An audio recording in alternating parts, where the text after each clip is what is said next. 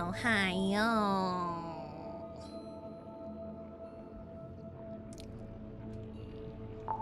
Tell me why. Ain't nothing but a heart. I mean like the past 2 days I haven't been able to get YouTube to go live, and like anytime I try to make a waiting room it just goes error, try again. So I've been having a bit of trouble. Sorry about that. I also couldn't get the game to capture for like a second because the size was all funky, and I think I adjusted it to be funky wonky. All right. We're gonna be playing a game called the Mermaid Mask, which is the 3rd installment of the Detective Grimoire series. I don't remember playing this with you guys, the Grimoire series with you guys.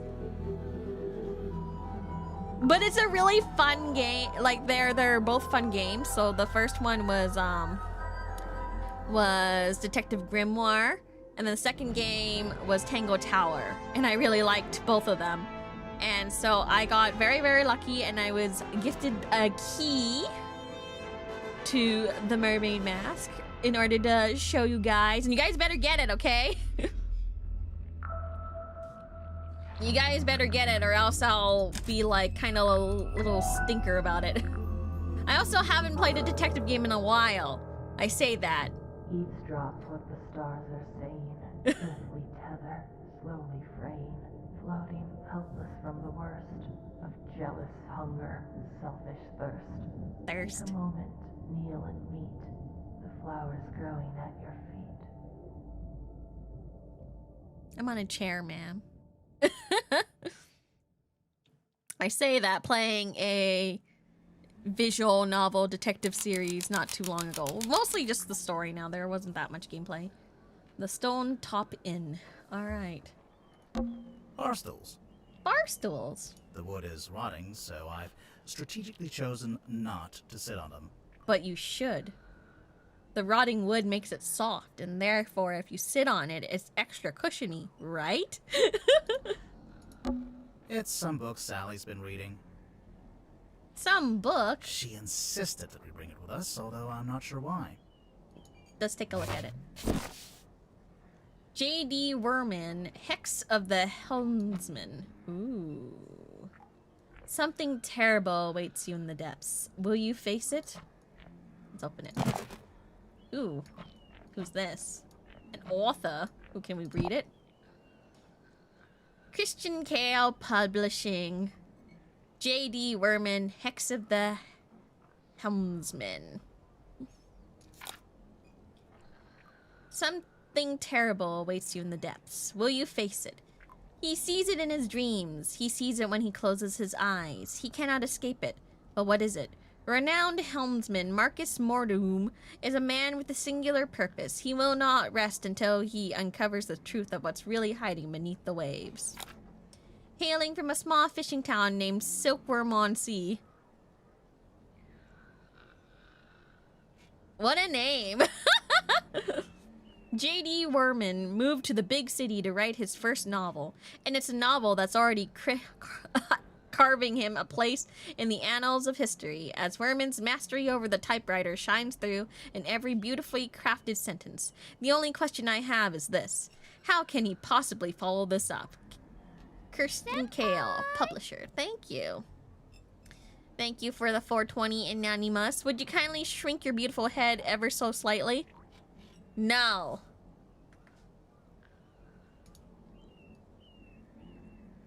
I will shrink my beautiful hat.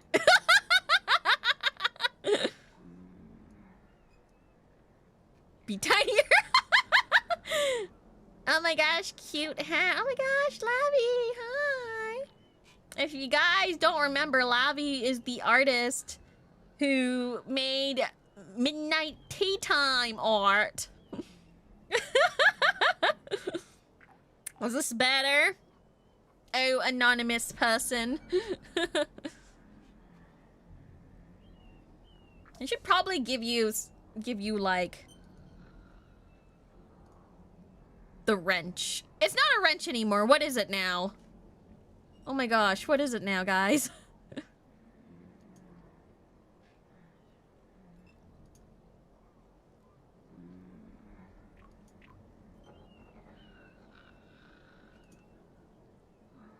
A shield? Is it a shield now?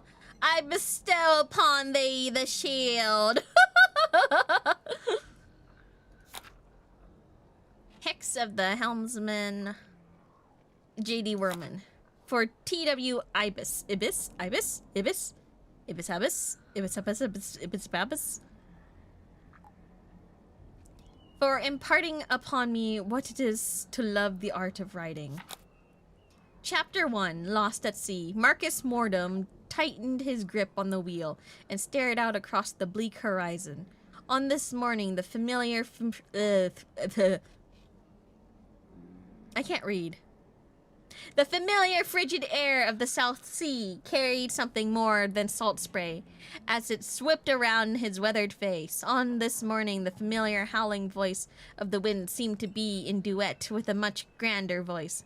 A voice that spoke in language that Mordum could not understand. Not yet. Okay, nice. Hex of the Helmsman by J.D. Werman. Looks like Sally's read through it a couple of times already. I wonder what's so interesting about it. Well, it's a nice book, right? Let's see. There's a little book thing here. It's the case file. The reason we're here. It was left for us right here on the bar. Why are we sleeping at a bar? For Detective Grimoire.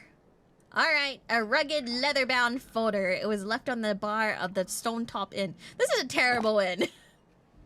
A single handwritten letter and 2 paragraphs. Let's read them. For Detective Grimoire. Murder victim, Captain Magnus Mortuga, 39. Location, Illusion Theater. Mortuga submarine. Mortuga had locked himself in the room and was later forced open. The body was discovered. Mortuga was found alone, laying on his back, with a single cut across his throat. No bladed weapon of any kind was found in the room. The Illusion Theater was mostly empty, save for an ancient stone cauldron with a thick metal lid. The purpose of this cauldron is unknown. However, I am informed that it has never been unlocked before. It is now unlocked. It is now open. Signed, Captain Seafoam, Captain of the Mortuga submarine. Captain Seafoam. As far as I know, that's who hired us. And who left the case file here in the inn. But where are they now? Where's anyone? Where is anyone? Sally, what do you think? Same, Sally, same. Great contribution. There's nothing written on the barrels. Well, there could be something in the I'm barrels. sure they were once filled with some kind of wonderful, unsanctioned local ale. My friends have been obsessed with Caesars. Not because I am Julius Scissors, but because apparently they're tasty and salty. It's a painting of a sea serpent. Isn't that just a dragon? Wait, is it a serpent if it has legs? What do you think, Sally? Ah, thanks for clearing that up.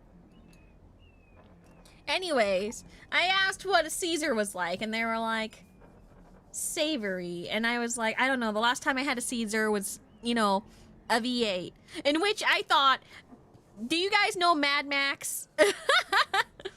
I thought Mad Max was chanting V8, V8, V8 like some consumerism because I thought they were obsessed with this tomato drink. Tomato drink. I forgot a V8 was an engine.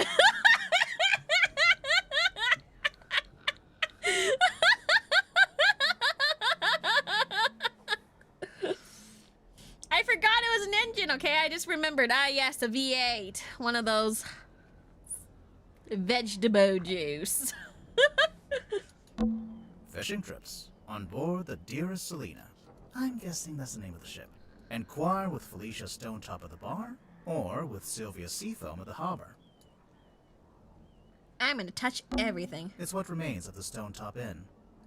Looks like it's been closed for some time. Although I don't have any point of reference. Maybe it looked like this when it was still open. Touch. A wooden carving of a fish skeleton. If the windows weren't boarded up, you'd be able to see it from outside. Touch. Lamps. Lamps. They've stopped giving out light and taken up dust collecting.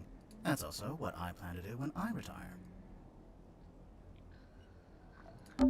It's what remains of the slug, although I don't have any. Alright, let's wake Sally up, cause... Wait, no, Crab. A crab. You know, just in case anyone missed the overt nautical theming. I really like nautical stuff. It makes me feel comforted by its nauticalness.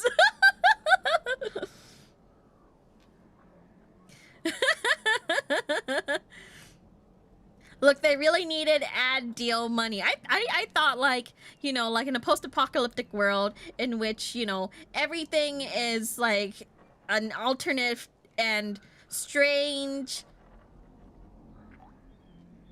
interpretation of the past. I figured that the consumerism becomes God in that world.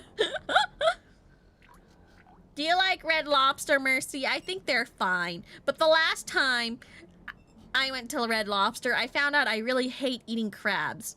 Why do they make me fight for my own crab and open the crab myself? It becomes very frustrating. Like, after the first, like, what, 10 minutes, you're struggling with the crab is, like, not opening and being, like, awful. Turns out it's not worth it. It's not worth the effort. I became very frustrated. It's Sally. She's fast asleep. Wake up. To be fair, it is 4 in the morning. Wake up. Oh, speaking of 4 in the morning, actually, I'm a bit of a crazy person, guys. I'm a bit of a crazy person. So, yesterday night, which means it was today, at like 2 a.m., somebody was playing the loudest music known to man outside. And me, being a crazy fucking person, decided to go out and scream, "Turn off your music!" At 2 a.m. in the morning, while brandishing a knife.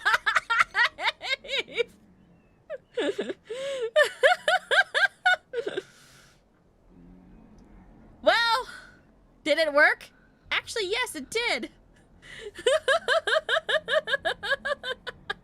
It did work.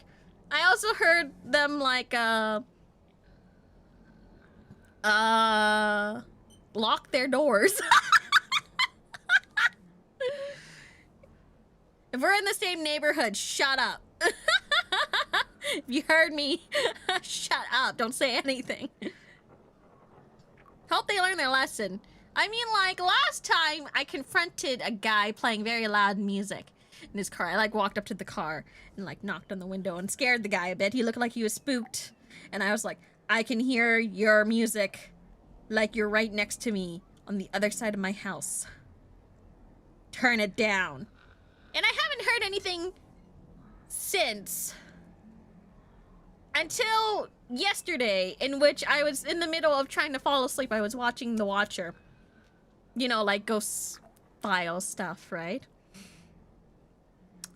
Wasn't that while you were trying to record? Oh yes, I think that was the last time I was trying to record. It was awful.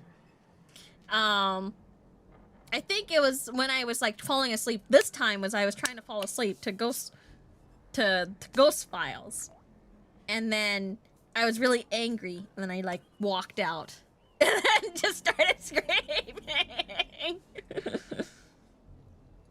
I agreed to stay awake and see if anyone shows up. Be a little bit crazy, so like the property value stays down. And we pay like cheaper we pay like cheaper like property tax or something, I guess. Honestly, yesterday I've been crazy mode recently, probably because of all these pills I'm taking. So far, nothing. Although I will say that the I thought I heard something outside. ooh, scary music. Hello? Hello? I don't really go hello when trying to confront something. Instead I go, who's there? Ooh, I clicked something. What's this? Ex-captain of the Tortuga submarine. Oh my gosh. How'd I move? Sally, wake up. We have to go. there's an eerie green light trying to lure us outside. Yeah, that's a pretty good reason. I'll get up. I think it's time to go outside. To move around, use the map button. Oh, on the bottom thank left. you. Thank you, Detective Grimoire. Okay, outside we go. Who goes there? I can also do the like, who dares disturb my slumber? Is the audio doubled or is that just me? The audio was doubled. Why didn't you tell me in the first 20 minutes before? You fool. You should tell me every time. All right. Let's look everywhere. It's a billboard for a theater. Baroness Fortuna presents Fortuna Hall. Performing tonight, Waylon Wolf. Ooh, tonight?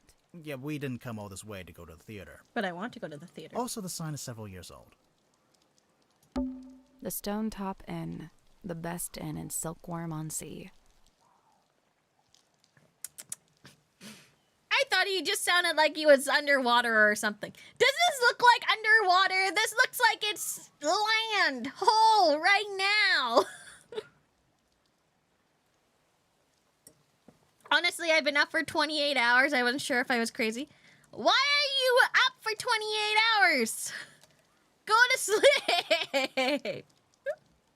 I just got here. Okay, you don't have an excuse. Everyone else, though, you gotta tell me. It's the only inn. And therefore the best. I like looking at things, and then I'll get to that thing later. It's the stone top emblem, I guess. Looks like a snowman. Oh, it just looks like that. It's not... Why would it be a snowman? Alright then, what is it? I think it's 3 stones stacked on top of each other. Oh, that actually does make more sense.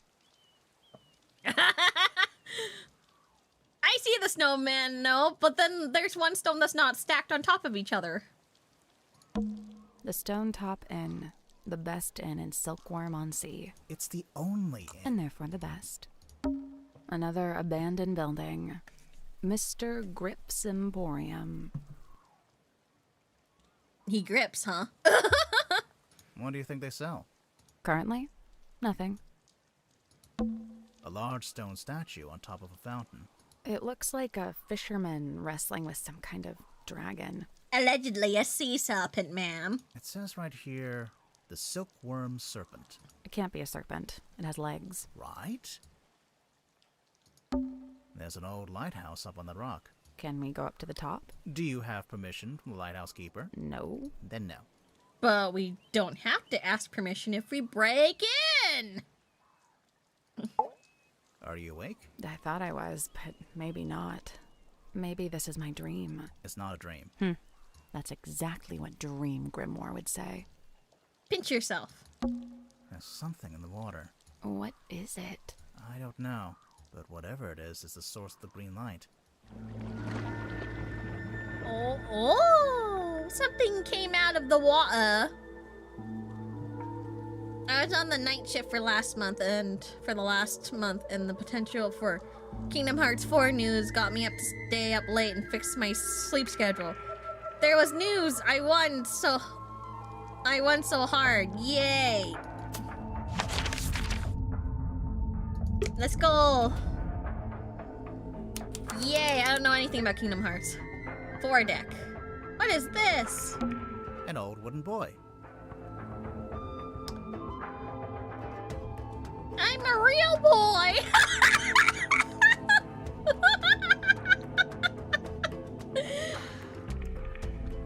Jiminy Cricket, I'm a real boy now! With a face. It's chained to the deck of the Mortuga submarine. There's a faint green glow in its eyes. This is where the green light was coming from. I noticed it started to fade as soon as we stepped onto the deck. So, it's a boy that doubles as a lighthouse? The opposite, really. A lighthouse warns you to stay away. But this thing lured us in. Skilly! Open. Anything else? Yeah, okay, just for us. There's nobody here. The door's open, though. Somebody must have opened it after the submarine surfaced. Does that constitute an invitation? Not yet. I'm gonna look around. Look, An old barnacles! Or Or what? Or what?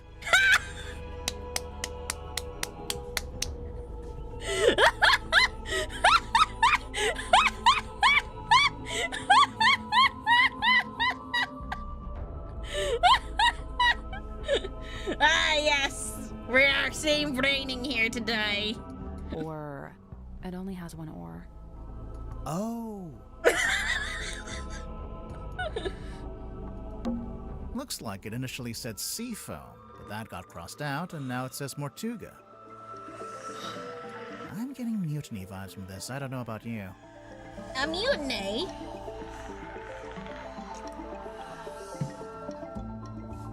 It's the wrong way around. What? Take another look at the case file.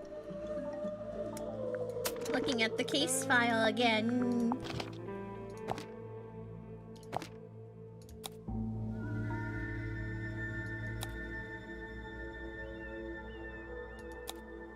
Wait.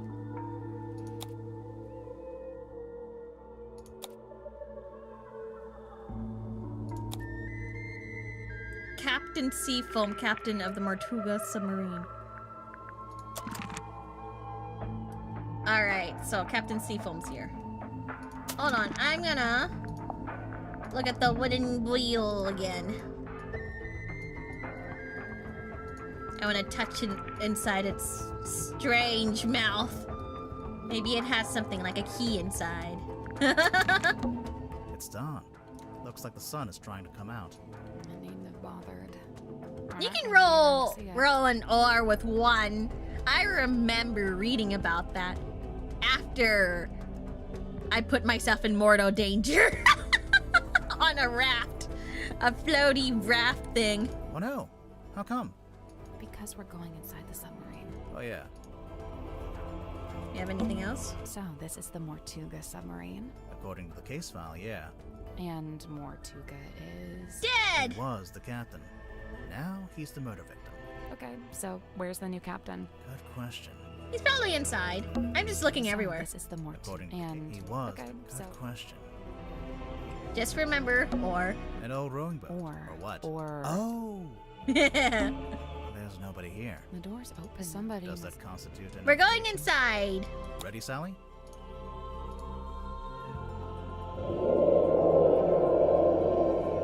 What was that? What did you say? Huh?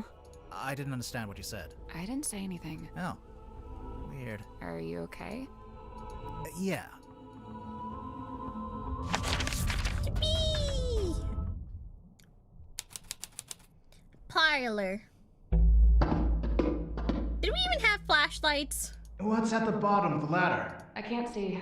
It's pitch black. Should we go back up? Wait, I think there's a lever. Wrong lever, Kronk!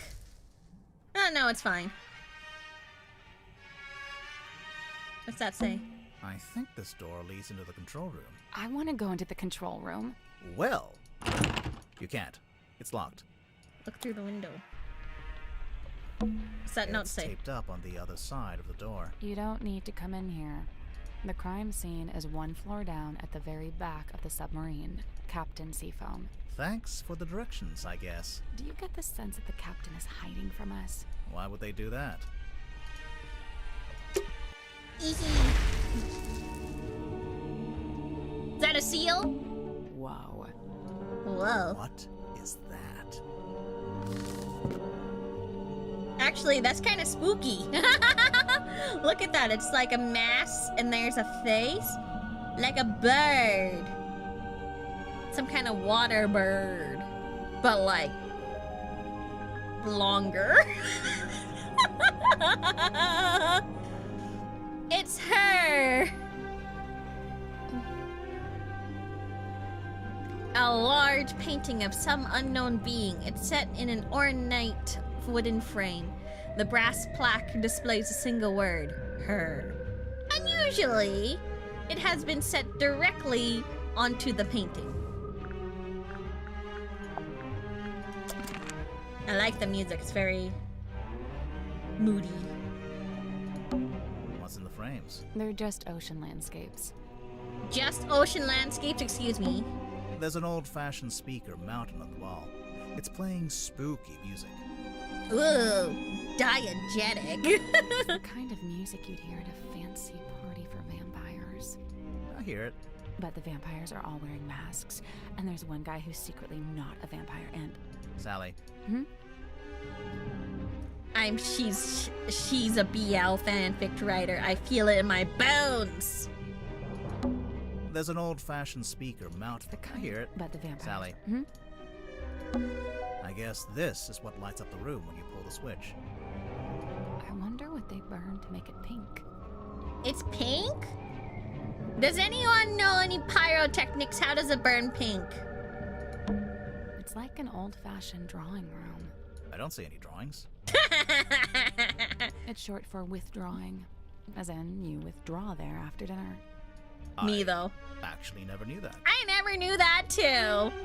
What are we drawing here? The candles are actually lit. Some of them, anyway.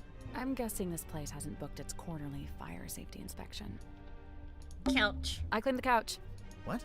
If we end up having to stay the night. Sally, we are not staying overnight on the murder submarine. But what if we have to? But I brought my toothbrush. Ooh, wine. A glass of wine. Ominously left half finished. Maybe the wine was corked. Ominously corked. What's in the frames? They're just ocean landscapes. What kind of books have we got? Oh, those are books? Mysteries of the deep, wonders of the ocean depths, secrets of the darkest, deepest. Okay, it's safe to say a clear theme is emerging. Soul. I think I'm done exploring there. Okay, where do you guys want to go? Should we go to the crime scene? Is this a series? Yes, this is the third installment of the Detective Grimoire series. The first being Detective Grimoire, the second being Tango Tower, and the third being the recently released, this release of the Mermaid Mask.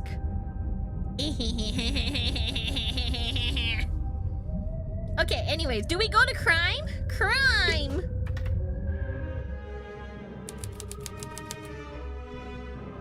Mess hall. Why is it messy? Playing cards. Looks like someone got dealt a bad hand. Oh, really? I have no idea. I just thought that would sound cool. I don't know. I don't play games either, but did they? Probably did. 3 tables, arranged into a Z shape.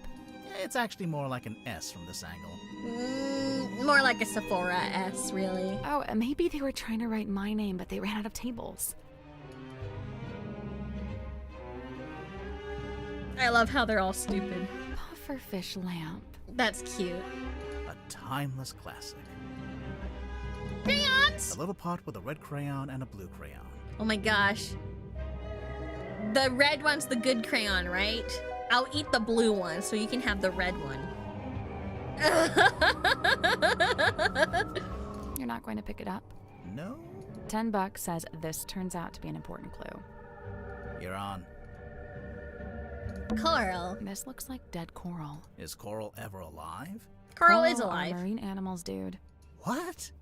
Yeah. Coral also helps puts a lot of oxygen as well. That's why it's really sad to see dead coral around, because most of them are dead due to like pollution and stuff like that. A wooden chandelier. So take care of the ocean, guys. It's a big metal statue of a serpent. I think it's like something There's important. a cabinet built into it, but I think it's locked. Let's take a look. Rotate the 4 dials to the correct arrangement. What's this? 4 dials, with a window in the center of each one. Turning each dial rotates the shapes that appear in the surrounding windows. I bet it's about the What do sides. those numbers mean, though? Wait, hold on. Oh, I see it. Okay, I have to turn this. Okay, 3.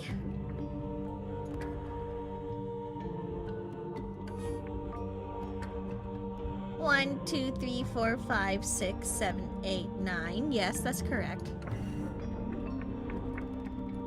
1, 2, 3, 4, 5, 6, 7, and 1, 2, 3, 4. Done. That's not it. Yes, Some it of the is. shapes might not be visible if they're not currently in the windows. Oh. But if you turn the dials all the way around, you can see what we're working I noticed the shapes are all triangles. What's Pentagon. I'm right, though. I guess you just can't see one of them more.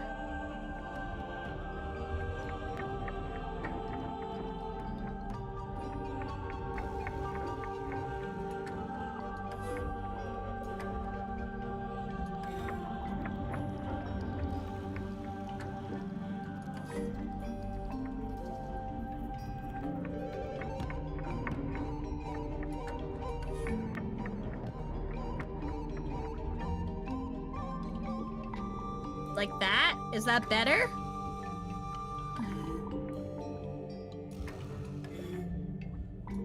Does it have to be more like this? You miscounted one. 1, 2, 3. 1, 2, 3, 4, 5, 6, 7, 8. Oh shit, you're right.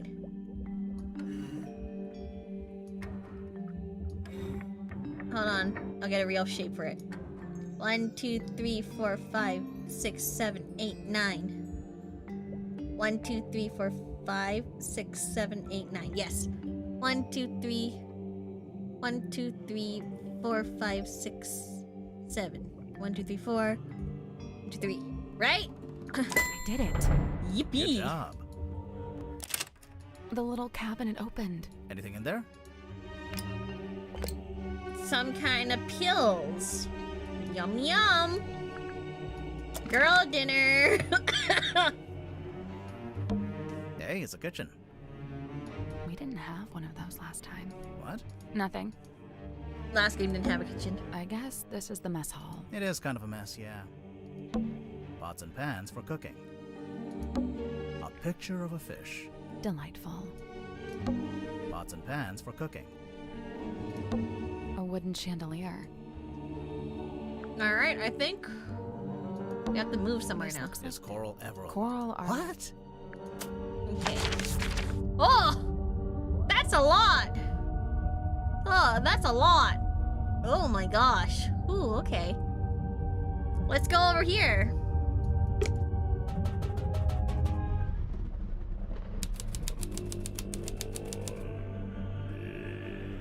Illusion Theater. So, this is where Magnus Mortuga died.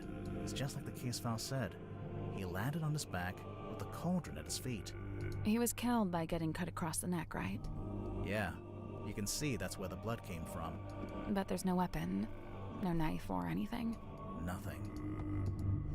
Alright, let's take a look here. Someone's taped a drawing to the wall, although it's upside down for some reason. I think it's supposed to be a poster.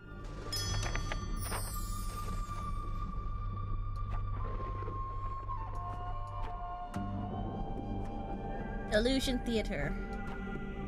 Baroness Fortuna presents Lady of the Looking Glass. Unfathomable, beyond anything I can imagine. Inconceivable. I don't know what to believe anymore. Book tickets, Fortuna Hall, Silkworm-on-Sea, Monday through Saturday. Starts at 8 p.m. And then... title here, Illusion Theater.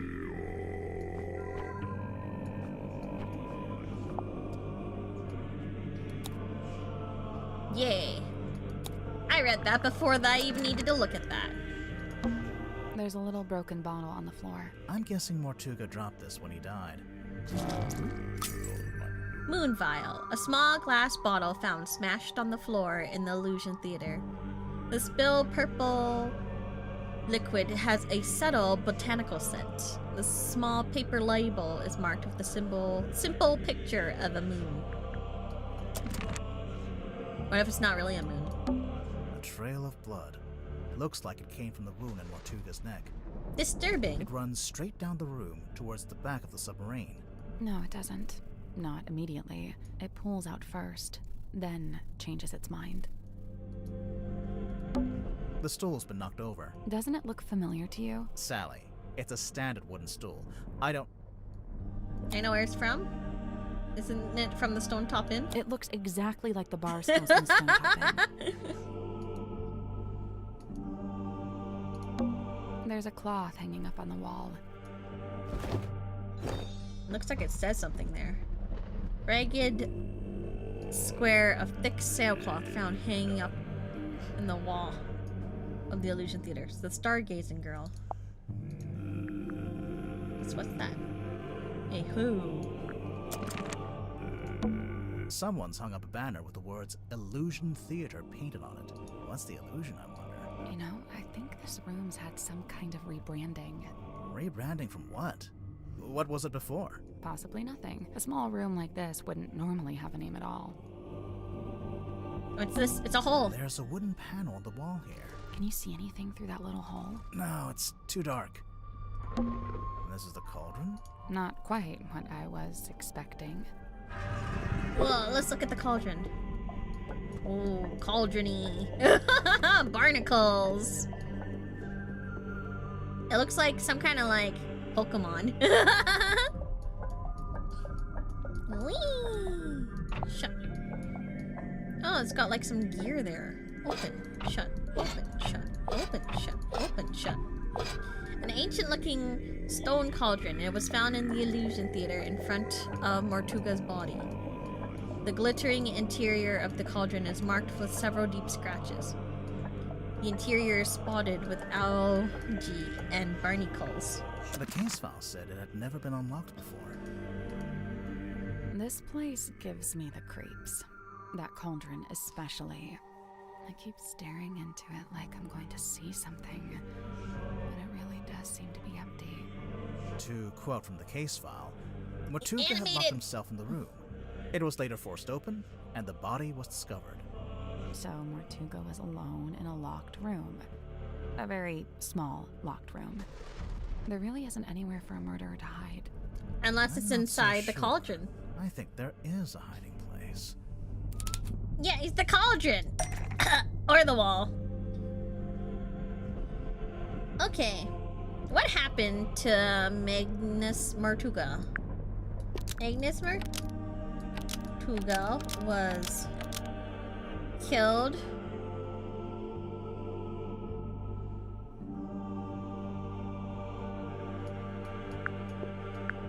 the cauldron unlocked? No, hold on.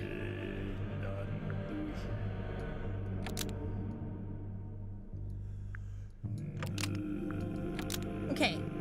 Captain Mortuga unlocked the cauldron and was killed by what was inside. Magnus Mortuga unlocked the cauldron and was killed by what was inside. Does it sound right? I really don't think a person would fit in that cauldron. And didn't they say it had never been unlocked before? Well, who If knows? that's true. There couldn't have been anyone in there. Right, I agree. I don't think it was a person. Then what? I Could be don't know. anything. But you have to wonder why it was kept locked in the first place. I'm guessing there was something pretty bad in there. Look, Mortuga died from a cut across his neck, not from some vague paranormal entity. Unless you're suggesting it was a vague paranormal entity with a knife? Did you get a good look at the inside of the cauldron? There was something I noticed. Yeah, it was cut. I noticed the scratches inside the cauldron. Scratch marks.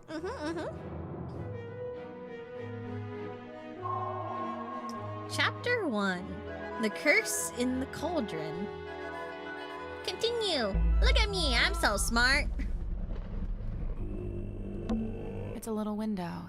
It looks out into the endless, dark void of the ocean. Why did you phrase it like that? I don't know. Alright. I don't think. It's a heavy bulkhead door. Seems like you lock it by turning that big wheel. There's actually a wheel on both sides of the door. So I could lock it or unlock it from either side. If you were strong enough, maybe. Ouch. there's a wooden panel. Can you see anything? No, it's too dark. All right, let's get out of here then. Wait, what's this? It's a heavy bulkhead door. There's actually a wheel on both. So if you are strong. ouch. Okay. We made it there. So I want to go like up here now and just go around like here. Well, this is unlocked too. But we didn't get to go here yet, so I'm gonna go here. Mer, mer, mer, mer, mer, mer, mer.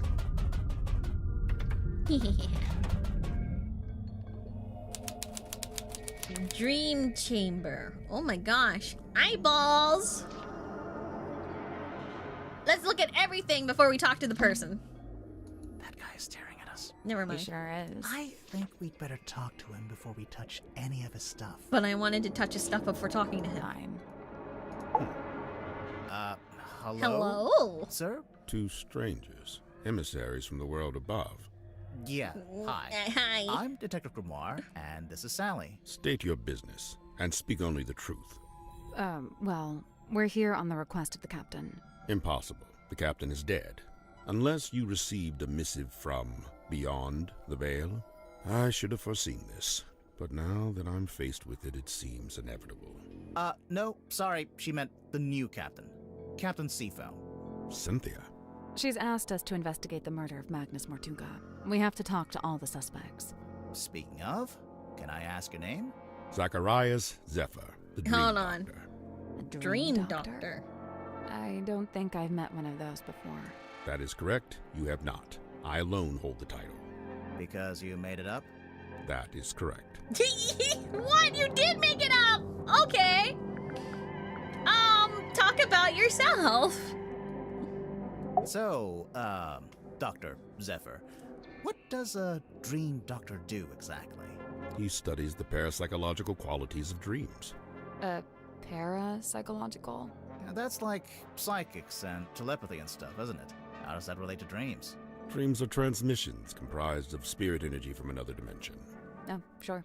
I mean, that's common knowledge. What kind of other dimension? Spirit energy originates in the spirit realm, of course. Like the afterlife? That is but one of many names. So, have you made any kind of discoveries or breakthroughs? Nothing I can meaningfully explain to you in your current state. What about all this stuff in here? What does it all do? Specialist instruments, most of them too complex or too subtle for you to comprehend. I don't know. It mostly looks like a bunch of old junk. It is an unrivaled collection of rare artifacts. All right. What's the rarest thing you've got?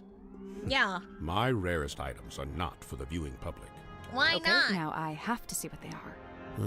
The pull of the unknown. I realized I should have lied and showed you something of middling rarity to throw you off the scent. Lesson learned, huh? Mortuga How submarine. come there's a room like this in the submarine anyway? A little When cold. I arrived, it was but a simple infirmary. After I set up my equipment, we renamed it the Dream Chamber.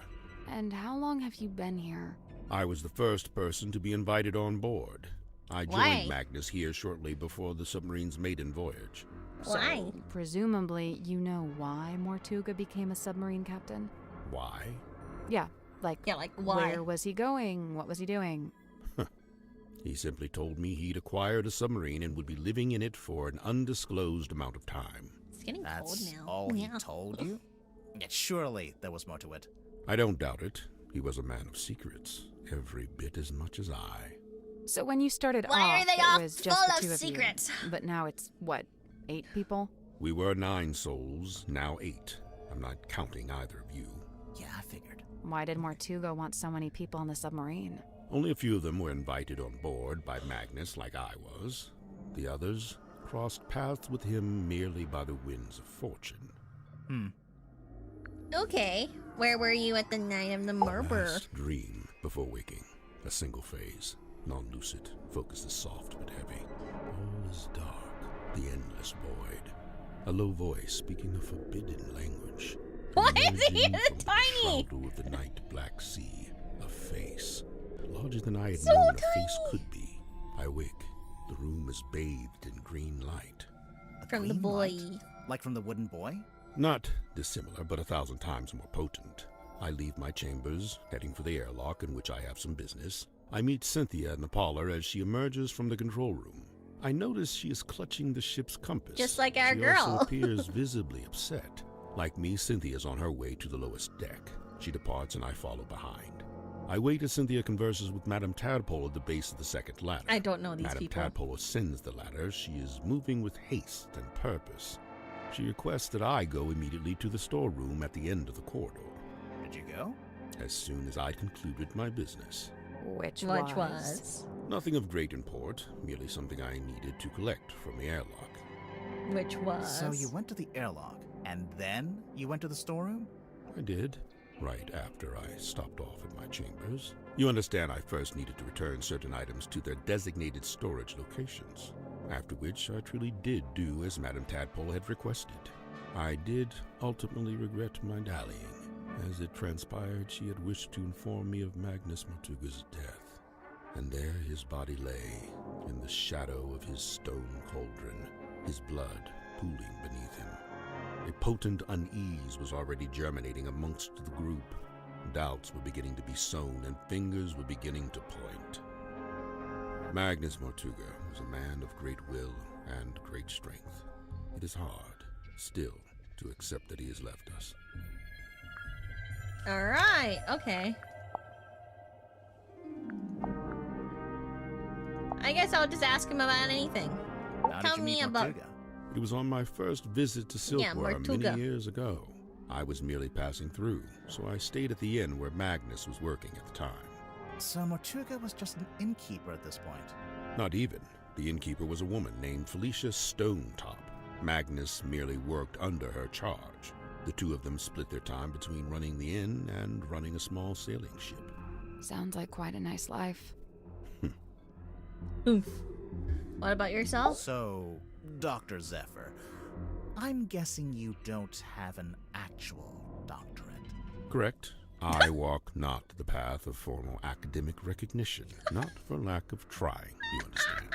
8 separate institutions turned me away, asserting that my ideas were, quote, incompatible with our modern world. They forget, mean, of course, no, that there's the a modern lot of world study is a on fleeting and paranormal ever-changing stuff. thing. Indeed, all of history's Sorry, my greatest chair hit the scientists table, battled so I with made a such click, click, click, click. short-sighted stubbornness. So, you want to be one of history's greatest scientists and fundamentally change how we view the world? Is that so much to ask? I mean, yeah. I it mean, might yeah. be. So then how did you end up studying dreams? It was the result of acquiring a particular specimen. It opened up new ways to study the subconscious mind. A specimen? Like what? What? An animal? Yeah, I'm picturing like a lizard floating in a jar of formaldehyde. Something like that. So, what are you working on now?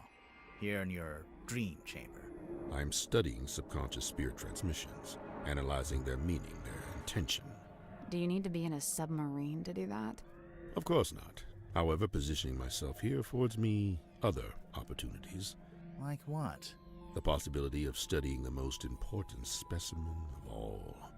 If her transmission could be analyzed, interpreted, it would be an unparalleled discovery.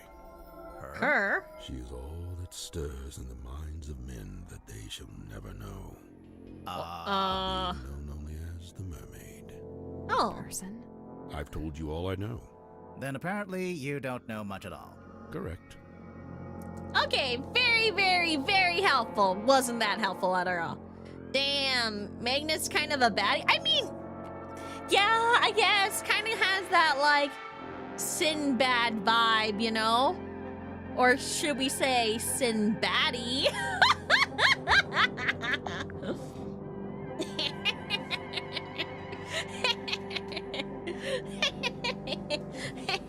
Okay, someone, come on, laugh with me, guys. All right, Stone Before Cauldron. we left port on the submarine's maiden voyage, Magnus asked a favor of me. He wished for me to venture into the Stonetop Inn, collect this cauldron, and bring it on board. What? Why couldn't That he was do it in himself? He'd the have been inn. strong enough, surely. I'm not sure exactly. I was already preparing to bring a large amount of heavy equipment on board. I suppose Magnus considered it logical to fold the cauldron into that set. Was it shut and locked? Shut locked and covered with the sailcloth. Magnus never told me what he kept inside it, if that's what you're asking. All right. Okay. Cool. Okay, we're gonna ask about everything. Are you guys ready? The sails cloth. It's the cloth that Magnus used to cover the cauldron. Why would he need to keep it covered? Either to keep it away from prying eyes, or perhaps he concealed it for his own benefit. Okay. Questionable. Dr. Zephyr, is this yours? I don't immediately recognize it. You sure? It really looks like something that had belonged to you. Of course, I do concede that I have many similar bottles here in my dream chamber, so it's wholly possible that it originated in my collection. Nice answer. Totally non-committal. Who's driving? As The it captain. was not Miss Silkmoth's politricks that interested me. Rather, I was interested in the base mindset they were a symptom of. In particular, her ruminations upon the great unknowns of life and death. There are clues to it, right here. Look at the choice of words. Unfathomable, inconceivable. And on the reverse, you need only look at the chosen subject matter for her newest work. It's a Grim Reaper. All right. What about these sun tablets? Bottled sunlight. It appears somebody's looking to protect themselves from vampires. What? There's no vampire on board. And you can't Is bottle that- sunlight, Of can course you? not. What about Mortuga? I'll admit, it was a rumor for a time. Wait, Mortuga is a vampire? I mean, he does kind of look vampire-y. Not gonna lie. The pale skin, the really pointy beard. Anytime he's got like connecting widow's peak. He's got a widow's peak on his chin. He's got a widow's peak on his head. Like, you draw a line, it's like pointing to each other.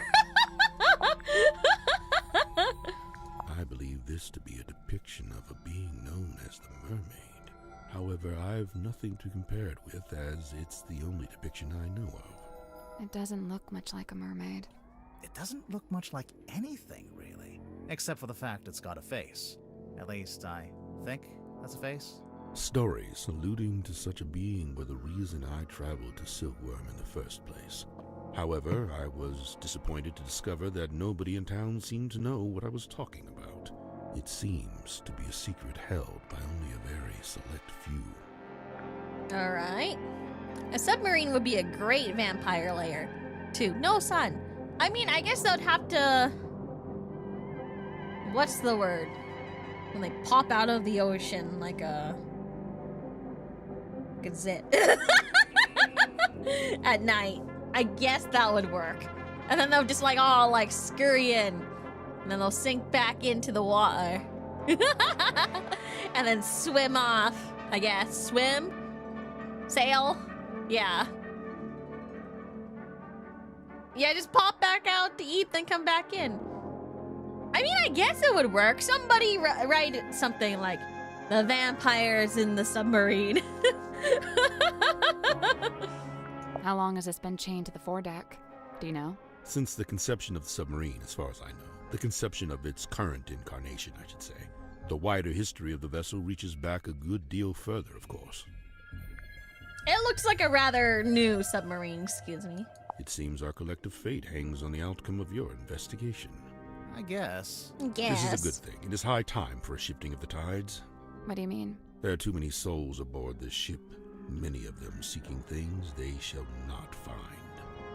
Okay, mysterious man. A bit of light reading, It's a book about a hex. So I see, a charming pulp adventure by the looks of it.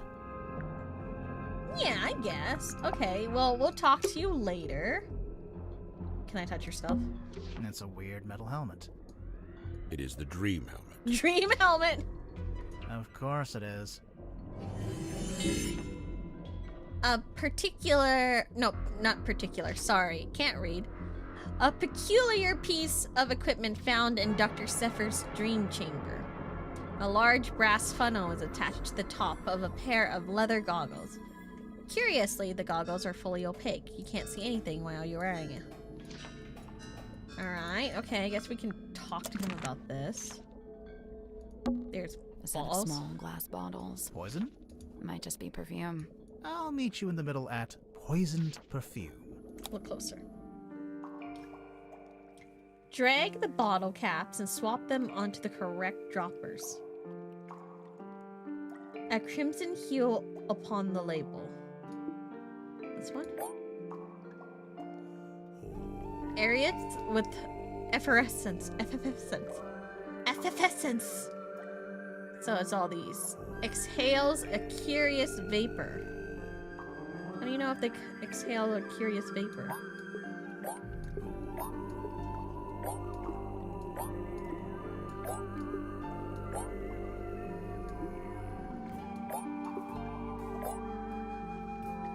A conspicuous X upon the label. Oh wait, this one is it too. So this one is the right one. Drips fall with a hurried cadence. No? Oh!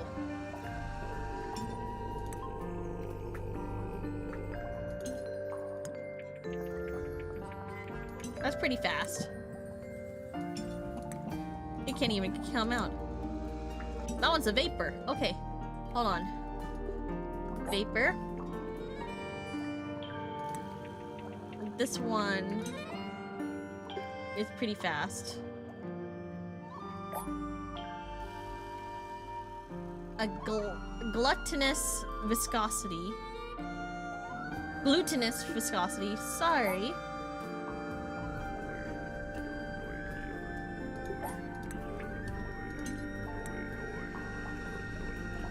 This one's also got like a interesting vapor to it. This one is definitely correct, I think.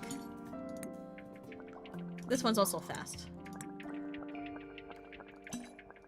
Okay. A crimson hue upon the label.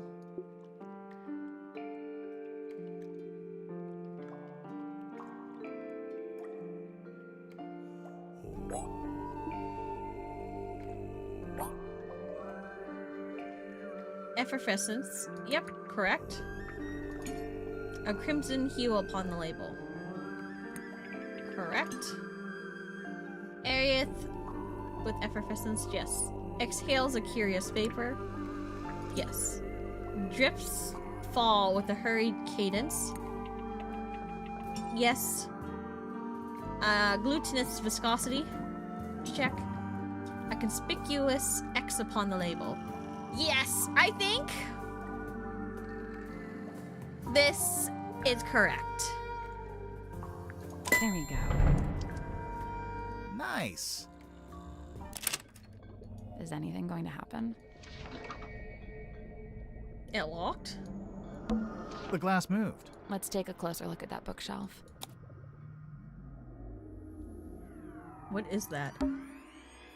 I think I can see a face in there. That's probably just pareidolia. Who? The human habit of seeing faces where they're... Okay, no, I just saw it too. Why is there a face there? This one's not really a book. Looks more like a magazine.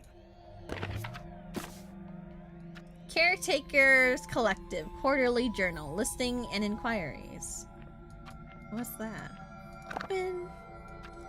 Lillian's locket, his golden palm, silver snake skull, and the mermaid's tongue. Caretaker Collective Quarterly Journals Listings and Inquiries. Lillian's locket. Lillian Lucian was a witch of some infamy before her untimely... Excuse me. I burped. And at the hands of a curse. Some say the locket protects from curses. Others suggest it absorbs them. Imbibing?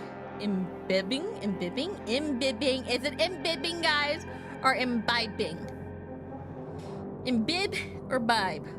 Bibibe, bibe, bib, or bibe. Bib, bibibe, bib, bibe, bib, bibibe, bibe, imbibing. Yes. Bibe. Imbibing their power. 9 ounces.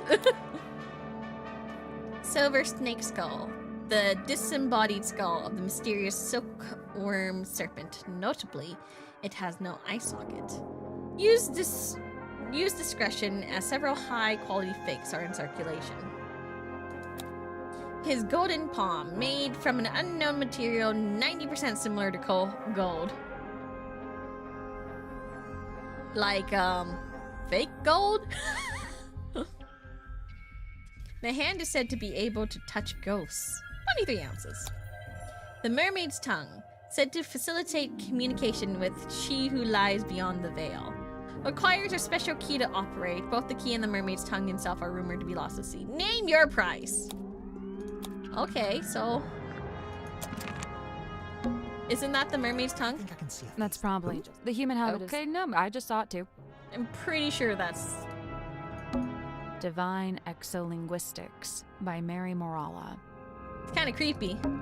It is Speaking, If You Are Listening, by Carl Cavendish. The Seven Secrets of Onirology? The Seven Secrets of Onirology by Edward Edmonton. Prophecy from Parapsychology, by Halcyon Hardwick. Are we doing Alish?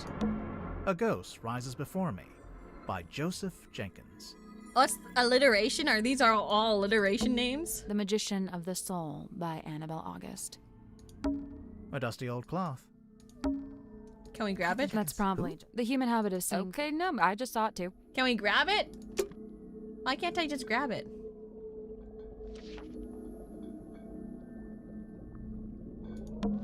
I'll just take a look in this cabinet. Watch out for spiders. Yeah, I don't think there are any spiders. We're on a submarine, remember? I do seem to need constant reminding. Can we just take it? What's on those wall charts? Sacred geometry. Is that a heavy metal band? I mean, probably. Is there a heavy metal band called Sacred Geometry? I can't see anything important on these shelves. Good, because I couldn't reach the stuff at the top if I wanted to. Big glass bell jars with creepy things inside. If I had a penny for every time we go somewhere and there's big glass bell jars with creepy things inside. It's a weird crystal orb. It is the fog ball. The what? the fog ball. If you say so. The frog ball. Strange glass ball found inside the dream chamber. Something is swirling around in it. What is this? What's it taped? It's battery operated!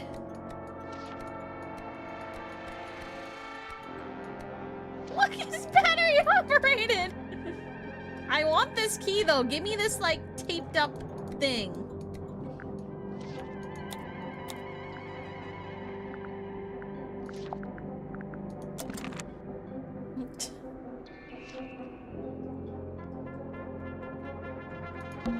The cabinet's full of scrolls, but, Can't think of an excuse not to read them. they're too fragile, maybe? Hell, just say they're blank. No one will know. I would It's know. a weird glass bottle. It is the hex bottle. Yeah, I knew that. Hex bottle with a strange object floating inside. It was found in the dream chamber. A subtle floral smell is gently emanating from within the bottle. What is that? It's... Shake.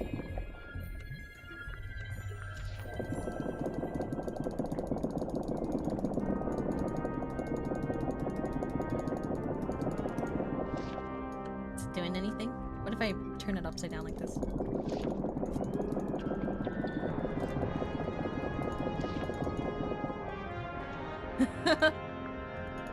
It looks like it's like an octopus or something. What's on those wall charts? Sacred Is geometry. that a heavy metal? I mean, probably. I can't see. Good, because I... Okay, let's ask him about these stuff. Ask about the hex bottle. Okay, I'll bite. What's a hex bottle? It is a glass container with a hex inside. A hex like a magic spell? I've been forthcoming thus far, unusually so for a man of my nature. However, certain things I shall be keeping to myself, especially if it has no bearing on your investigation. What if we can prove it's got something to do with the murder or the crime scene? Ah, well then you'd have forced my hand, wouldn't you? It has the same scent as the moon Where do you vial. get this from? It is on loan from Miss Silkmoth. So it's for some kind of magic trick. I thought it was a crystal ball, like a fortune teller would use. Indeed, it is a divining orb of a sort. However, I am not using it to see into the future, for such a pursuit is naught but folly and nonsense. Right. Right, and But dream I'm interpretation sure whatever isn't. you're using it for is totally rational and sensible. Do not question the orb. I'm always telling him that. Okay, What what is about this anyway? It is what it says it is. Jorking the a fart daily bottle! journal of listings and inquiries. I noticed We're the just shaking prices it to are make it listed more as potent and ounces. stinkier. That's gold, I'm pretty sure. These numbers are merely a way to ascribe a universal value. Most transactions take the form of a trade, exchanging items of equivalent worth. Oh wait, so are these things that people have and they want to sell? Or is it stuff people want to buy? Both. What about that last one? The mermaid's tongue. Likely the most contentious item ever to be listed in the journal. Desperately coveted by those who believe, and disdained by those who don't. Those who believe what? That such a thing could even exist. Isn't it in your wall right now? How come the goggles are blacked out? It is a weighted sleeping mask. To induce REM sleep? Correct. What's REM sleep? That's a kind of sleep Rapid where you eye dream. movement. Aha. So what's the big funnel on top? It is an energy filter. So it filters the dreams as they come out of your head? The opposite. It filters the dreams on their way into your head? Correct. Oh yeah, dreams are transmissions from another dimension. I forgot. But what's the point of filtering them? What does it do? To study the transmission, it is first necessary to change the format of the energy signature. Oh, like when you change a WAV to an MP3. This is a syntax with which I am not familiar. WAV to an MP3. Why would you change it? Isn't WAV the superior file? Mercy harmed. Hello, artiste. Hold on. Is this not? The glass moved. Let's take a closer look at that bookshelf. Is this not the mermaid thing? That's probably the human. Okay, no, I just saw it too. Okay. You know what? I'm gonna look at my stuff. Can I connect things?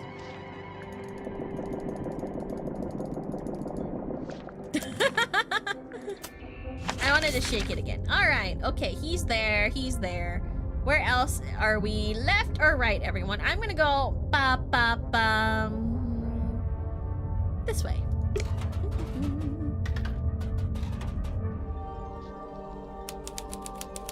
Child's room. There's a cane. A walking stick, standing up by itself. I think it's part of an illusion. What illusion? Invisible man, maybe? I don't see it. An eerie painting of a girl standing in the woods. That's pretty eerie. It is just a painting, right? Sure, maybe. No, maybe. All right. A page ripped out of a newspaper. Let's read it. Single page from newspaper found in the child's room. Lady of the Looking Glass enchants audience. Theater review by James Dusk. The young illusionist who goes by Symmetry Silk Moth, because why not, begins the show with her signature act, in which she somehow holds parlance with her own reflection in a large antique mirror, and two symmetries, who seem to move independently of one another, speaks upon their morbid anxieties and intrusive thoughts, which, it transpires, form the themes of the show at large. Even though I have my theories about how the trick is achieved, to a less cynical eye, it would present a thoroughly convincing spectacle. The mysterious Miss Silkmoth rounds off her performance with a surprisingly comedic set piece in which she attempts to communicate with her departed Uncle Gregory, who appears as an apparition within a crystal ball. However, it doesn't go to plan, and the audience laughs as symmetry is put on hold in the disastrous attempt to telephone the afterlife. Overall, the show is a triumph, a brush with mysticism that stays with you long after the final bow. Wow, I cannot read. Gloric Gripes. Grips? Right, Goric Grips. Nautical and aeronautical precision measurement and navigation instrument. Drummond Shipyard. Rigging, reefing, restoring, repairs. The Stone Top Inn. Ales, wine, food. Daily fishing trips. Speak to the harbor master, Sylvia Seafood. The Silkworm Spectator. Editor, Mr. T.W. Ibis. Catch of the Day. Mysterious sea serpent hauled ashore. 3 a.m., the witching hour, and the moon is out. Dearest Selena creaks into port. Its once cheerful frame now seemed burdened, heavy. It has a secret. A moment passes. What's this? Something is hauled up onto the slime-soaked rocks beside the old silkworm arbor. A body, a creature. Its eyes are closed. No, wait, look again. It has no eyes. A serpent of a sort, but it has arms. So, a dragon? No. That doesn't seem right. Serpent it is then. Full story on page 4 and 5. Huh. Alright, let's look at other things. This looks like It's a a keeper. seahorse rocking horse. Oh, can I ride it? I don't know. Are you a small Victorian child? Yes. Yes. See, I knew she would say Plastic that. cups. For magic tricks? Presumably. Have you guys, I think I asked this before, but have you guys in your school, did they make you play the stacking cup game and try to like get the record? I don't know why. Like every elementary school seemed to participate in speed stacking. It's a wooden chest. What's all this stuff on the top? Look closer. Puzzles. Drag the 6 cards and 4 glass lenses into the correct arrangement.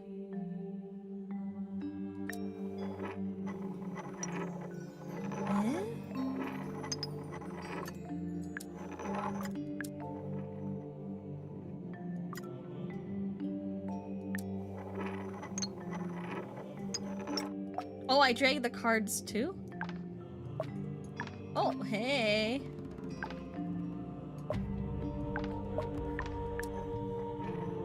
Jennifer and Margaret gaze jealously at Patricia, whose doll was neither too large nor too small.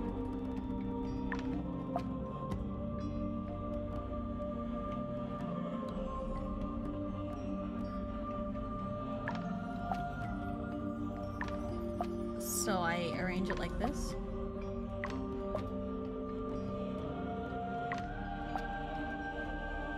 So I have to make them glare at each other.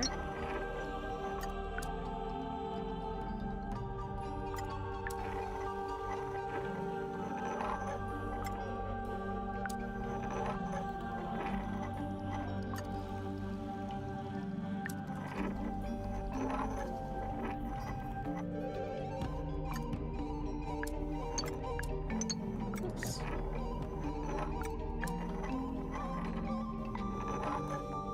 Like that. Right? There we go. Nice. It opened. What's in there? What is it? A strange glass eye found in the child's room. It smells musty and unpleasant. Gross! Ew! Gross!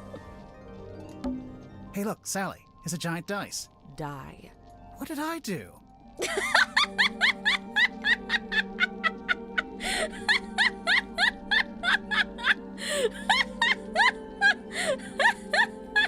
Same though.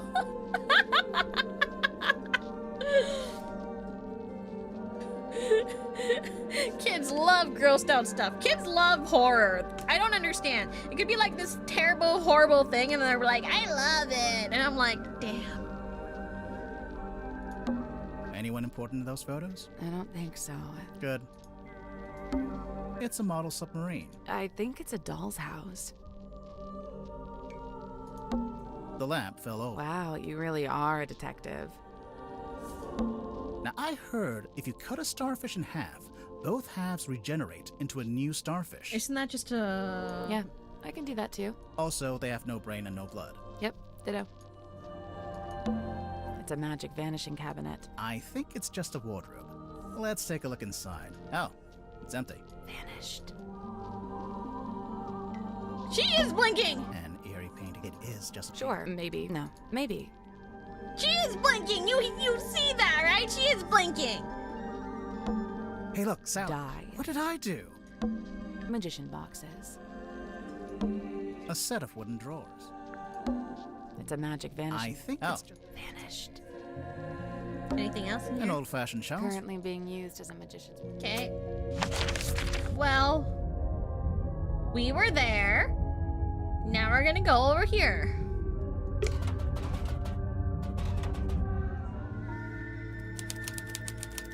Bunk room. There's 2 guys in here. Sir, if you have a minute, I'm Detective Grimoire, and this is Sal. 2 detectives, 1 short, 1 tall. Tried and true. Hey, I'm really not that much shorter than But which of you is the funny one? They're I'd both say It funny. goes back and forth. You still haven't told us who you are. The name's Werman. J.D. Werman. He's an author. Author, journalist, let's see, what else? Famous, successful, some kind of genius, even. Oh, he's full of himself. That's why I got myself trapped in the murder submarine. I know who you are, Mr. Worman. I've read your book. Oh, joy, your fans. Of all the places. I never said I liked the book. Maybe I hated it. There's no way you hated it. The arcs are too tight. Each chapter leads to the next, beginning, middle, end, and bang, not a line wasted. Damn, he's right. Damn bastard.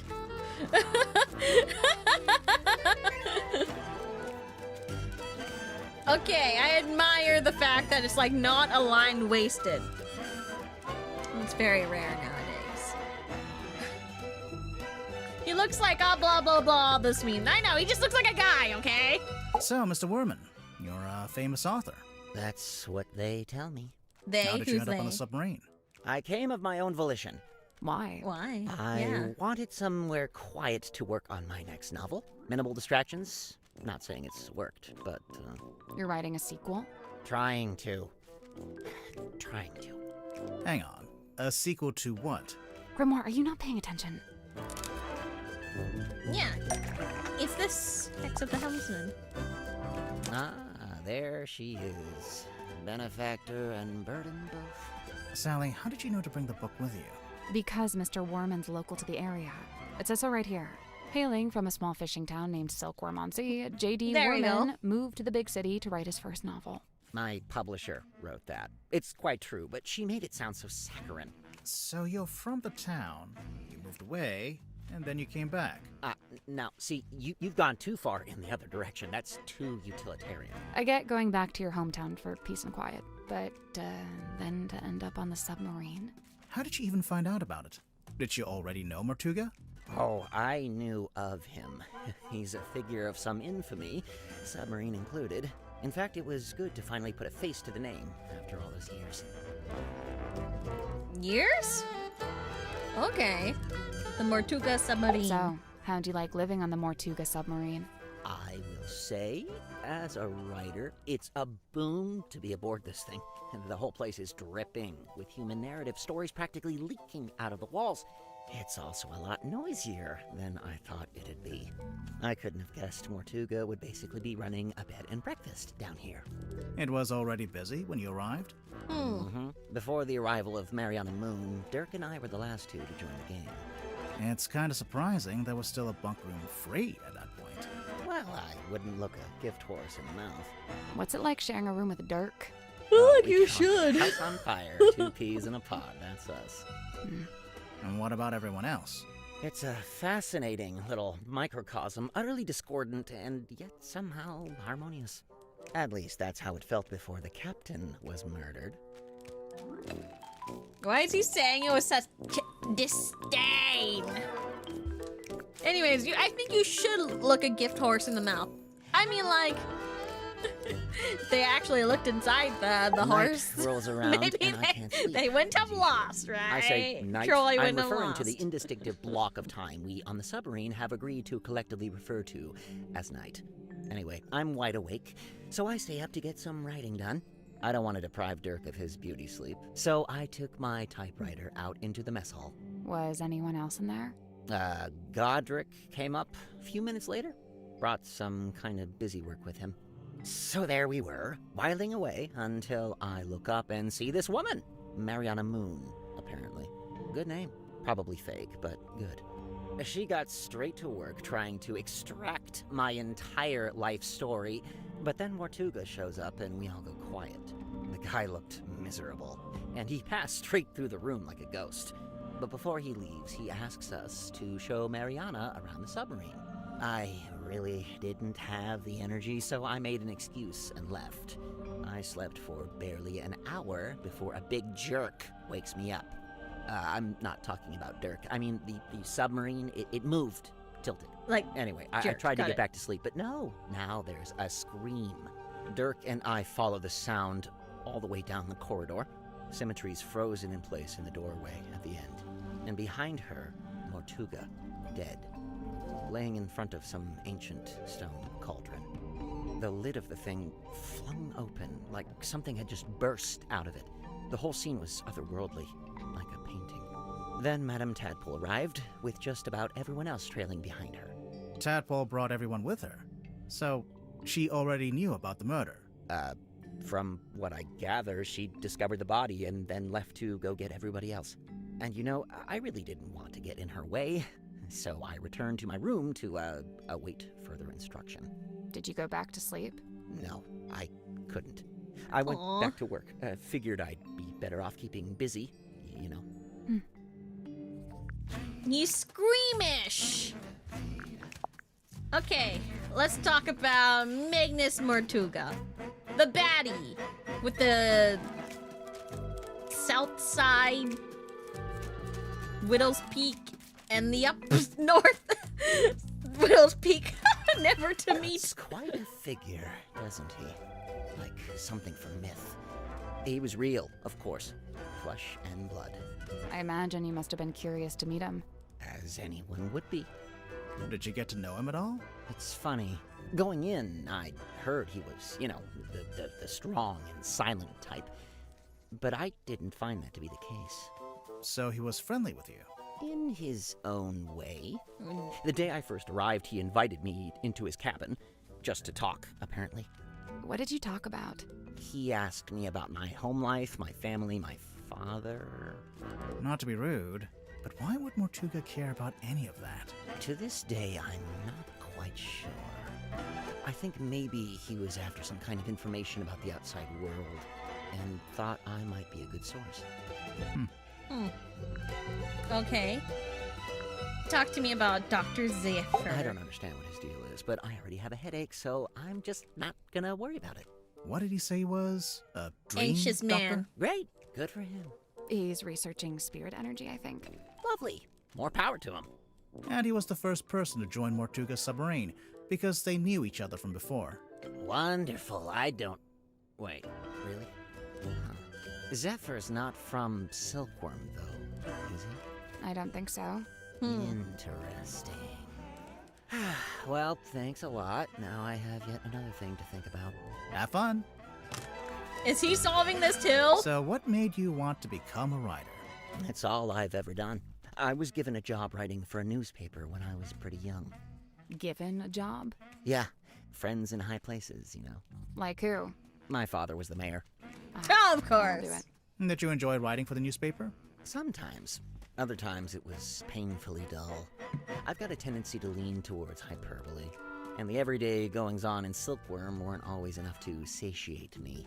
For every rumor of a cursed man disappearing into the ocean, you'd have 10 Elderly couple file complaint over garbage collection. Rumor of a cursed man. Wait, you wrote an article about Mortuga? Oh no, I quit before that. I left town and went off to the city to be an author. And the result? Hex of the Helmsman. 50 national bestseller lists.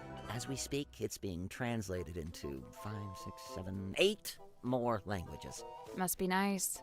Your first book, and it's a big hit. I'm not complaining. I can see why you'd be writing a sequel. I really don't have a choice, do I? This is how things go. If you get a success, you have to keep it going. Yeah, it sucks. Alright, let's talk about everything in order. So, you've read it, Sally, but Grimoire hasn't? Nope. What's it about? He doesn't read. I'd really rather not reduce it to a single sentence. It's about a guy named Marcus Mordoom looking for something called the Devil of the Deep. And does he find it? I just think it'd be better if you took the time. Yeah, kind of. It gets a little abstract towards the end. So what, it's just Marcus Mordoom on a ship, and that's it? We're talking about several themes carefully laid on top of each other. It's also a love story. Marcus is in love with a woman named Belicia. She's his captain. I don't see her on the cover. Really, all the nuance is lost if we just... No, she's there. Kind of. Like I said, it gets abstract. I'll take your word for it.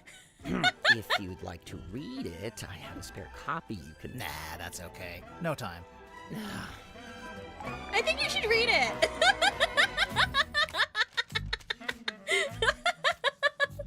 Let's have a look. Murder victim locked himself in the room, body discovered, no weapon found, cauldron open for the first time. Yeah, nice. Just enough information to hook you without giving too much away. Cynthia knows what she's doing.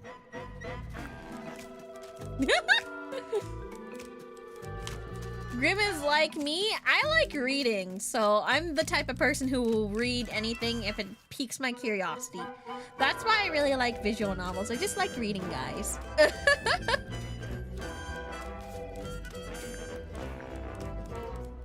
Is the book's love interest the ship? Oh, it could be. After all, the maiden. Ships are often maidens, and ships are also named after women.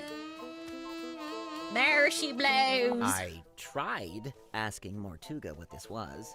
No luck. He just said it was something he'd picked up on his travels. Picked up where? Floating somewhere in the middle of the ocean? Yeah. I assume so. Nerd, affectionate. Oh, shut up. These are like just common, like, tadbits that you just pick up over time. Belicia sounds like a name you'd name a ship. I mean, yes. Have you ever seen this painting before? Before the submarine, I mean.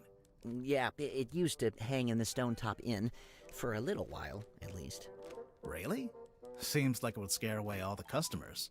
Nah, old sailor types love stuff like this. It's a conversation piece, isn't it? Okay, tell me about sun temples.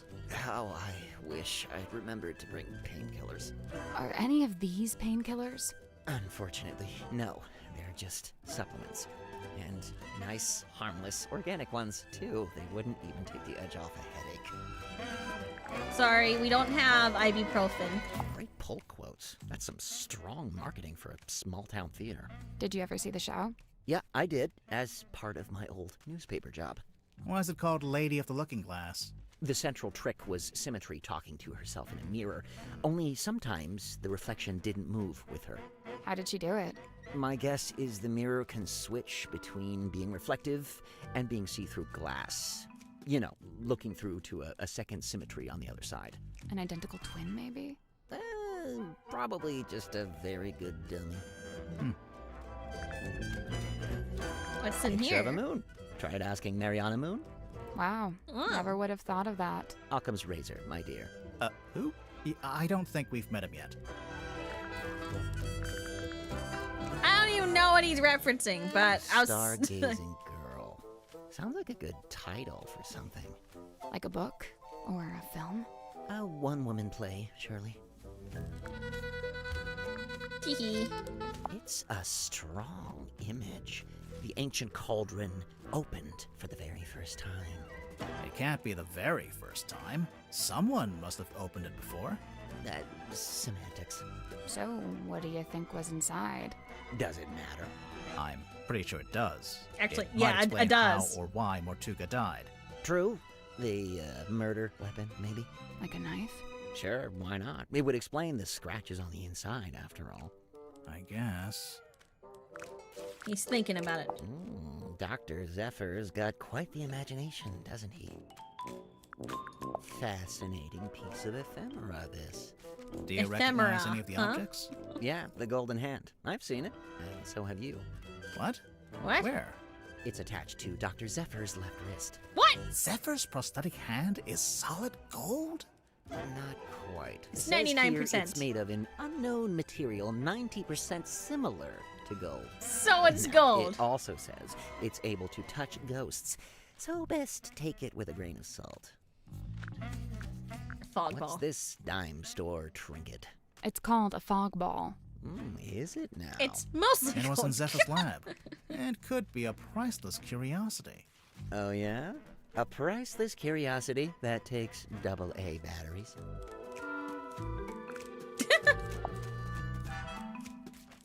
Yes? Something you wanted to ask? Zephyr called this a hex bottle. We thought you might know what it is, since, you know. I wrote a book called Hex of the Helmsman. Yeah. Well, yeah. Wow. Yeah, no, I've got nothing. Done. Next. Here's your newspaper. Now this is a throwback. I cut my teeth writing local interest stories like this. You wrote this? You The wrote review of this. Sim's old magic show? I did. But it says theater review by James Dusk. Oh, wait. And she finally works out what the JD stands for in JD Werman. Sorry, your name is James Dusk? And Werman? you changed it? What's this? World's smallest piggy bank? What? It's not a piggy bank, is it? Well, it's got a slot and there's something in there. I thought maybe it was a penny. Huh. You make a good point. Cool. Thanks. Now I'll bother your friend. Hey, what's up? How's it going? Oh, he's so friendly. It's going good, I think. Awesome. Yeah. I'm Dirk, by the way. Who are you guys? I'm Grimoire, and this is Sally. Oh, cool. So you're the detectives? Yeah, we're here to investigate the murder of Magnus Mortuga. Oh, yeah. It's a major bummer, honestly. He was a pretty stand-up guy. I mean, you know, sure, kind of an oddball, but like in a good way, you know? I mean, he was Dirk, you didn't tell us your surname. Oh, right. Sorry. Dirk Dansom. Actor. What? So, Dansom? yeah, anyway, hi, and what can I do for you folks? He's adorable. Can we keep him? No, you'd forget to feed him. I would, yeah. She's already adopted him! She's adopting him! Look at the big buff! The big buff kind of friendly airheaded man. Would you keep him as a pet, everyone? So, Dirk, you're an actor. What kind? Oh, well, so for ages, I just did commercials, and then about a year ago, I finally got cast in a movie. Nice. Anything I've seen? Well, it's called Hex of the Helmsman. I played the helmsman. Marcus Mordoom? Oh, you've seen it? No, but I read the book. Oh man, the book is gnarly. I mean, I'm not usually one for reading, but I actually finished it. Yeah, the whole thing. Congrats. The author's a stand-up dude, too. J.D. Werman. You know him? Well, yeah, he's sitting right over there. You should go talk to him. Super friendly, loves meeting new people. I bet. Was your movie a success, Dirk? Yeah, man, it's making megabucks. Are you going to make a sequel? Well, you know, they want to move on that ASAP, but, you know, we're not ready to start filming yet. And what? You're taking your vacation on a submarine while you wait? No, I'm just tagging along here with Werman. Yeah, he wanted to take a trip out here, and I figure, you know, the more the merrier. Nah, I'd forget to feed him too. I'd purposely not feed him. Why would you purposely not feed your pet? Honestly, I'm kind of irresponsible, so I'll be honest, I would probably forget to feed feed him. If I forget to feed my Tamagotchi, I'll forget to feed a himbo pet. What do you make of the Mortuga submarine? Man, this place is wild. It's like something out of a weird old book. Nobody back home is gonna believe any of it. How do you like living here? Honestly, mixed bag. So I love meeting all the weirdos that ended up down here. All kinds of people I'd normally never rub shoulders with, But man, is it dark. I mean, there's no sun, no day, no night. You barely even feel the time passing. Listen, if you're not careful, it'll get you. No, for real. You seem to be holding out. Ha, well, thanks. So far so good. How long has it been? Worman and I arrived a couple of weeks ago. We're the most recent arrivals, aside from Mariana.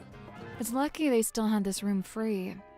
You ended up with pretty nice living quarters. I guess. I never really thought about it. Dirk, you're basically just a passenger, am I right? You don't have a job here on the submarine? Well, I set myself personal goals. Like what? Like, I was trying to find out everyone's birthday. I got Cynthia's, Grip's, Tadpole's. Oh man, that one took some doing. Yeah, she does not like to share personal info, let me tell you. Mortuga, though, brick wall. He would not give me the goods. All right. I Night got of the woken murder. up when the submarine did a weird kind of movement, like a sudden tilt. It woke Worman up too. So yeah, we were both sitting there, awake, not sure what's going on. At some point, I got curious what time it was, so I looked at my watch. But as I was looking at it, it freaked out. Or the hands moving all over. Oh, okay. Like they were trying to point in all directions at once, if that makes any sense. Anyway, I didn't have any more time to think about it since then we heard this scream. Yeah, Worman and I left our room, went through the mess hall and towards the storeroom at the end. It was unlocked. Sim was standing in the doorway. Mortuga was on the floor, totally dead. I tried to help Sim, pull her away. Worman, though, he just stood there, staring. Like, didn't look away once. It was like he was trying to commit it to memory or something. Although, I don't think he noticed the person outside. Sorry, what? Outside the submarine. What? Yeah, I saw someone swim down past the window. What? Couldn't tell who it was, though. What? Okay. What did you do next? I Well, wasn't what did they sure look what like? to do, to be honest. Luckily, Tadpole showed up a short while later, and she kind of took charge. Grip and Cynthia showed up next, then Mariana, then Zephyr. Tadpole wanted to know what had happened, but nobody had any answers for her. It was bad vibes all around. Sim and Cynthia left first, then Worman, then me and Mariana. We left around the same time. So, yeah, I went back to my room. Worman was there already. He'd gone straight back to work. And, that's all I got. Can I stop talking now?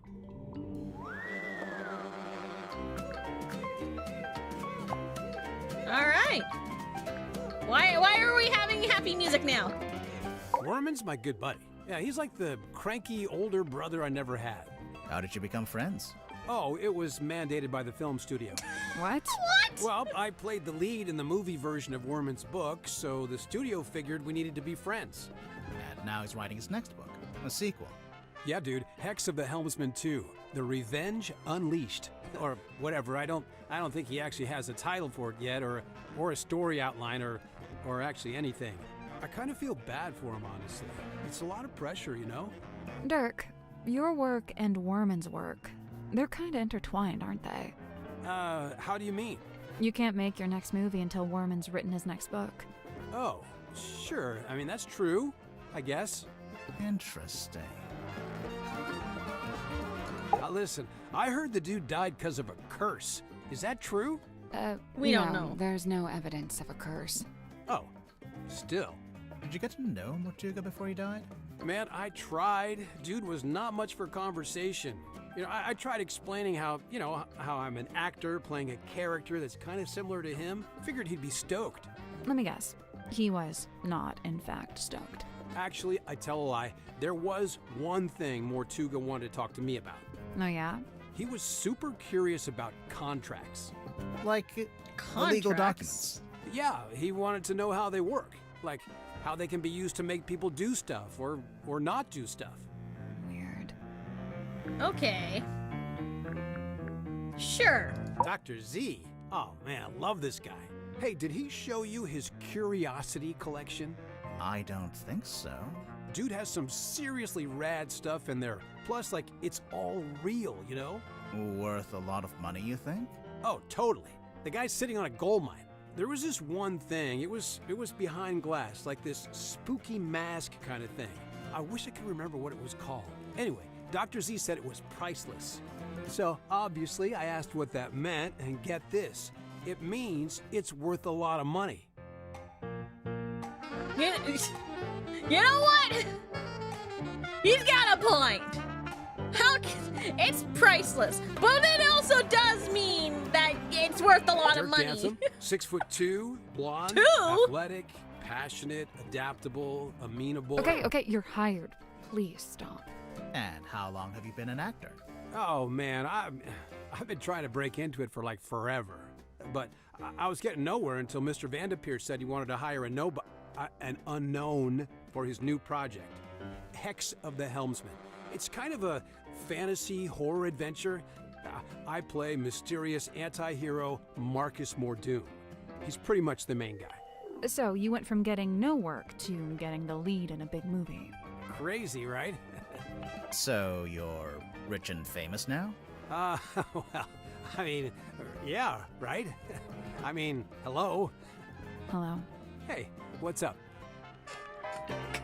They're all dumb. They're all stupid. Okay, tell me about Hex of the Whoa, Helm. This is a first dish. Yeah, whose is this? It's mine. You gonna get Wormo to sign it? No, I hadn't planned on it.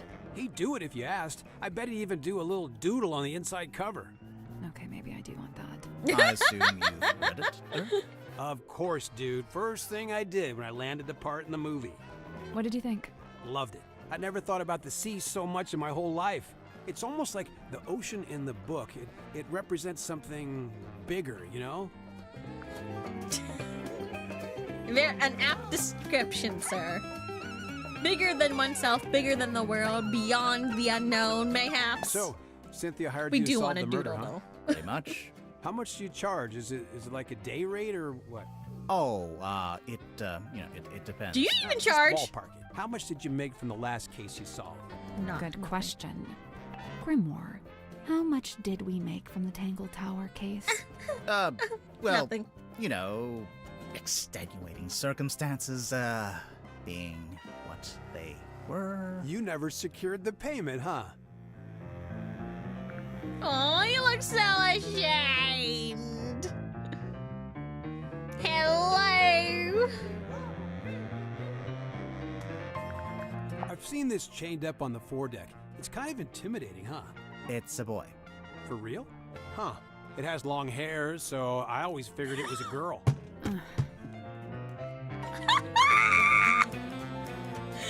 It's almost the same joke that I did.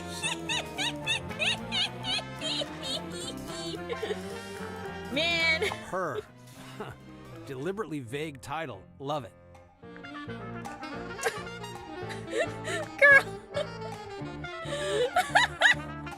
Because I was like, I said he's a real boy, Jiminy Cricket.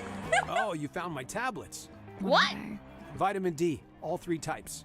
That's the one you get from sunlight. Yeah, I gotta take it while I'm down here, since I'm not getting natural light, you know? How come you left them in the mess hall? I figured the others might benefit from them. Not sure I had any takers, though. Okay. So they belong to him. Got it. Huh. Who's that little Grim Reaper guy in the drawing? I'm not sure. You recognize it? It does seem kind of familiar for some reason. Isn't it? Cause. Hold on. Isn't she on the cauldron? Someone dropped their perfume? Bummer, that stuff can get expensive. He's so simple. Why would anyone want random vitamins? My dad. Did I tell you guys that my dad, like, he took my women's vitamins, so it's like vitamins meant for like women's health, and then like basically nearly emptied this bottle that I had. And I was like, Dad, that's like my women's vitamins. And he goes, while taking the vitamins, Vitamins are vitamins. And I went, you know, I just couldn't argue with him, okay? I just couldn't argue with him. He's right. Vitamins are vitamins.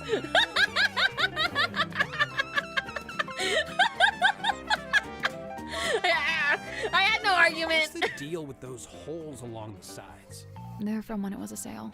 Why would a submarine need a sail? He's like technically right. Steal his vitamins to get even. Okay, like I looked in his like medicine cabinet and like it's got like he's got super prostate and then mega prostate. I don't think I have that, so I don't even think that's gonna help me.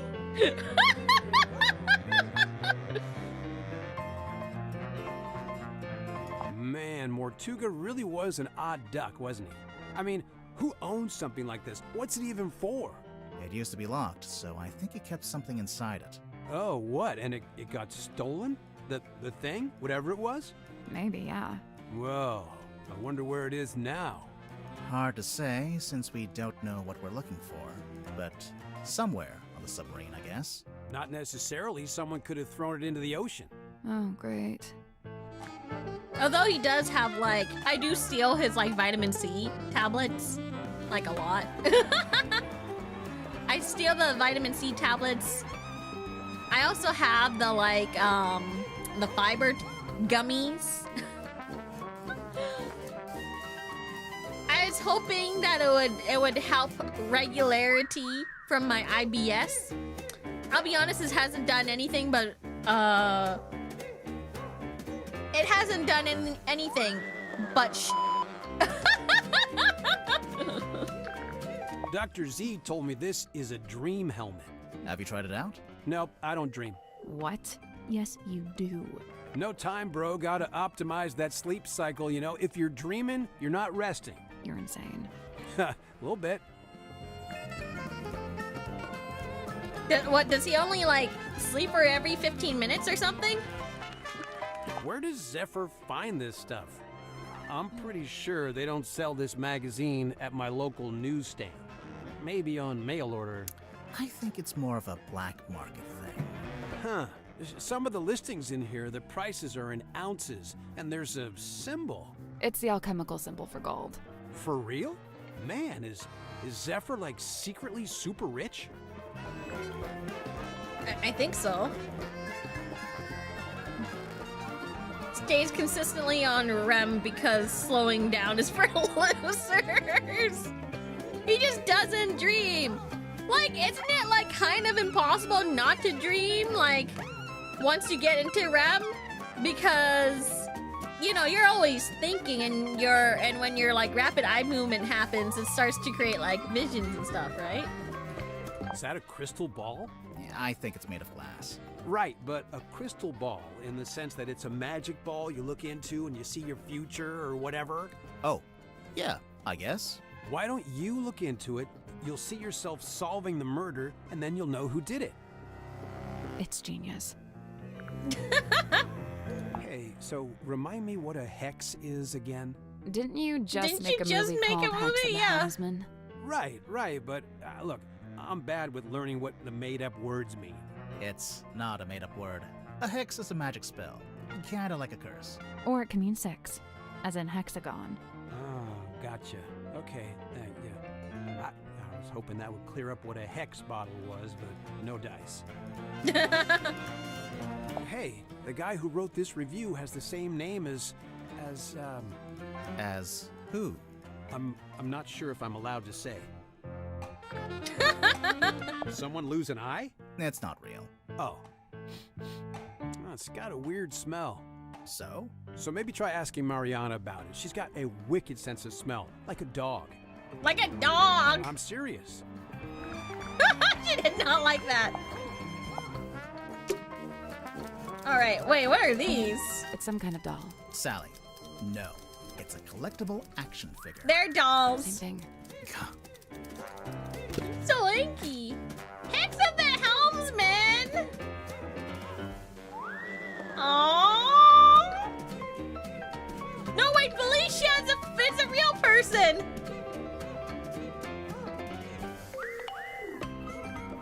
Devil of the Deep, Felicia Bonetop. That's a real person!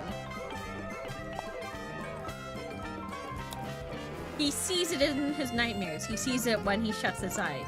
He cannot escape from it. But what or who is it? Renowned helmsman Marcus Mordoom is a man on a singular mission. He won't rest until he discovers the truth of what's really hidden beneath the stormy sea. Felicia Bonetop, the enigmatic sea captains. Enigmatic sea captain includes ship's compass and treasure map. The tormented helmsman includes anchor sword and ship's wheel shield. Devil of the Deep, the mysterious entity from beneath the wave, includes Reaper's Sight.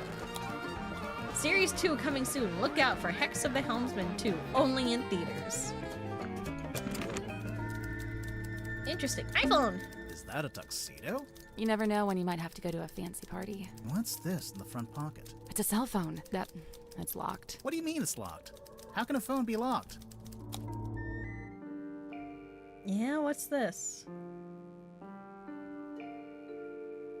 Are we making shapes? Alright. Sure! I can make shapes.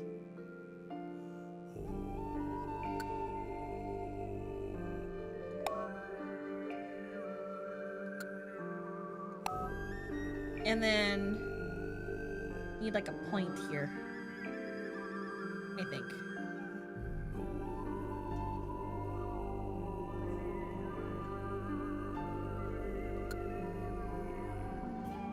No, that's not correct. I need a line. No, that's too long. Maybe I am dumb.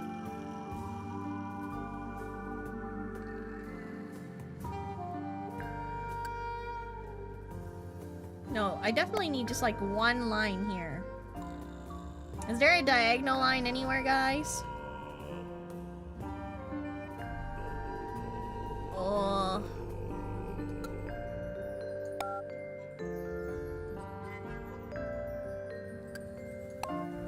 Then I have to line it. Got it.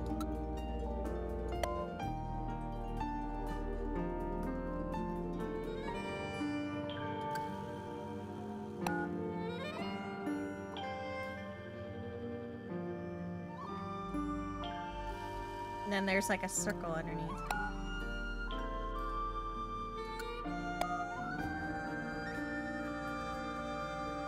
Do I have another one?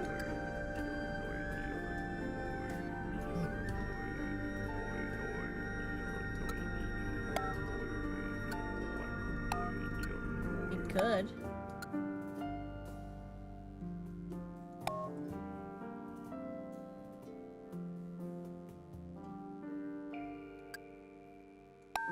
No, that's not. Ah! Okay, it makes an L shape like that, and then has a slightly point. Yes, yes, we got it. I got it. Yeah, yeah, yeah, yeah, yeah. Okay, now we make this one.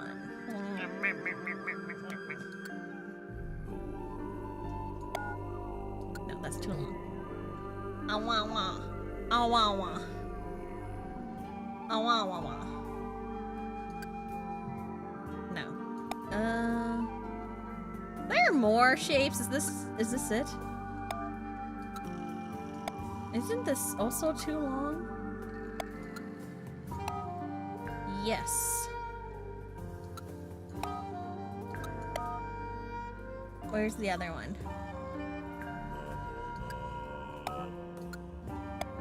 No, I need like... No.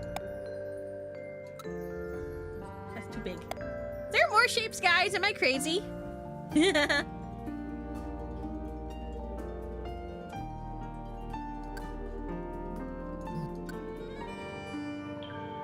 It's definitely like... line.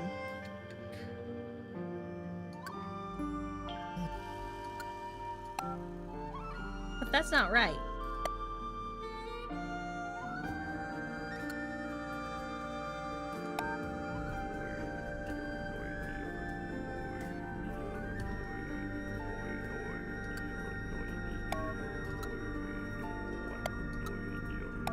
Hold on, I'm gonna put that there. Is there a line here?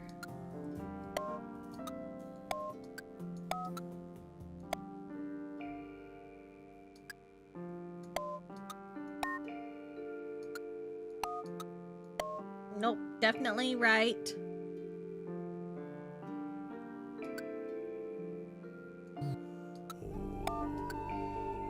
This. It's not right because it's not the right thing.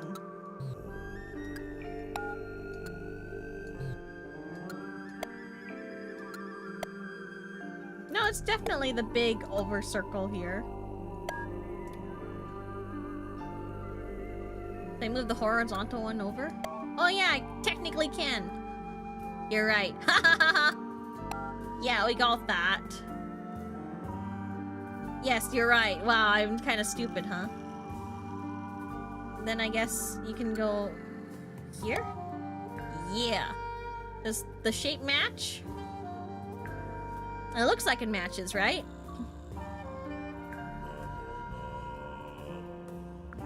Oh, that was it. Nice work. I got it. It's unlocked. So now we can look at it? Hee.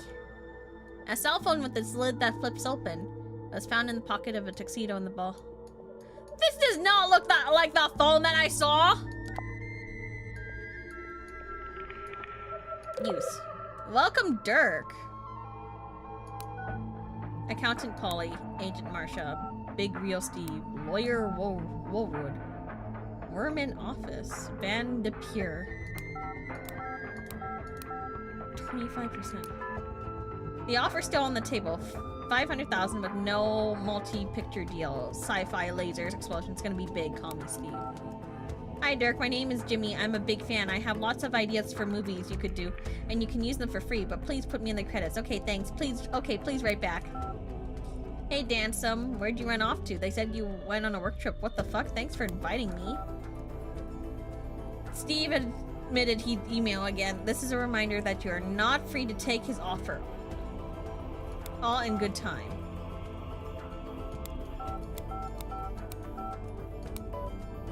He's still struggling. He keeps writing the first chapter over and over. I'll let you know if there's any progress. Remember, we need several new characters, lots of action, and tell him to go big with the drama, romance, and sword fights. BDP. He's writing something, but I don't think it's going very well. He seems distracted. You meddling.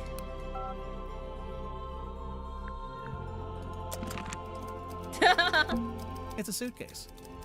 Corporate meddling. Clothes are neatly folded inside. It smells like men's aftershave. I'm getting bergamot, cedarwood, sandalwood, and notes of citrus. You done sniffing the suitcase?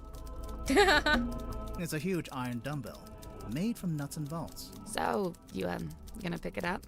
Might be a clue. I doubt it. Big, blunt object like that. Could be a weapon. The weapon is a knife or something I'd sharp. say it looks pretty suspicious. Worth investigating. She's trolling him! There's a sink here with its own little mirror. Looks like someone's been using it to shave. There's a sink here with its own... Looks like someone's been using it to shave. Yay. I guess the submarine doesn't have a laundry room. It's a teacup. I've been on this submarine for ages and nobody's offered me a cup of tea. You don't even like tea. I like tea. I have tea with me right here. Speaking of, on moibrew.gg, please use code MERCY for 10% off your order. And if tea is not your flavor, you can also get gamer subs using code MERCY for 10% off your order. Still. A bunch of discarded paper. There's something typed on it. Yeah, but I can barely make sense of it. Kinda looks like an attempt at the first chapter of a story. Your tea link isn't in your description. Frickle frackle. What was that? Just sparkled. One good thing about living in a submarine. Every window has an ocean view. It's a punching bag. Looks like it's been recently punched. What? Hold on. I want to talk I to you. noticed on the back of the box it says, Series 2 coming soon. Look out for Hex of the Helmsman 2, only in theaters. Kinda presumptuous, isn't it? Considering you haven't even written the book yet. Thank you. That's what I said. I raised a fuss about it at the time. My objections fell on deaf ears, as usual. Why are they so keen to make a second movie, anyway? What else? Money. Oh, I can't stand these things. A procrastinator's worst nightmare. It's why I use the old typewriter. No distractions. Does Dirk spend a lot of time on his cell phone? Not in here. He goes up on deck to do it. Why? Who knows? It's not my business. I can ask Dirk about it. I am officially living the dream. How many people can say they're an action figure? I'll admit it. I'm jealous. You carry this thing around everywhere you go, Dirk. Of course, but I'm super duper careful to keep it in mint condition. Mint condition? I really wouldn't say. Yeah, they told me if I leave it in the box, it'll be worth way more in the future. Yeah, do you have the whole set? Looks like there are 2 other figures in the series. Oh no, they only gave me this one. My co-star Julie has the other 2. This is yours, Dirk? We literally found it in the pocket of your tuxedo. How'd you know for sure it's my tuxedo? Dirk, show me one other living soul on the submarine that could even conceivably own a tuxedo.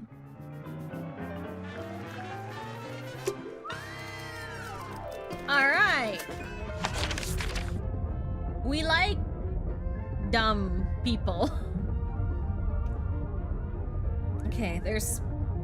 must be a clue up here if they're, like, forcing me back up here. Parlor. Hello? Go solve the crime! We're doing it. Did you talk to Sim yet? Sim? Sim!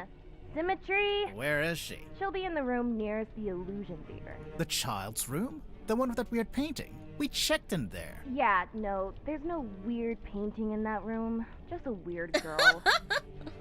Tell her to knock it off and start taking this seriously. I knew it. I knew it! I knew it too! Alright, let's talk to Symmetry. I knew it wasn't a painting. Alas, I am outwitted. My paltry facade undone. I mean, Oh my gosh, yeah, she's I can British. see you blinking. We could hear you breathing a little bit too. Do you have Sorry. beans? Bound are we by limitation of the flesh. Your symmetry, is that right? Symmetry Silk Moth, illusionist. And you? Are you not detectives both, in service to the captain? Pretty much, yeah. And should thou find me guilty, what punishment awaits? We don't really plan that far ahead, to be honest. Will we find you guilty? My heart is burdened heavy, true, but not from murderer's guilt. Okay, glad to hear it. Technically, she just said she isn't feeling guilty. She didn't say she wasn't guilty. Alright, talk to me, child. So you're an illusionist. What kind of tricks do you do? My magic You act kinda is look like a theatre big born child, and though. played upon a stage. Oh, like with big props? Smoke and mirrors kind of stuff? She sounds like Peppa Smoking Pig. mirror, crate and cage, doors and doubles both. How long have you been doing it? Since approximate 12. I'm now approximate 18. What? Approximate? My sum of years I cannot say. Time hath kept no count. Oh, okay. She's an adult Do you now! only do big stage magic? You don't by any chance do any close-up stuff? Grimoire, she's not here to perform for you. Cast thine eyes upon this card. On its back an image clear, a duck or rabbit's form. Think hard and choose with steady mind, and I'll predict the course of fate. Okay. Think of, Oh, damn. Should we do... Oh, no! It's like my... Wait, this is the worst! My 2 besties! Do I think of Mal, the duck, or do I think of Serenity, the rabbit? What do I do? I'm stuck, guys. Choices. Do I check the case file?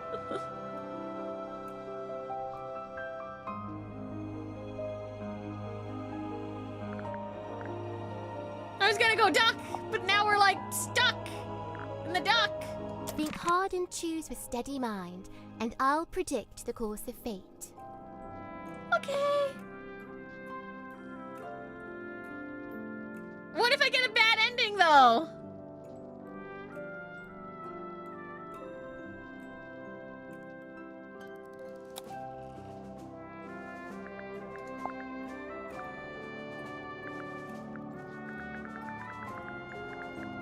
Wait! How do I save? Think hard and choose with steady mind, and I'll predict the course of fate. I don't want you to predict the course of fate. Can we save, Scum? I didn't save. I didn't know you could save.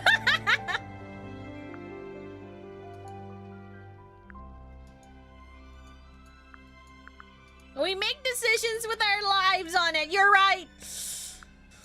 Okay. What does Magnus kind of look like? Is he duck-like or is he rabbit-like? I feel like they're all duck-like. You know? Nobody's screamed rabbit to me. Think hard and choose with steady mind, and I'll predict the course of fate. I don't know, everyone seems kind of duck-like. What do you think? You see rabbit? Oh, now you guys are like giving me like choices. I don't like that. I don't like that. I don't like having to make decisions. Decision fatigue is very difficult. Poll? I don't want to do a poll. Well, maybe it's poll. Okay, what about... Everybody just scream what you want. What are you hungry for? Right now, I could use a Subway. Or vegan mac and cheese.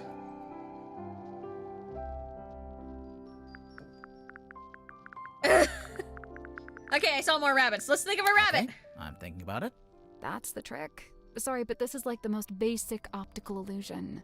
There'll be a drawing that looks like a duck or a rabbit, depending on how you interpret it. What is that? What does it say? That's the trick. Sorry, but this is like the most basic optical illusion. There'll be a drawing. Okay, I get it. Very good. Well done. What was it? Is it just text? Is this your bedroom? My chamber shared with Cynthia Fair. Take a left down the hall. Oh, so this room is, what exactly? My place of toil. And what are you toiling on? Many a thing. All a manner of things. Keeping busy, She huh? predicted what I Sally would must say. remove some use, lest I should become useless. What would happen then? Surely I'll be tossed into the sea, where I will promptly perish. Uh, Thereupon, my listless form becomes a meal for a passing sea turtle. Symmetry. But oh, the turtle finds me scant sustenance, and he too will perish, and we'll both be dead forever and ever. Symmetry! Cute. Scene opens. Submarine interior. Symmetry lies awake in bed. We're really doing it like this. Okay, we're She gonna is do that. restless, wrought with guilt. Good about what? A sudden movement of the submarine wakes Cynthia. Cynthia, noticing Symmetry. Oh, you were already awake. What is wrong? The two young women briefly talk to one another. Not gonna give us that bit? Cynthia, getting up. Oh, I must go and inspect the control room. Exit Cynthia. Symmetry lays in bed a little longer. Symmetry, getting up. Oh, I must return to the Illusion Theatre. I cannot bear it. Return? The Illusion Theatre. The door is already open. Symmetry sees Captain Mortuga laying dead on the ground. She screams. She also sees a large face passing by the window. What? Face? A face outside the submarine. Enter Dansum and Worman. Dansum. Oh, my dude, this is crazy. Worman says nothing. Enter Madame Tadpole. In her wake, Mr. Grip, Cynthia, and Mariana. And after a short while, Dr. Zephyr. Madame Tadpole I think taking it's- charge. Oh, which one of you is the murderer?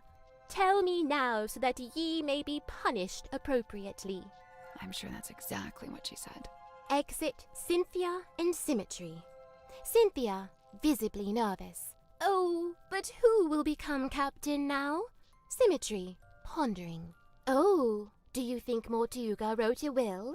Not a bad question. The two young women attempt to enter the captain's cabin, but the door is locked.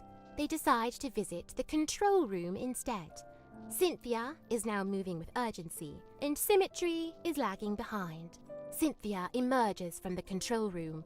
She is holding several sheets of paper and the captain's logbook. Cynthia goes down the ladder. Symmetry follows behind. Outside Worman's bunk room, Symmetry noticing a piece of paper on the ground. Oh, surely this was dropped by Worman, as it is from his typewriter. I shall return it to whence it came. She places the paper back into the typewriter. Symmetry returns to her bedroom. Scene ends. Got it. An actor or a mage in guise who sways men's souls with artful feigned truth. You, think Dirk might be swaying our souls? Fret not, as dwell he in this deep-sea womb, his strength's divorced from skyward source. Skyward source? The sun, I'm guessing. How do you know he likes the sun so much? Alone he's oft espied, atop our ship, and stood enrobed in warmer light. Dirk goes up on deck a lot, huh? By himself, I wonder. Dirk Dansum, number 8, the shiny penny. What? Capitalist greed? A fresh start? Being easily distracted? Me going. Capitalist greed?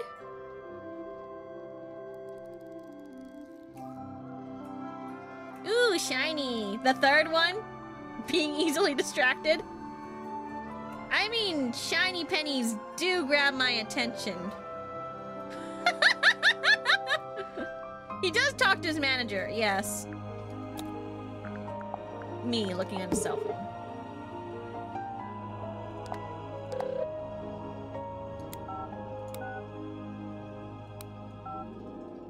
Can I call? Can I call them? Just for funsies? Who's these numbers? 2555178. 255. Who? Wait, 202. It's not anyone here. Who is he calling?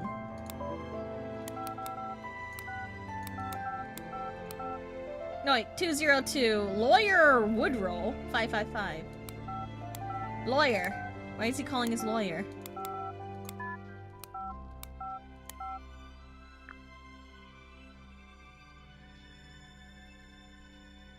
Dirk Dansum, number 8, the shiny penny. Oh, it switched. Okay, fine. You know what? We can say easily distracted. Being easily distracted. She does not say anything. Did we get it An wrong? actor? You, Fret not. Skyward? The sun, I'm guessing. How do you know he likes the sun? Alone he's Dirk goes up on... By himself. Dirk Dansum. Being easily... No.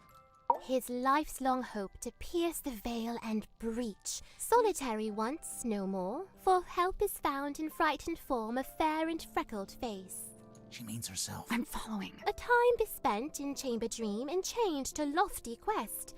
Then lo, a shock! Dismissed, bespurned, rejected. My lonesome purpose lost. Why'd he do that? Zachariah Zephyr, number 3, the entangled dream. Overambition, losing your way, deceiving yourself.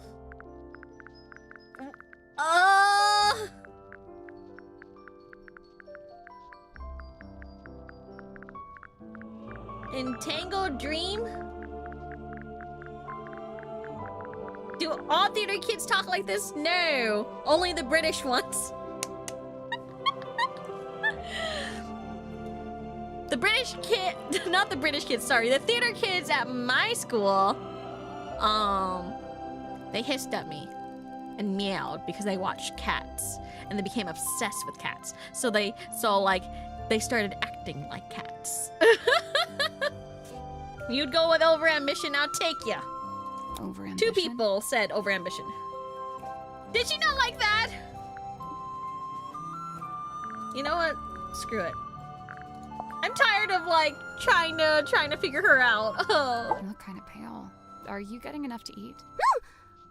Alas, by flesh and frame and bone and blood, I set but little store. Yeah, that's what I thought. She's not eating. So what do you set store by? Oh, like, what are my interests? Yeah. Enwrapped, enthralled, of cloth-in dolls, of effigies, of twins. Okay, sure. Of glass and gleam, of mirrored eyes, of phantoms falsely cast. Fine. Mirrors, okay. Oh! Of what, if aught, doth lay beyond this fleeting form of flesh? Huh. Symmetry Silk Moth, number 4, the unblinking eye. Fear? Resolve obsession? Fear? She looks so sad! What? Can I get out of this? Like, is my answers not good enough for her? Like jagged face of coastal cliff, cut coarse by storms and swells of life long spent.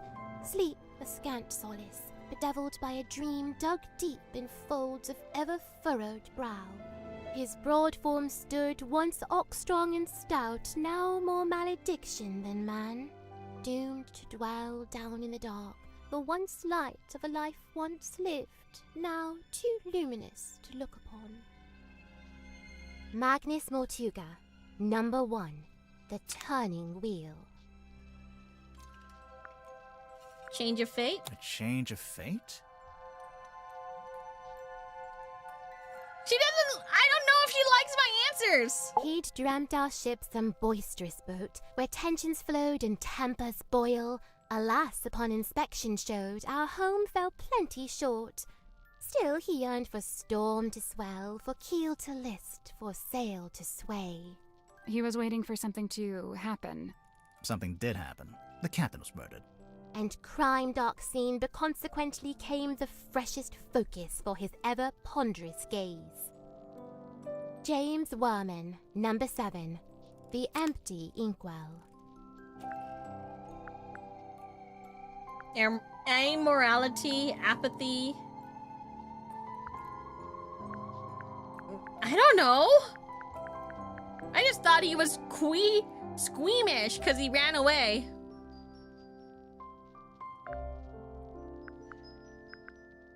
Evidence of hard work? Question mark. Evidence of hard work? She hates me. Kind of pale. Alas. Yeah, that's right. Oh, yeah. right. Enwrapped Okay. of glass and Fine. of what if all. She hates me. I'm sorry. Anyways. Oh, I'm reading this myself. Oh, cool. Hey, did you like the bit where... I am but midway through. Prithee, spoil it not. Right, sorry. The letter in fair Cynthia's hand, a plan devised by her and her alone.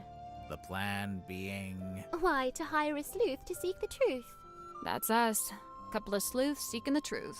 I implore, unravel swift this tangled tale, and name the knave ere further harm befall. Further harm befall who? With former captain slain, I feared the new be target too. The fate awaiting guilty hearts once they are condemned. What? You get turned into a weird little wooden goblin head? Nay, bound in chains upon the deck, and pulled along beside the ship. Oh, jeez. She's not serious. I don't think. I find it hard to look away. Her flicker flame doth draw me in, and I am merest moth. What is it? Some kind of monster from the bottom of the ocean? No, not of the sea. She's of an even darker place. Not of the sea. Why would someone bring along a bottled form of sun? Sunlight's good for you. Vitamin D, I guess. What does it do? All kinds of stuff. If you don't get enough, it makes you sad. You know how people tend to be happier in summer and sadder in winter? Silkworm sun is scantily seen, even in a summer sky. I swear, sometimes she just gets lucky with the alliteration. I'll be honest. I hated this summer. This summer was too hot. You drew this sim? I did. And you hung it up on the wall? In the Illusion Theater? I fully meant to take it down, but never had the chance. What is it exactly? Imprudent plans gone swift astray. Plans for a new magic act?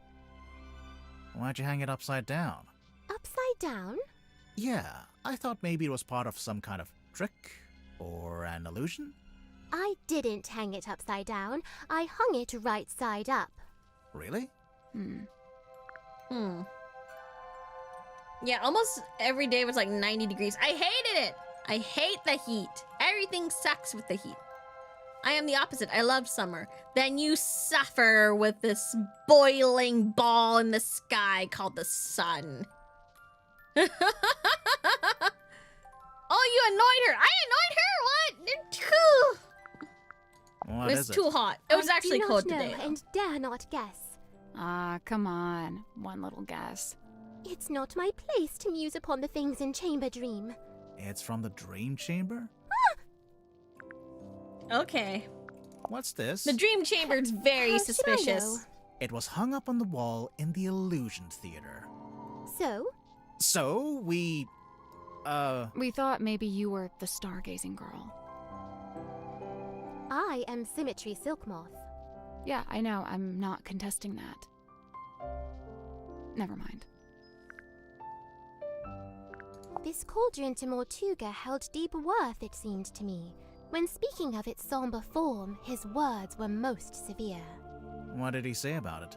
Lay not thy hand upon its lid, lest thou be bound to ceaseless sorrow. Is that a direct quote? Eh, Eh.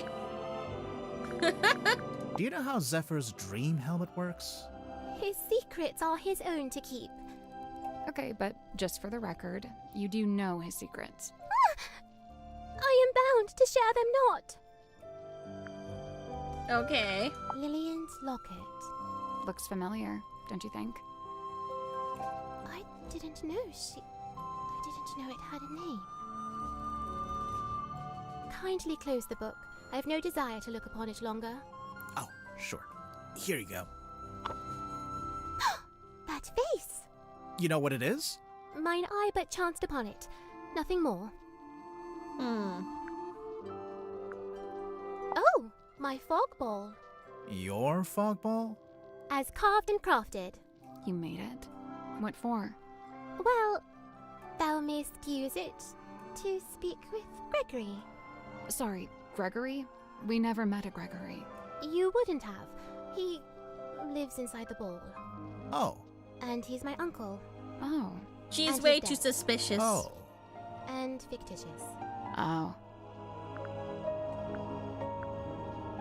I think.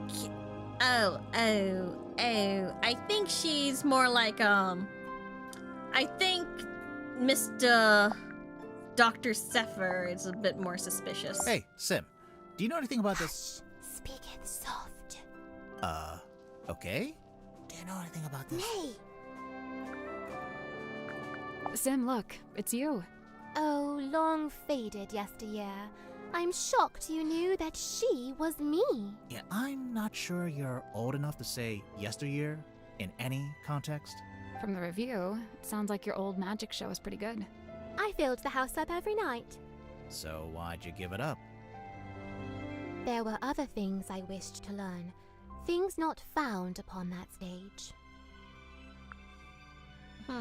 Care to explain what this is? Nay, Do you know what it is? I. I'm not sure if that was a pun or not. Where'd you find it? In the parlor, on the floor. So someone dropped it? So it would seem. An effigy of Dansome Dirk, or doth it bear the form of former fallen captain? Technically, neither. Employed it be to speak with unseeable souls? Assuming you can get signal. Who'd have thought that Dansome Dirk, of all our kin, is playing host to Hidden Ghost? She's very suspicious. But like in a, I don't know if she did it kind of way, but more of a, maybe she did, maybe she didn't. Anyways, I think we've gone through almost everything there. Wanna go down here? Left or right?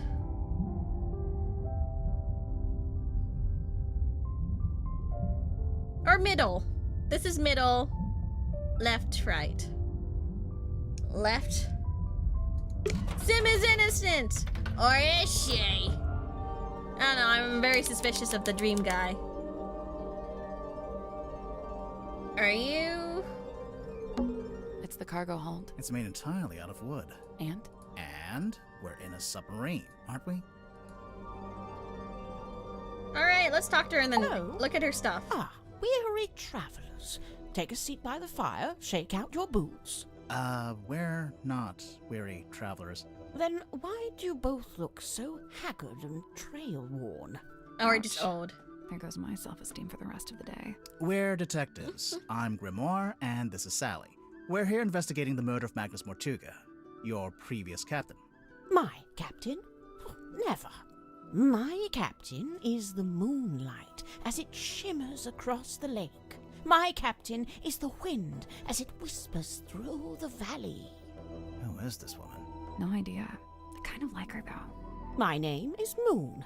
Mariana Moon. Aha. And what do you do? I do not do.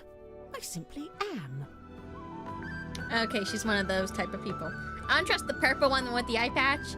Well, you shouldn't. I'm a very, very dangerous woman with dangerous impulses. For example, I might eat ice cream at night. Ooh. Or try to eat like a whole thing of Nan. So, what, you're just some random traveler?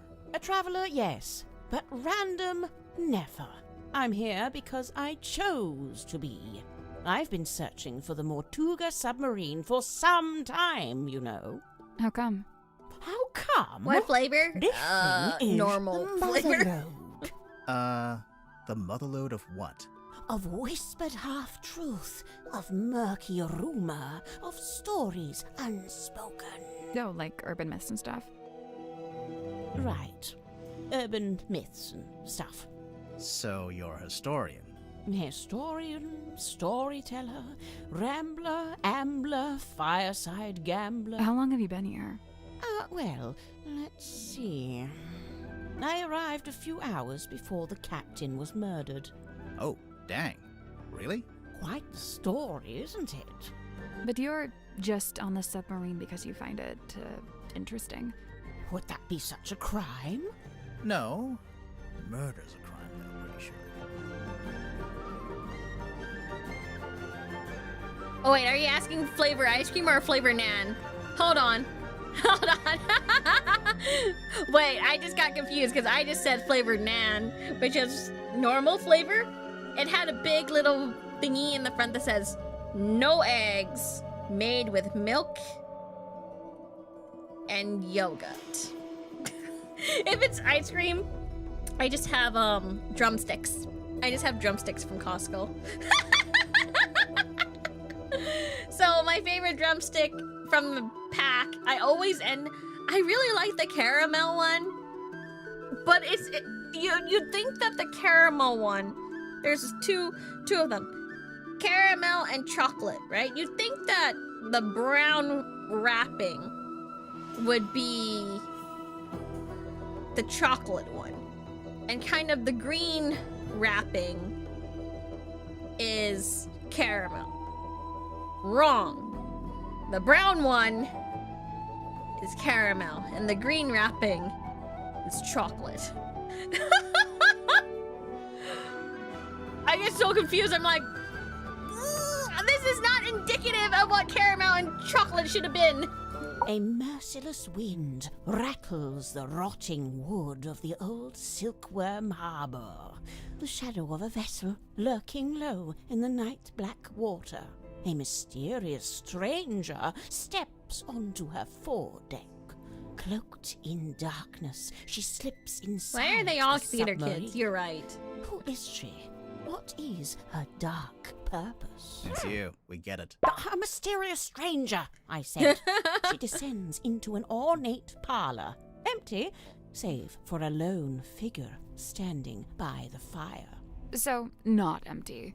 He turns, his face still half hidden in flickering shadow. It is Captain Magnus Mortuga. What was he like? Nice guy. Stoic, but polite. Kind.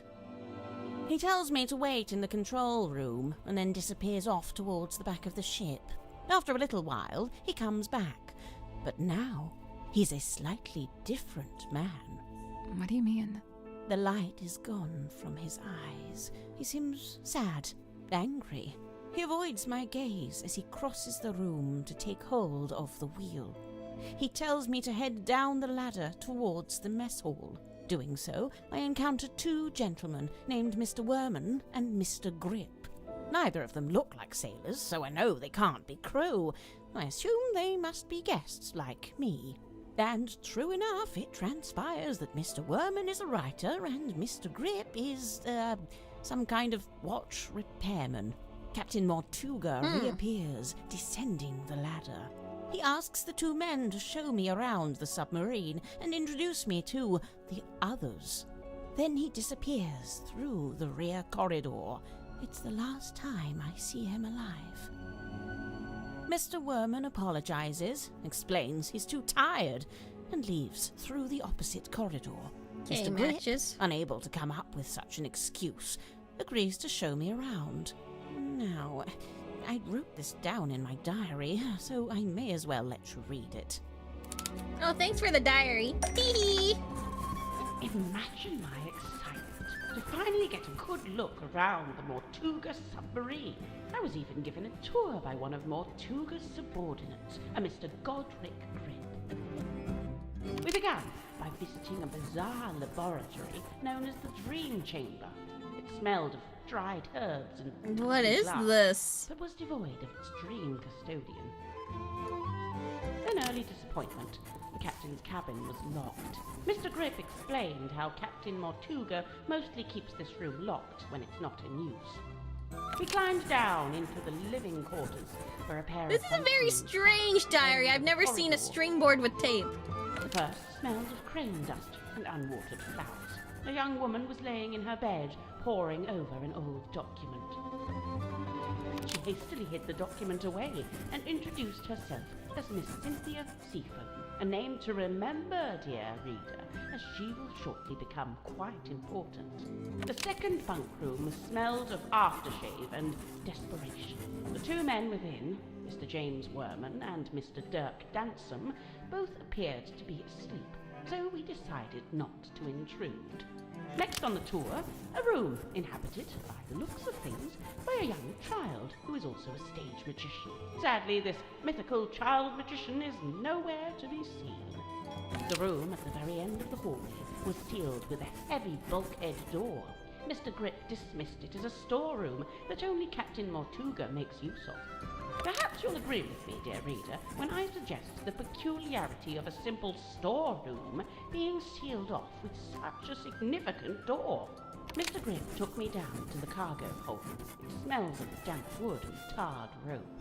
Yes, I describe it in the present tense, for it is here I sit as I write this very diary. Next door, the engine room. There's a lot. Burnished bronze and tea-stained parchment. I learned that it's something of a nest for Mr. Grip himself, and thus was currently unoccupied. Okay, so that's his room. Outside, I encountered a Dr. Zacharias Zephyr, the aforementioned keeper of the Dream Chamber. Surprised to see us, he nearly dropped the empty glass bottle he was carrying. Clearly wishing to remove himself from the situation, the good doctor muttered something inaudible and disappeared up the ladder. We continued on into the next room, which I was amused to discover was some kind of shimmering mermaid grotto. I smelled her before I saw her. The unmistakable mix of salt, seaweed, and sequined spandex. It can only be Madame Tadpole, a name which may be familiar to long-time readers of this diary. What?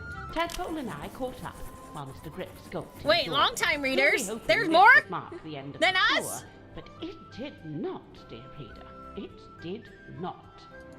Right, so, yes, I can see there's one more room to visit. Mr. Grip insists it's just the bilge, a dark, dank and smelly place, ill-frequented by humankind. I tell him he couldn't have sold it to me better if he'd tried. Okay. We enter the bilge, but it's too Okay, dark what about to the see murder? anything. Mr. Grip, who is clearly tiring of my company by this point, opens the vent in the ceiling to let in a little light. Moments later, a voice is heard, echoing down from above. Whose voice? A young woman, and then an older woman. I can't remember exactly what was said, but I remember thinking it sounded a little like poetry. What happened next? The sound of a scream, and then a dull thud. Oh. Yeah, that sounds like a murder. But which murder? Anyway, by this point I've used up all my patience, so I decide to take my leave. I thank Mr. Grip for the tour and return to my new lodgings in the cargo hold. I have to put up my tent twice, as on the first attempt a sudden movement of the submarine undoes my progress.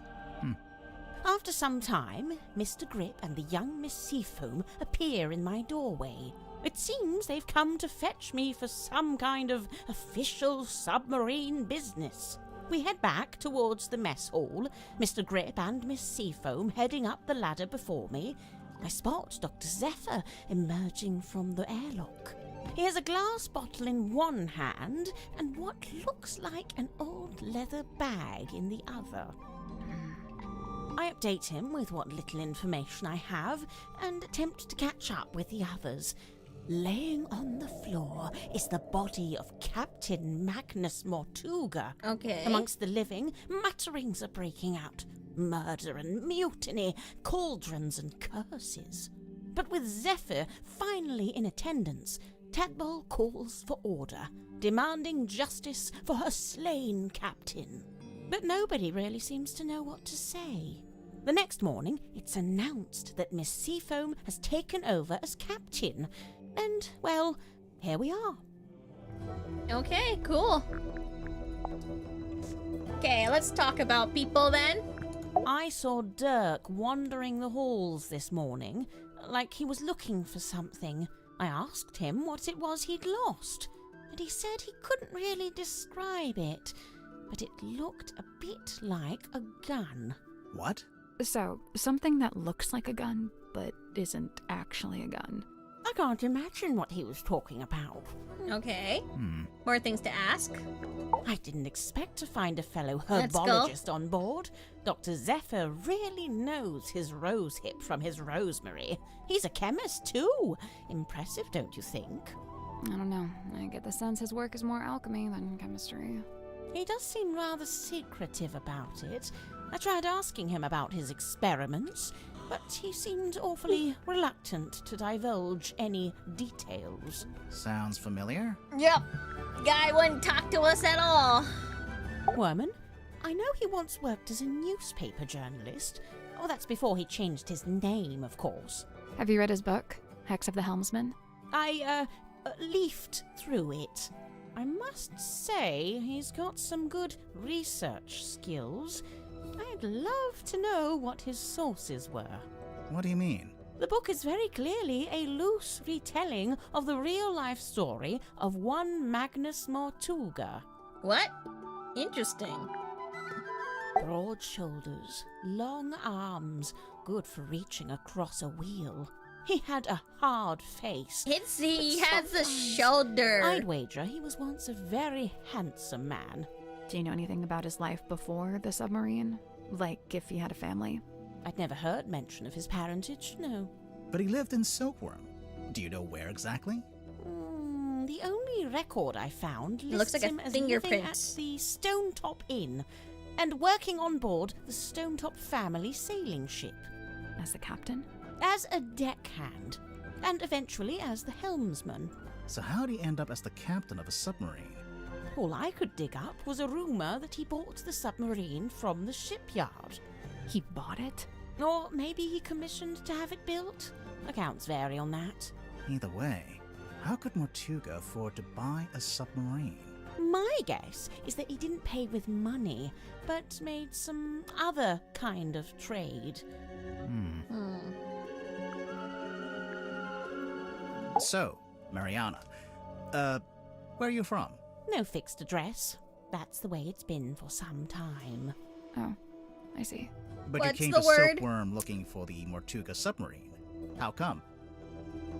What's that mean? She's a vagrant. I go wherever I please, which usually amounts to wherever has the most interesting rumours. I don't want to be rude, but do you ever have to do work to get money? From time to time. I've taken up work as a tour guide, a historian, a performing storyteller. But how did you wind up getting onto the submarine? Isn't it a secret? Well, if it's such At a least secret, it's not how a did squatter, you or is she? do it? I got a phone call from Cynthia Seafoam, and she told us to come to Silkworm. And then the submarine came up to the harbor so we could get on. Oh, Well, there we are. Perhaps that's how I did it, too. Sure. I'll ask her. Symmetry was the only person I didn't see on my tour of the submarine.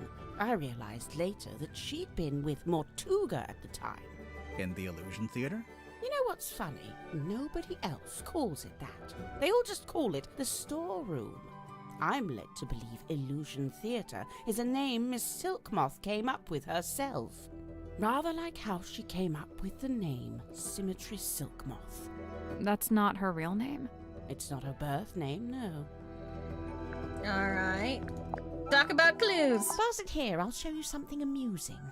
See this photograph on the inside cover? It's a picture of Worman, isn't it? If it is, it's a very flattering one. It's not Worman at all. It's his rather more handsome father, Mayor Damien Dusk. Get out. Really? No word of a lie. I see Cynthia's proudly wielding the Seafoam S in her signature there. Why shouldn't she? Of course, she's well within her rights to do so, but I do think perhaps it sends a certain message. What message would that be? I claim this submarine in the name of the Seafoam family. Something like that, don't you think? Interesting. I She's believe putting ideas into her Mortuga head. used its light to alert others to the location of the submarine. On the rare occasions when he wished to do such a thing, of course. That's how it happened with us. Although I guess it was She makes Cynthia, me wish I not carried a Mortuga. pipe for You know, emphasis. for some Why don't you? time now, I've Just heard do it stories now. of sailors seeing a green light in the ocean at night. Well, I guess you have your explanation. The problem is, several of the stories predate the Mortuga submarine. Ah, now we're getting to it. The reason all of us are here, really. How so? The Silver Snake, the Mortuga submarine. Did you ever stop and wonder, why here? Why this particular part of the coast? It all stems from a single truth. There's something hiding in the water. Something big.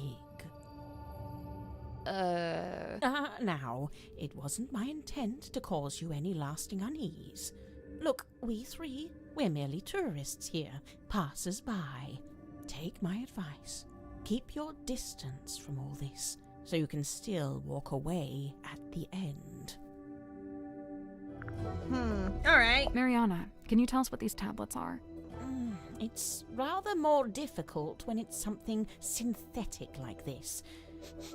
Some kind of vitamin supplement, I believe. All 3 of them? Yes, the 3 tablets seem largely to be the same thing. Okay. Mariana, you visited Silkworm before, didn't you? Was Sim's magic show in the theater back then? No, when I passed through, the theatre wasn't showing anything. This very poster was up on the walls, but they'd covered it with a banner that said cancelled. So that must have been after Sim left, but before the theater had booked a new act. Do you recognize this, Mariana? Should I? Well, we just figured since there's a Moon drawn on the label. So because my name is Moon, all moon-related things must belong to me? Yeah. Even if it's not yours, do you have any idea what it is? It's a herbal compound of some kind. Valerian, skullcap, chamomile, and seawater. So, not poison. Maybe it's medicine. Would those herbs do anything in particular? I suppose it could be a sleep aid, like a mild sedative. Interesting. Interesting. It's a piece of an old sail, roughly cut into a square. There's only one thing more mysterious than a locked box, and that's an unlocked box that's been emptied of its contents. Did you ever come across the cauldron in your research? No. It's a pretty But cauldron, there though. does seem to be something Mortuga's been keeping to himself. What do you make of those scratch marks? I'm not sure. They don't really look like anything made by an animal. That's a relief. Wait, is it? Is it a relief or is it not a relief that looks like it's a person Mariana, scratching it? I was wondering if you could tell us who's worn this. How's she supposed to do that? You know, by the smell. Oh, gross. Very well. Let's see. I'm getting wind-battered mahogany, ice-cold sea spray, and mostly melted candle wax. Great, thanks. That did not help. Where did you find this? Zephyr had it. Did he now? Lillian's locket, silver snake, golden palm, mermaid... The mermaid's tongue. You've heard of it? Only the name, and only when people were telling me it doesn't exist. Maybe it doesn't. But there's a photo. It's a photo of a drawing. What's it supposed to do, anyway? The description in the book here is pretty vague. They say it allows humans to commune directly with God while they're still alive. What? God? What? In here it says, said to facilitate communication with she who lies beyond the veil. She who lies beyond the veil, God, other dimensions, aliens, the afterlife. You know, it varies. But the sentiment is the same. It's a wretched thing, really. An echo of man's desperate, futile desire to wring answers from a silent universe. I can see why people would say it doesn't exist. But Zephyr's trying to get hold of it. But it's already there. Maybe. It depends. On what? The strength of his will. Okay, Fonko. If I'm not mistaken, this little part at the front is actually a microphone. Oh, that's cute. I can't speak to what that is squirming around in the bottle there, but the liquid is salt water with a mix of herbs. I suppose Zephyr must have a pestle and mortar. I might ask to borrow it. Which herbs? Valerian, skullcap, and chamomile. The same stuff in the moon vial. This marks a pivotal moment in Silkworm's history, the day the silver snake was discovered. It also shows the 2 women who found it, Felicia Stonetop, that's her on the left, and Sylvia Seafoam on the right. Hang on, we saw a statue about this in the town square, but on the statue, the serpent was shown being wrestled by a male fisherman.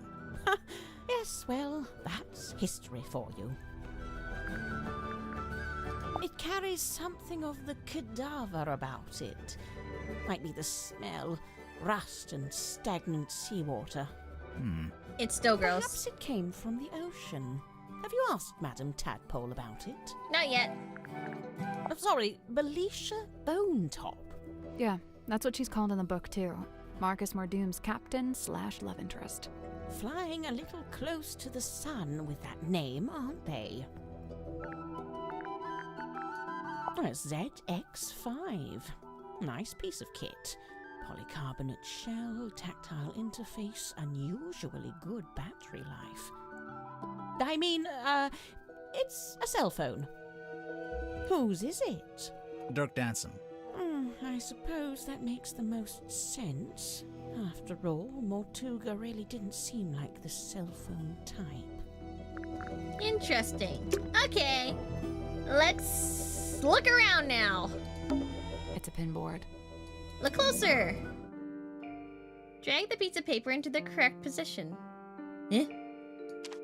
Oh, like their rooms?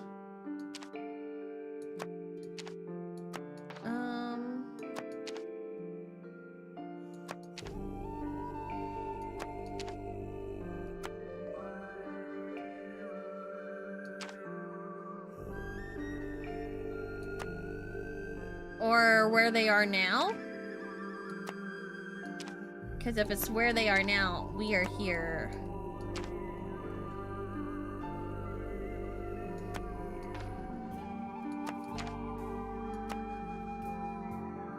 Maybe?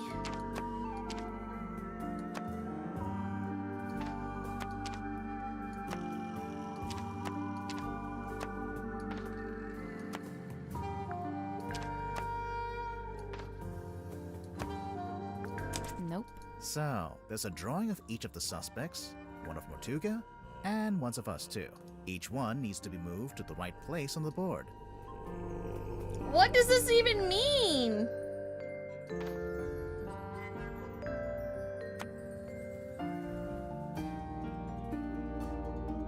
Do we need more info for this one? I'll do this later. Okay, sure. I assumed it was tea, but actually it smells like coffee. Coffee in a It's unfiltered teapot. too, and there's no milk. Hardcore. That's really hardcore. It's a pizza oven. No, it's a furnace for heating the submarine. Right. But you could put a pizza in there. It's a big traveler's backpack. It smells like Soil. and grass. When you're done smelling it, there's something in the pouch I think we should take a look at. What's this? Square parchment found in the cargo hold. It's been folded up and tied with string. Governor's Mayor, Town Hall, Fortuna Hall, Silkworm Spectator, Stone Top Inn, Mr. Griff's Emporium, Seafoam Harbor. Like a map? False Follower, Flint Felix. Following like some kind of family tree?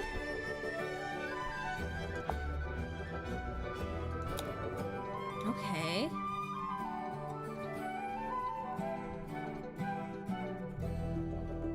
Mayor. And there's a child here? Interesting. What's in these old wooden... I don't know. I can't get them open. What did I tell you? Always bring the crowbar. We could get a crowbar. This is actually a pretty good place to hang laundry. Assuming you want your clothes to smell like the cargo hold of a submarine. Anything else in here that's cool? This is actually... Assuming you want your clothes. It's a tent. It's a piece of fabric draped over a rope.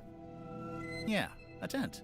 Look inside. Hold on. No! Oh, that's private. All right? I enjoyed that she called you Bucko. No. I assumed it was tea. It's unfiltered too. Hardcore. It's I a wanted to little- go in. I could do with a polish. You could do with the polish. Shut up. It's a big traveler's bag. When there's something in the pouch I think we should take a look at.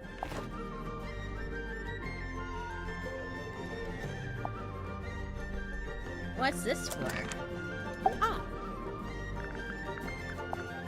What's I see this? you've been enjoying my map. It's barely a map. It's closer to a list. What about the family tree on the back?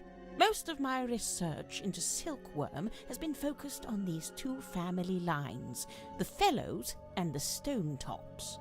Seems like you haven't worked out how Mortuga fits into it. His name is just floating out there by itself. I'm not sure if he does fit into it, to be honest. Mariana, you've got a question mark there. Someone you don't know the name of. Ah, yes. Quite the mystery, you see. I'd heard about... We know her name. It's Freya. You're welcome.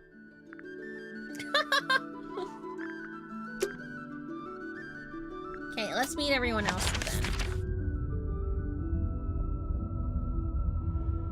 Okay. We'll meet what's-his-face.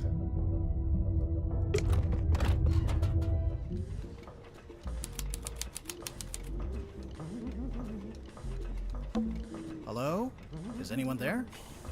Sail, on now. I think there's someone in that basket.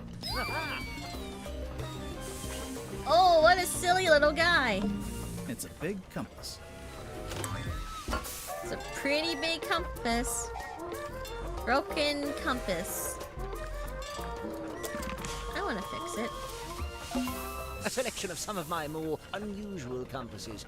Please peruse at your leisure. Peruse. Okay, let's see. Compass. Oh, okay. Compass tries to point away from all the others.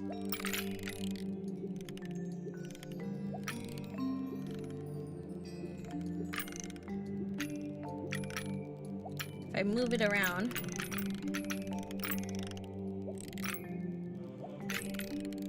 No, it points direct. This one definitely moves away. Compass doesn't want to solve this puzzle now.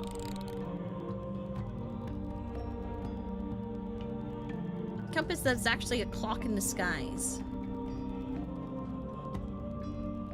This is use my thing.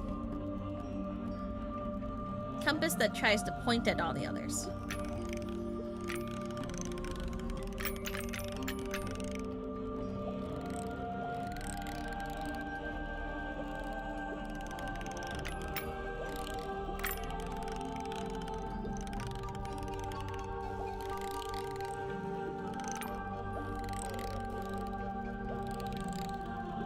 Huh.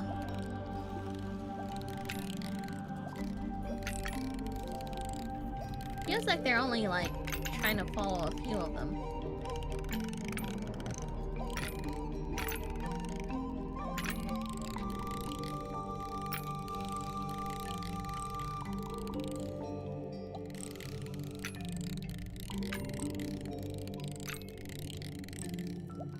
Is it the pink one that's pointing at all the others? It's not.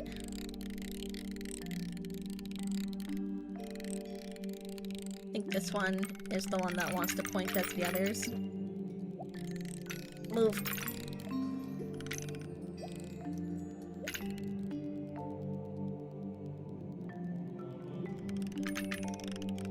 Clock that doesn't want to solve.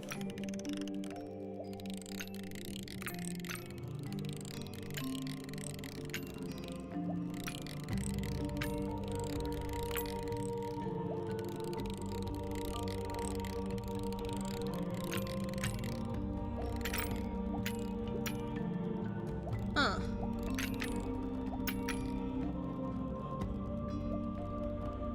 Is this one the clock?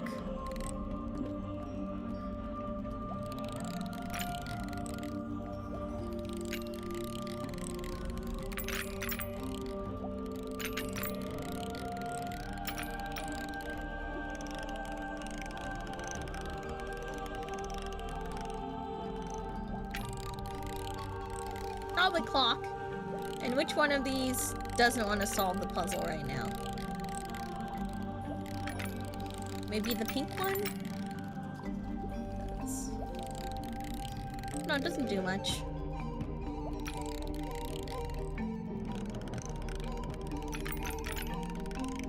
Could be the green one too. Whee! Whee! Does it always point to the pink one then? This one always points to the pink one.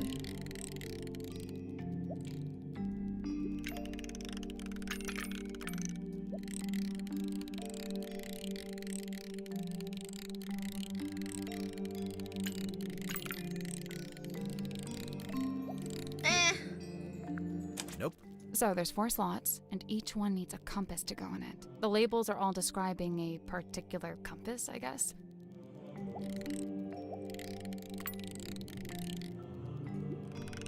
Tries to point at the others.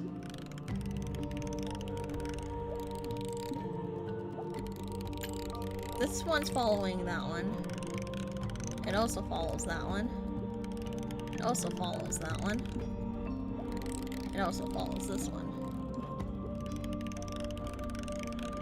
Maybe?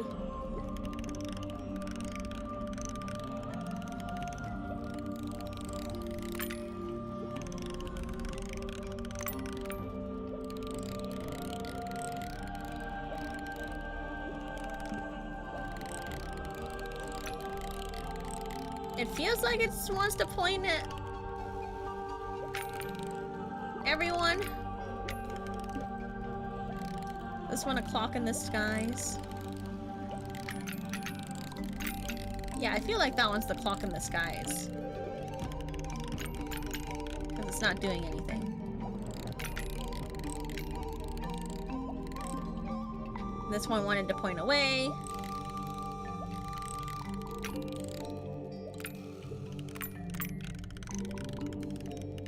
This one? I guess that's wrong. I think we'd get more information about how each compass worked if we moved them around. And pay attention to the needles while you're doing it. I don't want to do that.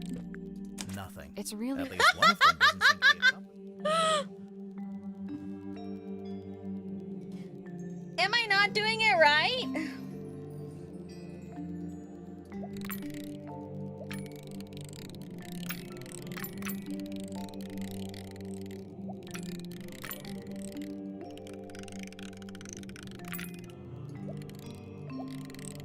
Only wants to point at the pink one. I feel like this one points at every one of them, though. Yeah, the purple one isn't doing anything.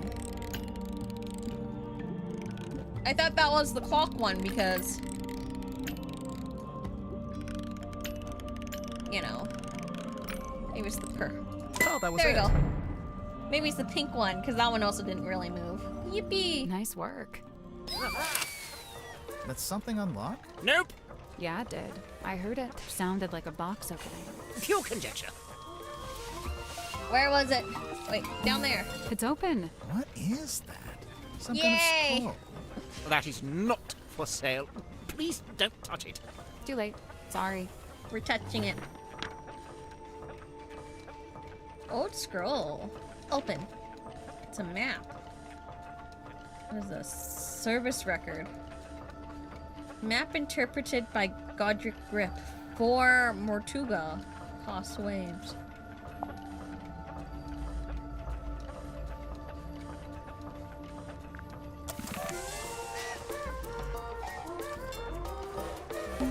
Who are these guys? Just some of my satisfied customers. Sure. Is that the balloon part of a hot air balloon? I think so. And it's branded with the logo. Mr. Grip's Emporium. Sale on now. Can I buy something with my wages? We don't get paid until we solve the mystery. What if we don't solve it? Do I still get paid? Grimoire? Oops. Let's talk to him now. What on earth are you doing? Customers, come in, and welcome to Mr. Grip's Emporium. Wait, what? I guess he's Mr. Grip. What's that? You'd like a succinct yet exhaustive rundown of our operational philosophy? I don't think I said that. Here at Mr. Grips, we plot the unplottable, chart the unchartable, and measure the unmeasurable. No sea too vast, no night too dark, no fog too thick. With the right contraption in your pocket, even the great unknown may be quantified and calculated. So you fret just not, sell noble compasses? navigator, as we stock all the essentials. Okay, look, he's got a spinning head. I have no money. I'm sorry, you can't afford this item. I don't want it. I'm afraid you don't have enough money. I know! I'm not trying to buy anything! Apologies, you can't afford that one. Ugh. Mr. Grip, we're not customers. We're detectives. We need to talk to you. Oh. Why didn't you say so? Now, what is it you wanted to know? Yourself? Can I get your full name? Godric Grip of Mr. Grip's Emporium. And that's this little shop you run down here in the engine room for some reason. This is merely the newest branch. The flagship site is back in Circuum-on-Sea. Yeah, we saw it. It's all boarded up. As well, I can't make a living selling compasses to the ghosts in a ghost town, can I? Well... So that's what you do? Sell compasses?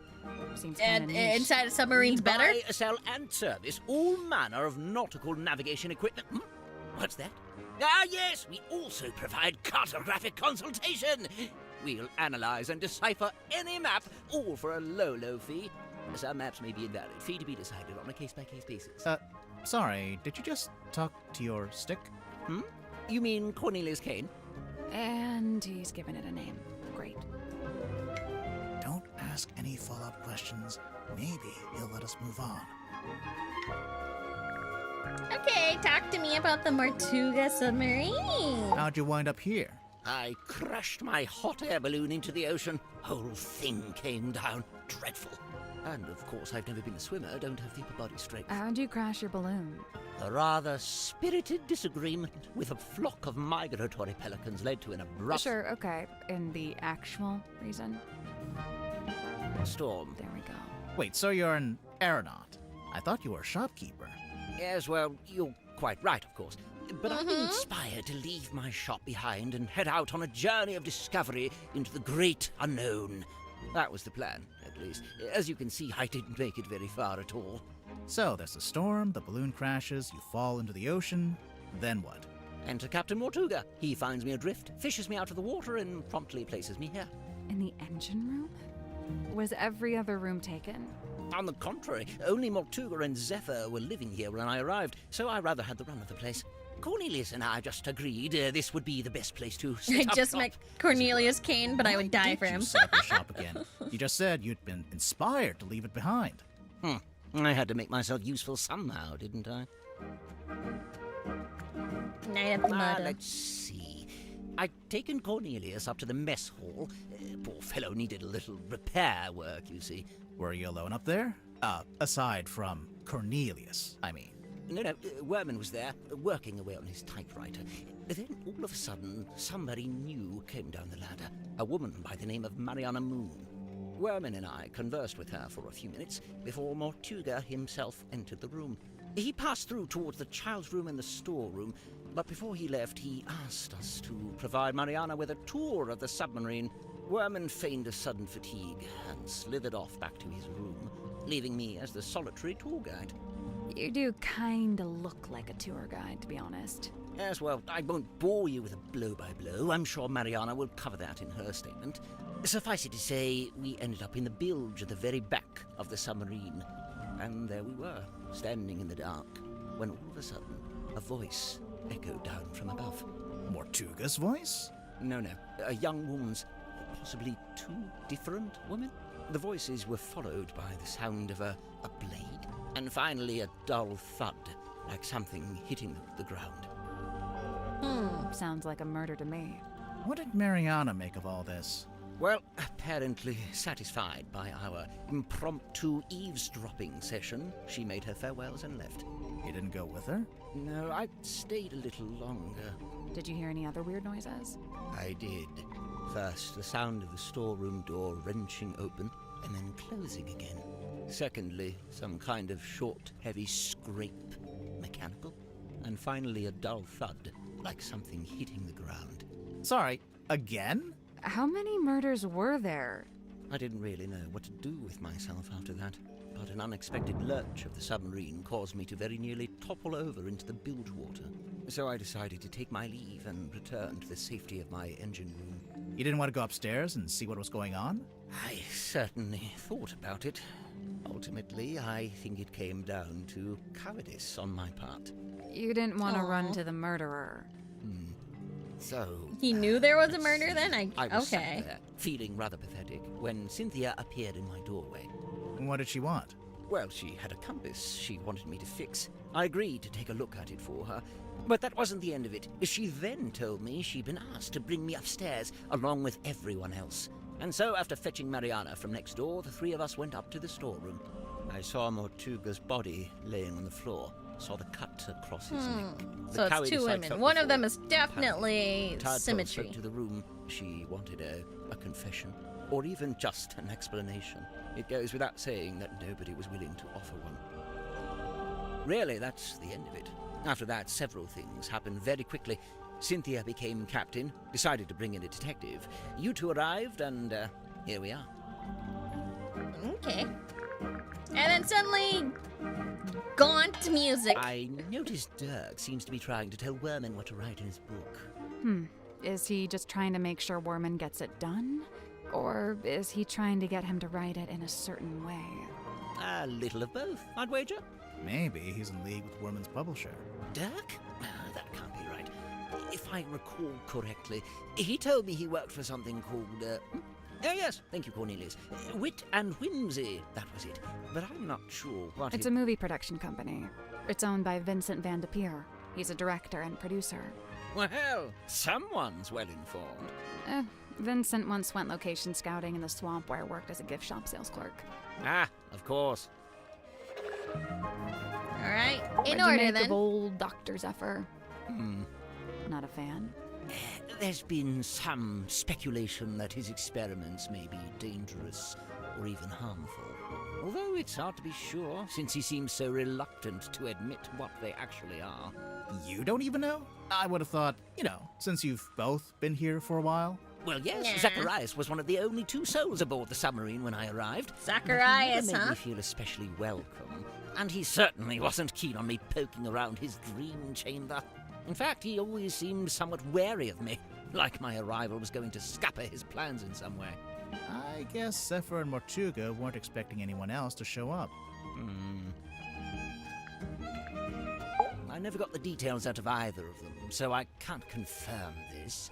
But I believe Werman was invited onto the submarine by Mortuga himself. Really? Why? It's very strange. I can't for the life of me imagine why Mortuga would bring a journalist on board. Werman's an author, not a journalist. Well, he used to be a journalist. He wrote for the local newspaper. And I will say he doesn't seem to have lost the instinct to always be on the lookout for a story.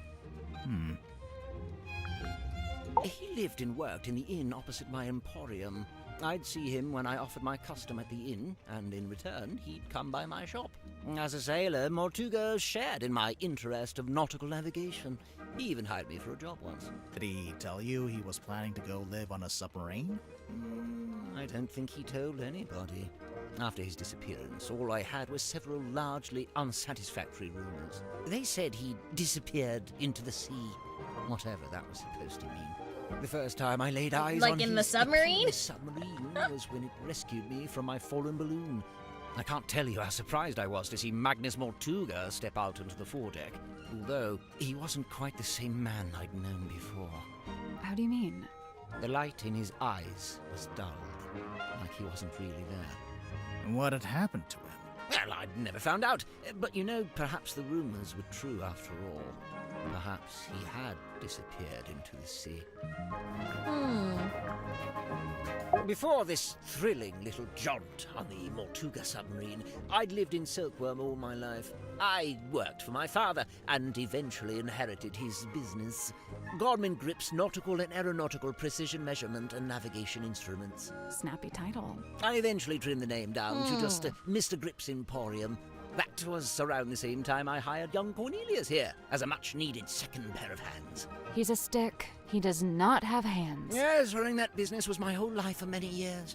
Slow, sometimes tedious work, but I was extremely good at it. I especially relished in the task of deciphering and restoring old maps. Okay, The so he more likes decrepit maps. they Got were, it. the Is more this I enjoyed gay? it. And now you live in I'd the say it's engine room quite of a submarine. gaunt and Must be a big joyous, change. yes? Yes and no. There was something I noticed while giving Mariana a tour of the submarine. Soon after we entered the bilge, she whipped out her tobacco pipe with a strange kind of urgency. Did she smoke it? Well, she put it in her mouth, but she didn't light it. What's that, Cornelius? You've never seen her light it? Well, now you mention it. Yeah, probably not a good idea to smoke inside a submarine anyway. Yes, and Mariana seems like such a stickler for health and safety regulations. I will say, in the last day It or so, sounds very British. symmetry does seem I particularly wouldn't somber. say the British are particularly happy Yes, people, the problem I'll be seems honest. to be that she considers herself a kind of catalyst. Does she? Why? Well, I believe she'd been working on some new project, and shortly before Mortuga died, Symmetry shared. I would say that, like... And then he dies. It's probably just bad timing. I think I do What kind like of project was it? beans on really toast. no I think idea. that's quite What's that? enjoyable. Oh, yes, I Cornelius certainly tells had me a he gay saw time Symmetry about it. drawing something while in the mess hall. A poster, apparently? Alright, Pusta. Let's go through it. How Show me much what the for this map is. one? It's not for sale. Give it to Oh, us. Too rare? Too valuable? It's from my personal collection. I really hadn't intended for you to see it. Well, we did see it. Was it a map too, anyway? Was it the red X? Now that's the question, isn't it? You don't know? Unfortunately, not. Seems rather jolly. Yeah, I mean, like, they all seem rather, you know, in good. No, can I even say that if they just kind of all witnessed a murder? No beans going to tortilla. What is tortilla if not bread? What's with all the needles and cogs and stuff? It looks like Grip's halfway through fixing it. That's what I figured, anyway. Ah, thank heavens! That's what I was hoping for. Sorry, what? Perhaps I should explain. You see, Miss Seafoam came to me with a compass she needed fixing. I went to put the needle back on, but Cynthia stopped me. No, she said. The whole thing is broken. You'll have to take a look at the insides. You'll have to replace the needle. For some reason, she seemed to need it to be true. She needed the compass to be broken. I told her I had various spare needles I could try out as replacements, and here we are.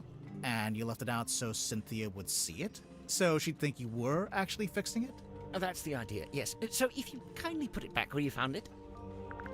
Interesting. What's this one? Remarkable. There we are. Cornelius, look. I told you all our hard work would put us on the map someday. How come your logo is a hot air balloon? I thought you sold stuff for boats. Officially, we deal in the nautical and aeronautical. But in truth, the balloon motif was mostly just for fun. I'm not sure there were ever any aeronauts in Silkworm. Praise the sun. Hi, Mercy. Rating from my stream. Hope you're doing well. I didn't get no raid message. Well, welcome in, raiders, then. Thank you very much. Thank you for joining us today.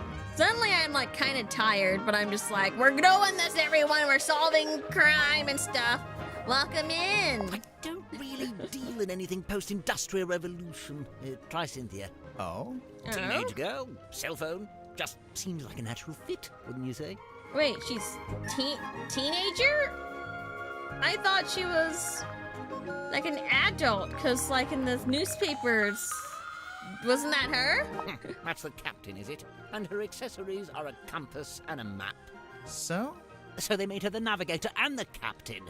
Typical navigator erasure. Where on earth did you find this? It was just lying around. Do you know what it is? What I do know is that it belonged to Mortuga. But you don't know what it Oh, was that's actually symmetry. Never for. mind. I couldn't say with any academic certainty. I wasn't really paying attention. I was half paying attention because I'm bad. This game is 12 hours long, and we're on the 3rd hour. I'm going quite slow Dodric as well. Grip's nautical and aeronautical precision measurement and navigation instruments. Great name. As well, this was shortly before the rebrand. Why'd you decide to rebrand the shop? You see, the news about the silkworm serpent put the town in a particular Or sort are they of the same? mood. Are they in the Interest in same? all things nautical adventure was on the rise, you know. I haven't They seen them put in up the same that room yet. statue, we get tourists even. So you capitalized on the zeitgeist. Look at you, using the vocabulary. Why did he say it like that? Like he's like, oh, clearly, Grimoire does not have a vocabulary. Godric grips nautical and Oh aeronautical. man, I Well, saw this was that shortly already. before Hold on, hex some kind bottle. of I clicked on the wrong. pattern. It almost looks pictorial. Does it mean something? It might do. I imagine poor old Zephyr has been trying his best to figure it out. Aha! A crystal ball! Oh, how quaint. What's that? What's it for? Oh, you know, the usual.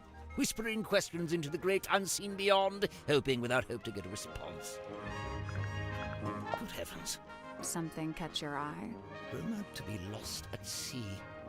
Requires a special key. Is that right? The mermaid's tongue? Do you know anything about it? No, can't say I do. Based on this, I wonder if it may not even be real. After all, there isn't even a photograph. That's just a drawing. Suspicious. Do you know if Zephyr made this himself? He must have done. He didn't have it when I first got here. In fact, I'm pretty sure he measured Mortuga's head to get the shape right. Huh. So what's the deal with this cauldron? I've no idea. Really? I figured you've been here a while. Surely Mortuga would have mentioned it. He never did. Seems like he was keeping it secret. From who? From everyone. Why would I it mean, need from to be a everyone, secret? yeah. Maybe he just wanted it all for himself. Yeah, whatever was in there. I mean, It wasn't really Mortuga's modus operandi to be selfish like that. Quite honestly, it's more likely to be the exact opposite. what? So keeping it secret was him being selfless somehow? Like if it was dangerous. He kept it hidden as a way of keeping you all safe. This is from a ship's sail? I think so. Did you sell sails in your shop? No, ship parts like that fell within the remit of the Drummond shipyard, a few doors down. We Interesting. think Mortuga might have dropped this when he was killed. You can think that all you like. Personally, I think it came from somewhere else. If it wasn't dropped by Mortuga, perhaps it was dropped by the culprit? Might have been neither. You're suggesting this bottle made its own way into the crime scene?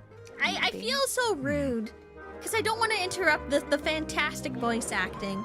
I just want to let them talk, you know? And I'm just here as like a snoop. Cornelius tells me he spotted Miss Silk Moth drawing this while she was in the mess hall. What's it a drawing of exactly? Let's have a look, shall we? That symmetry, I assume. And she's sitting on the cauldron, facing a window. Is that a sun? Probably. Although it could be a wheel. Ah, yes, wheel tablets. Yes. Can't really miss it, can you? It's creeping me out, but I really want to know what it is. I wouldn't lose sleep over it if I were you. Wonderful, isn't it? Cornelius thinks it might be his great-grandmother. For all I know, he may be right. It belonged to Mortuga, I assume? We just want to be Yes, and to me nosy, it sits right? right alongside that iron bell in his Snoopy. office in that stone cauldron in May the I make a store. theory? You can have a Together, single they form theory. Mortuga's One theory. collection of inexplicably cursed-looking nautical artifacts. Maybe they do form a set. No bladed weapon of any kind was found in the room. Yes, I noticed that too. The missing murder weapon. Classic. Any idea where it might be, or what? I don't know. Not yet. Let's see here. Nope, doesn't say it anywhere. No based on, no inspired by. Inspired by what? True events. But then again, I suppose it is largely imaginary and mostly guesswork. I'd imagine that gets him off the hook. I see.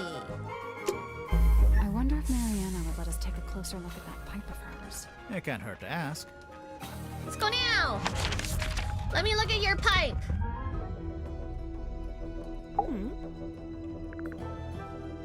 You want to look at my pipe? If you don't mind. Give me the pipe. By all means.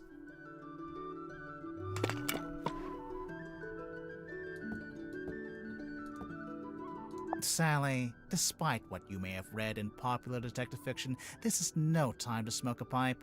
I'm not gonna smoke it. I want to listen to it. You... what? It's a little tape player. Oh. Come on, give it up. Just let me take it. I'm sorry, Tanya. I cannot. But Who's why'd you Tanya? even need... I've told you before.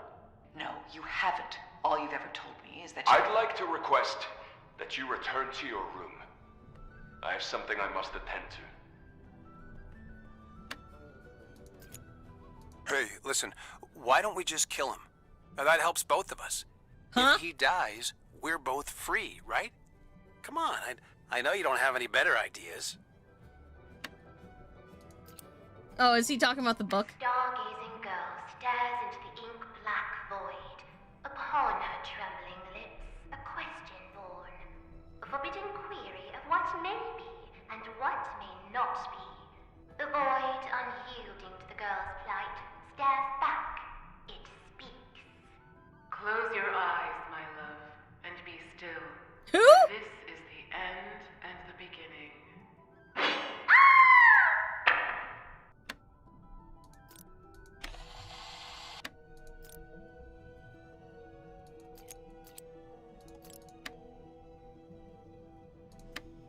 Okay. Oh, we rewind it.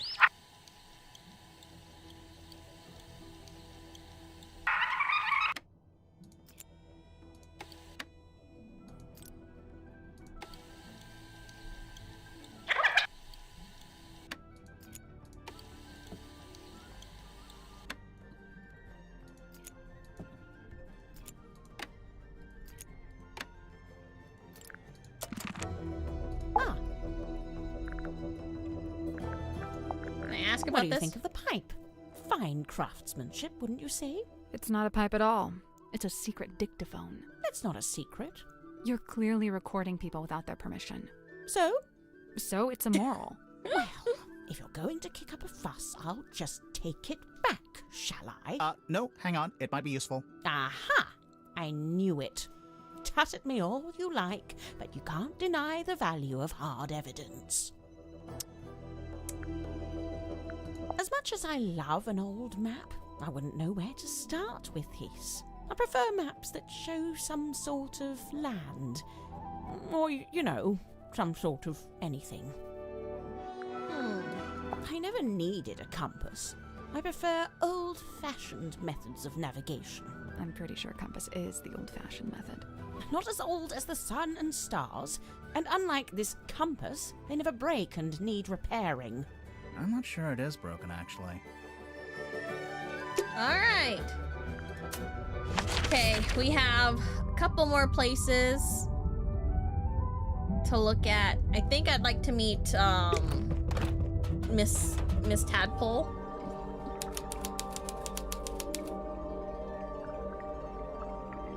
Airlock Grotto. Wow, she's so... Oh.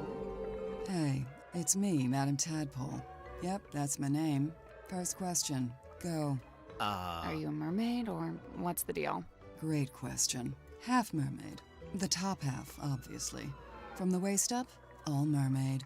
And as you can see, I have the legs of an ordinary human woman. An ordinary human woman? Who happens to be an Olympic-level swimmer. Oh my gosh. Second question. Go. Yourself? So, Madam Tadpole, you're a professional swimmer? Or a professional mermaid? I'm not a professional anything, not anymore. I'm done with all that. Do you have gills? Right there! Nope, it's a tattoo. Sorry It's to tattoo! disappoint. It's cool. Why'd you get it? It's pretty cool. I've always been real good at holding my breath underwater, like scary good.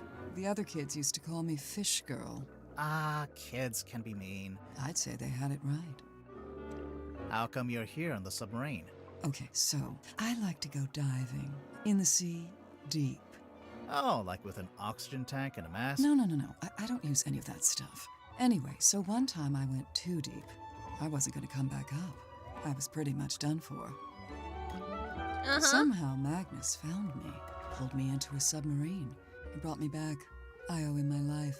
Wait, so are you from Silkworm? Were you living in the town? Nope, I'm from far away. Then how come you were diving into this bit of ocean? Oh, well, yeah, I was visiting the town. For work. What kind of work? Performance art. Kinda. Like I said, I'm done with all that. So, Mortuga saved you from drowning, and you just decided to stay? What kind of It's work? where I belong. The ocean. I had my fill of living on land. I've got no interest in going back. Alright. Looks like you've made yourself pretty comfortable down here. Magnus offered me one of the bunk rooms, but I turned him down. And yeah, over time I turned the airlock into a nice little home for myself. Where did you get all this stuff? The mirrors, the bottles. Shipwrecks, shipping containers, you name it. If it falls into the ocean, I consider it fair game. You go swimming out in the actual ocean. Of course. Isn't it cold? And what about the water pressure? What about him? That's for other people to worry about. So, how do you get out into the sea? Or do you just go from up on deck? See that hole in the middle of the room? Leads down into a big old water tank with a door that leads outside. I go out into the ocean every single day. Jeez, I'm impressed. Like I said, this is where I belong. How long have you been living here? I Does stopped that worrying work? about times and dates. It doesn't mean much down here. Because, like, But I know I arrived after wouldn't water Sim go in? and before Dirk. Do you get on with the other suspects? Oh, sure. It's a nice group. I was closest with Magnus, though. He was one of a kind.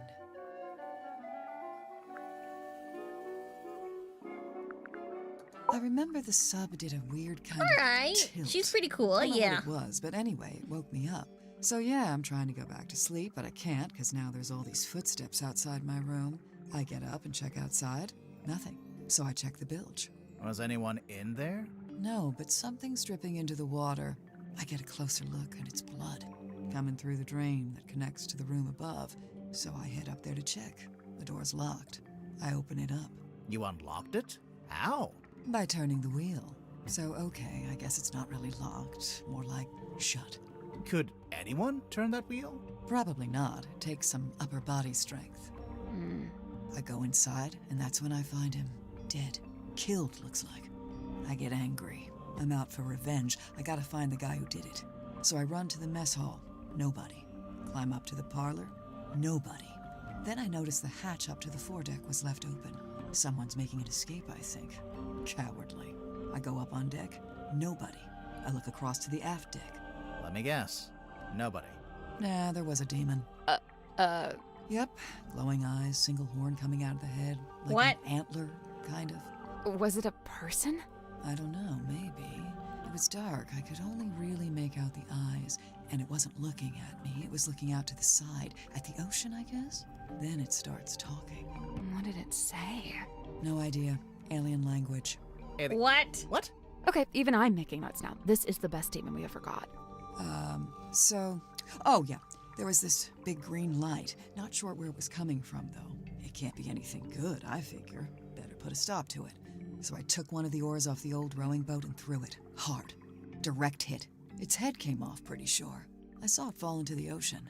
Suspect vanquishes demon with improvised javelin. After that, the green glow went away, so now it's too dark to see anything. I want to be sure, so I jump off the side and swim over to the aft deck. But nope, nothing. Then I dive down past the back of the sub to take a look around. Did you She's see just anyone? swimming? No. No. How should I put this? I'm pretty sure I was being watched. Like I could feel something was out there with me. I don't know. Sorry. Did you ever find the head of the demon or But it was like whatever a it was? really bright green, You said green it fell into glow. the ocean. Oh, yeah. I did, actually. It was right there, floating in the water. Turns out it was this leather mask kind of thing. Okay, that's the thing that went by. Like a full head mask, you know, kind of like a balaclava. Do you still have it? Nope. I took it back inside the submarine, left it right here in the airlock, and, it's gone. I think It was got stolen. taken by... That's, this morning. Zephyr. Tadpole, you didn't finish your statement. Right. I left the Definitely airlock, taken by told Cynthia Zephyr. to gather Zephyr up the man, others and come up to the Zephyr-y. storeroom. Hello there. Zephyr Oh was my in the gosh, I mess have hall. I told him people to here come too. watching me. So I go to the storeroom. Dirk's there with Werman and Sim. Everyone else shows up shortly after. So, you all gathered at the crime scene. What happened? Nobody wanted to admit to murder, so it was a bit of a stalemate. Most of the others made excuses and scurried off. Zephyr, Grip, and I stayed behind. I guess we were the ones who knew Magnus best. That's it. Story's over. Get out of here. No, I want to talk more. Miss Tadpole, you said you were an Olympic-level swimmer. Oh, I mean, sure. she's They never she's let me pretty compete. Olympic level if she That can band swim way back all when I used to that. swim in regionals. Why? What did you do? I can't even swim. I don't know how. They just decided I had certain physical abnormalities that made it unfair to the other swimmers. That kind of sucks. It's whatever. I never really cared about competing anyway. So what did you do after you got banned? Oh, you know, left home, traveled, got a job, quit that job, traveled some more. And, have you always been green? Oh, you finally built up the courage to ask, huh? No, it was a reaction to some chemicals we used in a little water tank I used to swim in. The doctor said it's reversible, but I couldn't afford the treatment, so yeah, I'm green.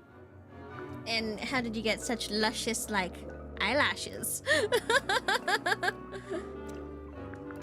You can't just ask that. You can ask anything. Doesn't mean you'll get an answer. Or the answer might be a fist to your face. Jack's got a little crush on me, pretty sure. Cute. He's a good egg, but he's not my type. I don't go in for the Boy Scout look.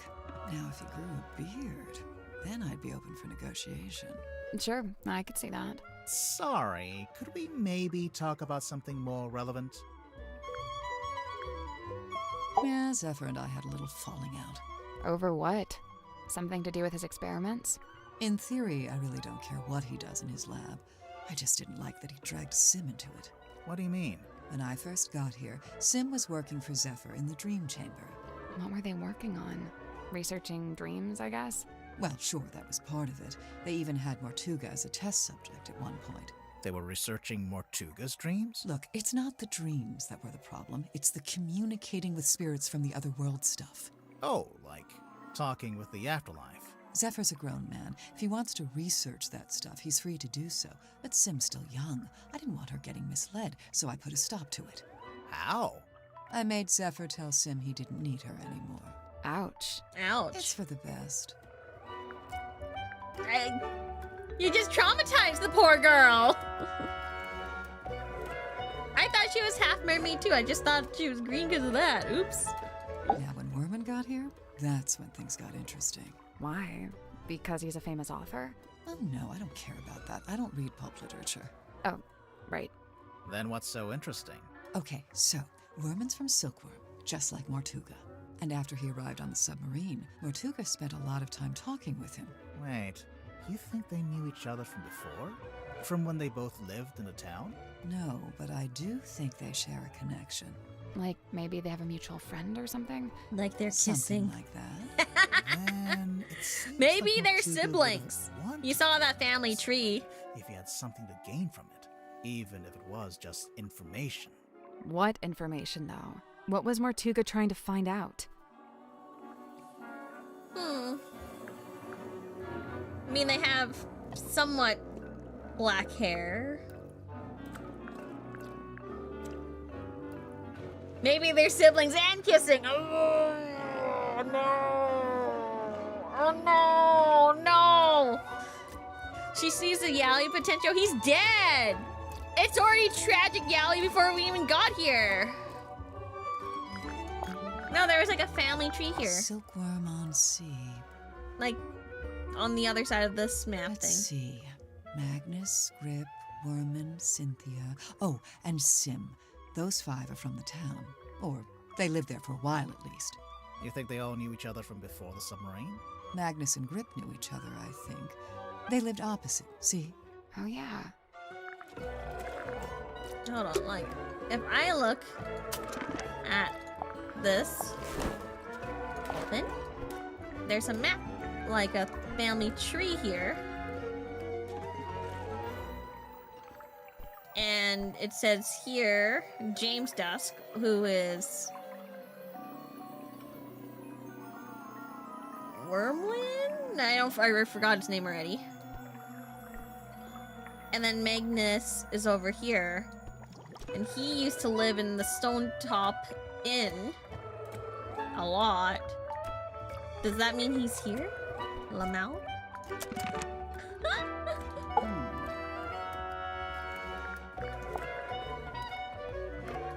I really liked him. He wasn't like anyone Is that his else I've name? met. I forgot. What did you like Author about him? man. He was this great combination of super introverted and super proactive. Like you'd be complaining that you had a headache or whatever, and he wouldn't say a word. But then the next morning, you'd wake up and find painkillers beside your bed. Wow. Kind of creepy, sneaking into your room at night. And where would you get painkillers on a submarine? The point is, he actually cared about other people. Really, the only person he was hard on was himself. Wormin! Well, for one, he never let himself leave the submarine, even if he wanted to. Did he want to? I think so. Then what was stopping him? I wish I could say. I was like, whirlwind. Like a whirlwind. You know, like a typhoon or something. Then it's Worman. I know he used to run a shop selling compasses or whatever. Yeah. But from what I gather, he knew it wasn't really his life's calling. Although he seems Everyone to have had like into it, names so I don't know what's of going on. things. Creature of I mean, look habit, at her I guess. tadpole. If Grip didn't actually want to work in a shop, what did he want to do? He wanted to be the Grimoire, navigator come on. for the submarine. He'd probably Had to be pretty like good. some kind of Problem was, Magnus didn't need a noun. navigator. Didn't want one. What? It's just, now that Mortuga's dead and there's a new captain. You're thinking Grip might finally get to be navigator? Under Cynthia? Maybe. I don't know. I don't think Grip wants to be Cynthia's navigator. I think he wanted to be Mortuga's navigator. I couldn't believe it when she showed up. I swear this submarine is like some kind of giant sink strainer. You know Mariana Moon from before? Yeah, we've crossed paths. We very briefly both worked for the same guy. What guy? Doing what? Performance art. Mariana's act was storytelling. What about? The show I saw was about the history of silkworm on sea, with a focus on all the rumors and urban myths. This was before I'd even been there myself. She even mentioned the rumor of the Mortuga submarine, how she'd been in Silkworm looking for it. What was the rumor? Just that there was supposed to be this haunted submarine with a captain who got cursed to live underwater forever. Sounds made up. I know, right? I get ya, Modiste. Well, I didn't choose my name, did I? Sim's quite delicate. She's got some real self-worth issues. She's kinda eerie. Mm-hmm. And she's got this 1,000-yard stare, like a rabbit in the headlights. She's got a unique way of speaking, too. Yeah, I'm still not sure how much of it is sincere and how much is residual from her time performing on stage. I have heard her talking more normally, though, when she's with Cynthia. What about Sim's parents? Orphan. As far as I know, she was homeless for a while, until the system picked her up and she got moved into the theater. So, she's never had any kind of normal life. Nope. That 1,000-yard stare's starting to make a little more sense now, huh? Oh, he feels guilt now. Now he look at more things. Tell me. Mariana's like a little mole digging around for worms, except the worms are other people's secrets. Oh, I can't imagine what you'd get on me. I don't have any secrets. What about your first name? What about your second name? Let's change the subject.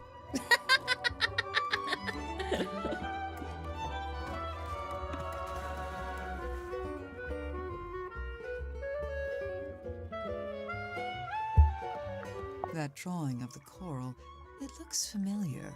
Oh, it's just a generic piece of red coral, isn't it? It reminds me of a piece I found in the ocean recently. Can I see it? Do you still have it? No. Great. Cynthia mentioned the ship's compass broke.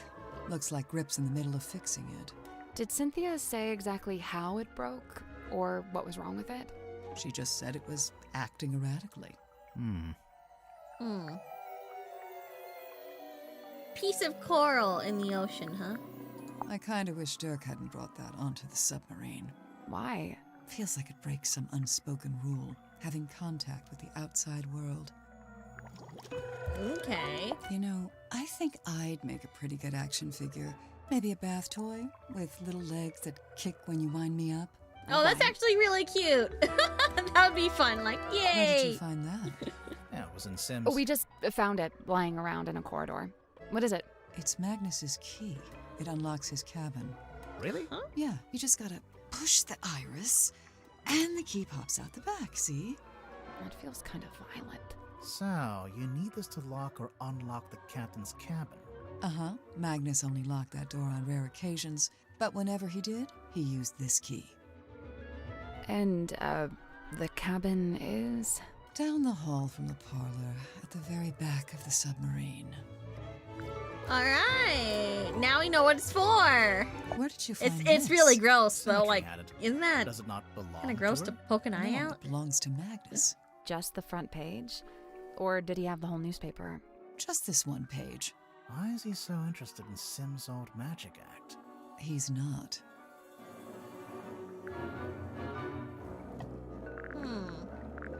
Where did you find this? Symmetry had it. No, it belonged to... He's not. Okay. Any idea what Zephyr's keeping in this bottle? Whatever it is, he dumps it into the ocean every single night. What? What do you mean? What? Every evening, he comes by the airlock and empties the bottle into the water tank below. And the water tank leads out into the ocean. Yeah, and then each morning he comes by with the empty bottle and fills it back up again. Why? What's he doing? I've never managed to work it out. Hmm. That belongs to Sim, I'm pretty sure. It's something to do with her old magic act. You might be right, but we found it in Zephyr's dream chamber. Still, I told him to give all her stuff back. I'll have to have a word with him. Do you recognize any of these objects? It's like, Mermaid's tongue, rumored to be lost at sea. You've heard of it? Tadpole? Oh, no. why not is by everyone so name. secretive about Maybe this Zephyr was mermaid trying to get thing? hold of it. Yeah, maybe he was. This pattern looks a bit like a dream catcher. What's a dream catcher? It's something you hang in your bedroom window when you're a teenage girl. Bingo. I see. It's traditionally from Aboriginal culture where it's supposed to catch bad dreams. Like a spider web.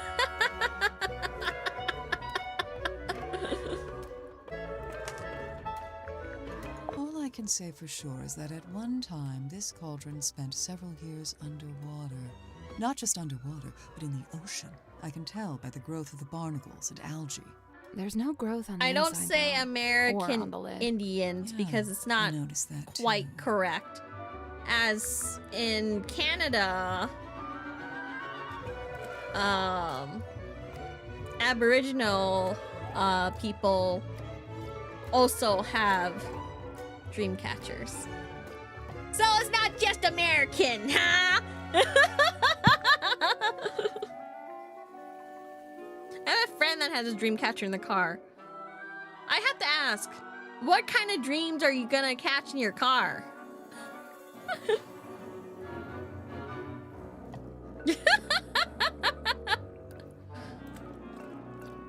I mean, like, it's not like it's wrong, but I'm just like, well, if it's called a dream catcher, are you gonna sleep in your car and try to catch dreams in your car? Canada is in North America. It's also could be in, I'm unsure about, like, if it's in, like, other cultures too, with, like, the indigenous people there.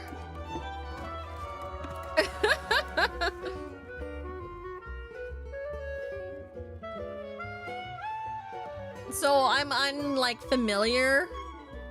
So if like any other culture has it, so I just say Aboriginal or like indigenous people.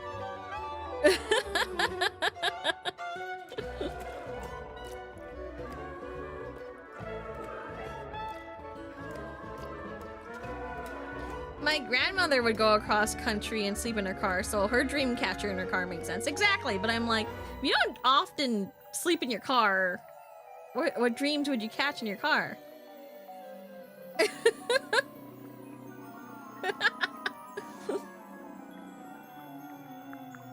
But honestly, I may, like, there was, I bought like a dream catcher kit when I was younger, and I made it myself. I like wrapped everything and I did it all by myself. I was pretty good at it because it had very clear instructions.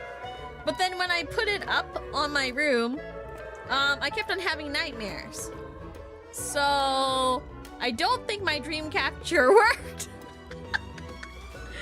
So I ended up just kind of like giving it to my dad, and I don't know where he did it.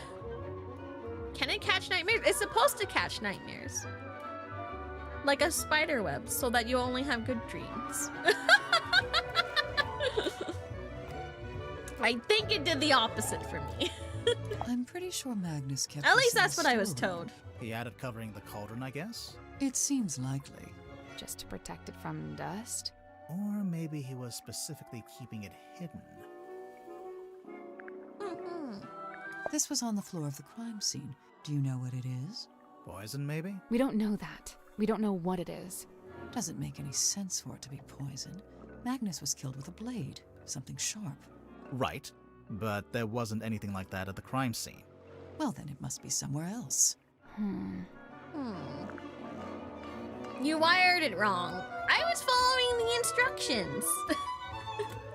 I think I did it right. I did it exactly how the instructions told me to, and it came out very pretty. I just think I did a very bad job. I think I just did it wrong somehow. I saw posters just like this up on the walls in Fortuna Hall. You went to see Symmetry's show? No, by the time I came through the town, she'd already left. But her posters were still up.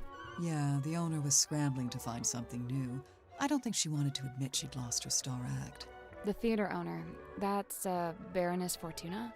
That's her. And did she ever find a new show? No.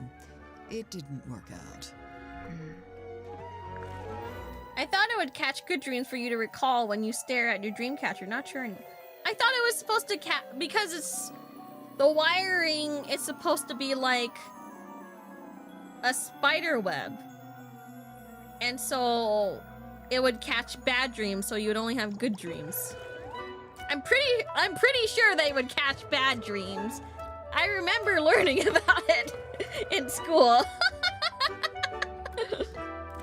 And the beads are supposed to be like a spider. So to represent a spider, so like what the beads on there would just eat the bad dream. Turk tried to get me to take these. He's convinced we've all got a vitamin D deficiency. He said that's why everyone on the submarine is, in his words, moody and weird. I mean, probably. What? What? I feel like I know what this is. The thing in the painting. You've seen it? Not seen it. More like felt it. I'm pretty sure it's out there. Maybe even right now. Should we be worried about this? That's up to you. Everyone's so like mysterious about Magnus this wouldn't bring this painting. inside the submarine, but he didn't seem to want to get rid of it either. So it must have some kind of purpose. We already know what it does. We saw it on the way in. It shines a big green light so you know where to go to find the submarine. Cynthia had to ask my help when writing this up. She wanted to put Magnus's age, but she didn't know it. How come you did? He and I were friends. I was really trying to get to know him. Sounds like that might have been kind of an uphill struggle. Yeah, he didn't really like to talk about himself. So the main character is inspired by Magnus Mortuga? I think so, but Werman changed his name to Marcus Mordu. Nice. Real subtle. All right. I think that's it.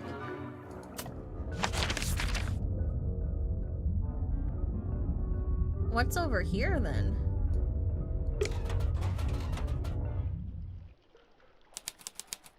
bilge. It's almost pitch black in here. I'm guessing you didn't bring a flashlight. There's something. We got this. Oh. Nope. What? The fog ball? That's not it. Sun tablets? Well, that's not right. The hex bottle didn't shine, right?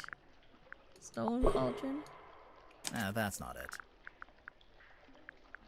Pretty sure this guy was the flashlight. He emits a green light, doesn't he? Nope. What?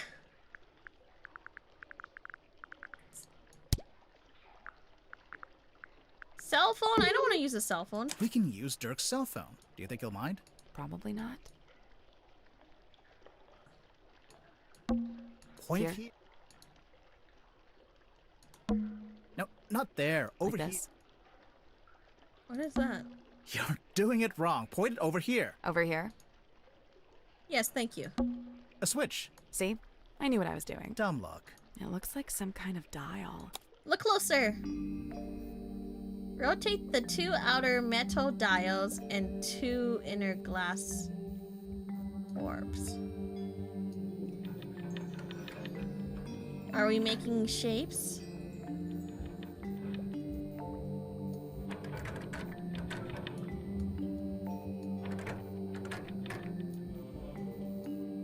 The 2 inner glass orbs? Oh! I got it now. Hold on. If we're making shapes.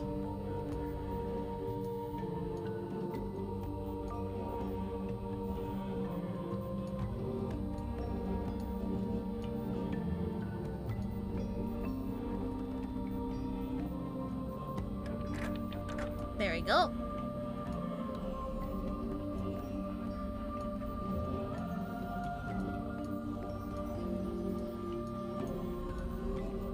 Eek. No.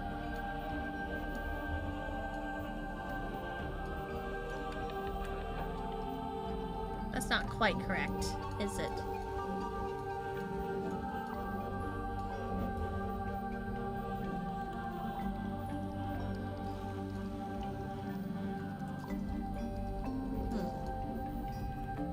And it's more correct. Hi.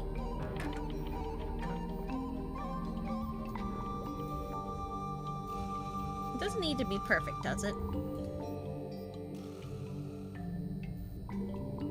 I did it. Tee-hee. Good job. That's her, Elshi. Are you proud that I'm smart? Ooh, gross. What's this? What is that? I have no idea. It's some kind of strange device. What should we call it? Oh, this must be the gun-like thing he wanted. What is that? I have no What idea. should we call it? Yeah, it's a strange device. What's this A one? glass bottle. It's just trash. And don't be so quick to dismiss it. One man's trash is another man's. You can like bring that to at like certain places, like in Japan. You can like bring back the bottles and stuff and get some money Well, back. yeah, no, it's just trash. So technically not trash. What's this? License cut in half. Tanya Tadpole. Oh, is that her first name? Free diving, deep diving, or da. Ocean Rescue Divers Association. Tanya Tadpole, free diving, reduced visibility. Oh, okay, cool. Her name's Tanya. It's a thigh-high pool of dirty water. Don't say thigh high. Say knee high. Or waist high. But it's thigh high. But it was in between the two. Yeah, this room smells like rust and dirty seawater. I kind of like it. I knew you were gonna say that. You always like the worst smells. The light is coming through an open drain in the ceiling. A drain in the floor of the room above, you mean? Literally the same thing. I mean, I guess it's the same thing. It's a thigh. Don't say thigh Say high. But it was in between the two. It's a thigh Don't high, say knee but it was high. in between the two. All right. Yeah, this Anything room else? smells. I kinda like I knew you always liked the worst smell.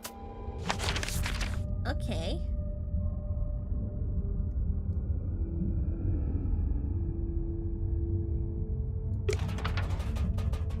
Wee.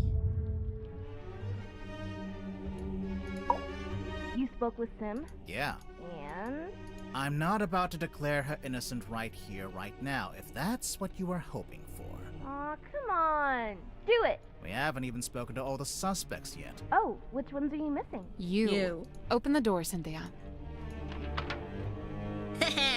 We got it. Looks like she unlocked the door. Finally. I'm gonna save though. Where's the save feature? Can I save? Auto save on, but where's save?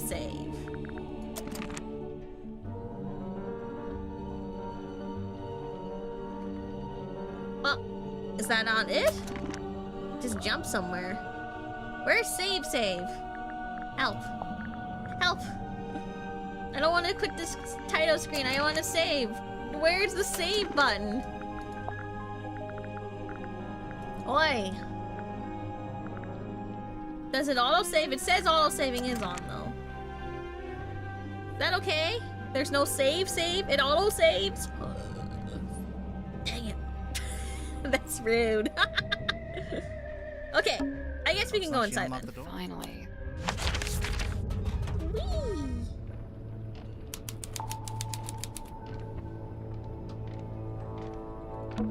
Don't touch that, please. It's behind glass for a reason. It is a garment of great historical significance and must be preserved. What if we just look at it from a distance? Fine. We say. We can't touch it. But I can, like, rotate it. Haha, I don't count. Hey, so thanks for finally letting us in. You know, I have to say, that really was pretty unhelpful. It is I, Cynthia Seafoam, fearless captain of the Mortuga submarine. Hi, I'm Sally. Aha! Then you must be Detective Grimoire. Correct?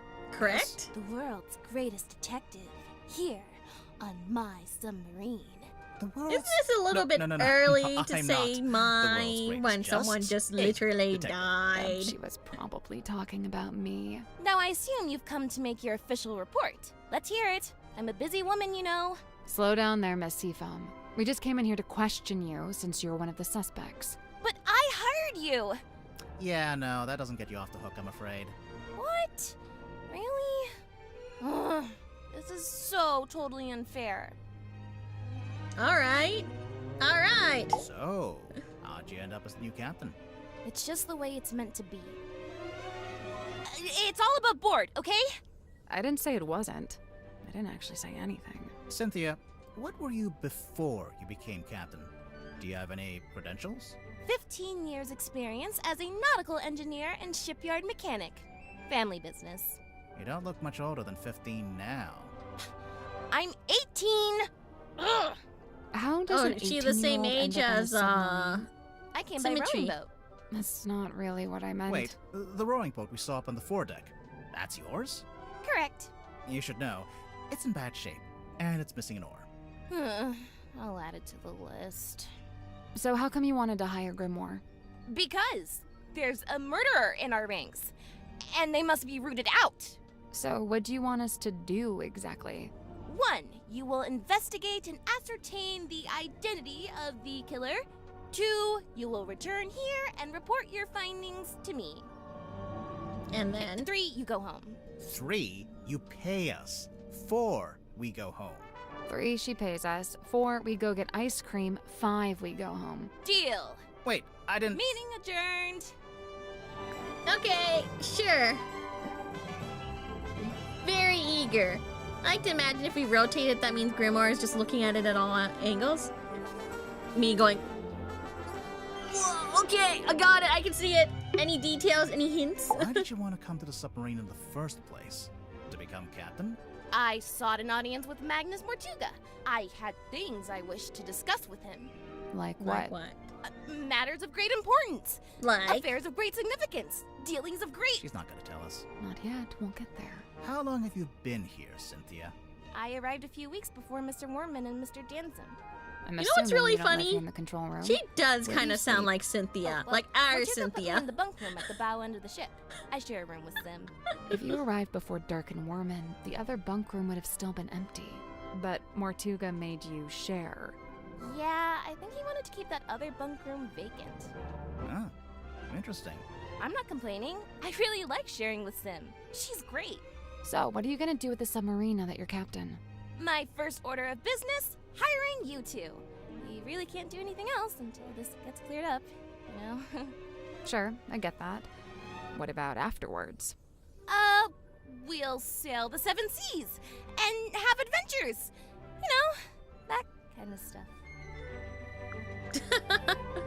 I kind of hear it now. It couldn't be unless all Cynthia sound the same. No, it just happened to be like a coincidence that she does sound the same as I Cindy. woke up when the submarine made an unscheduled maneuver.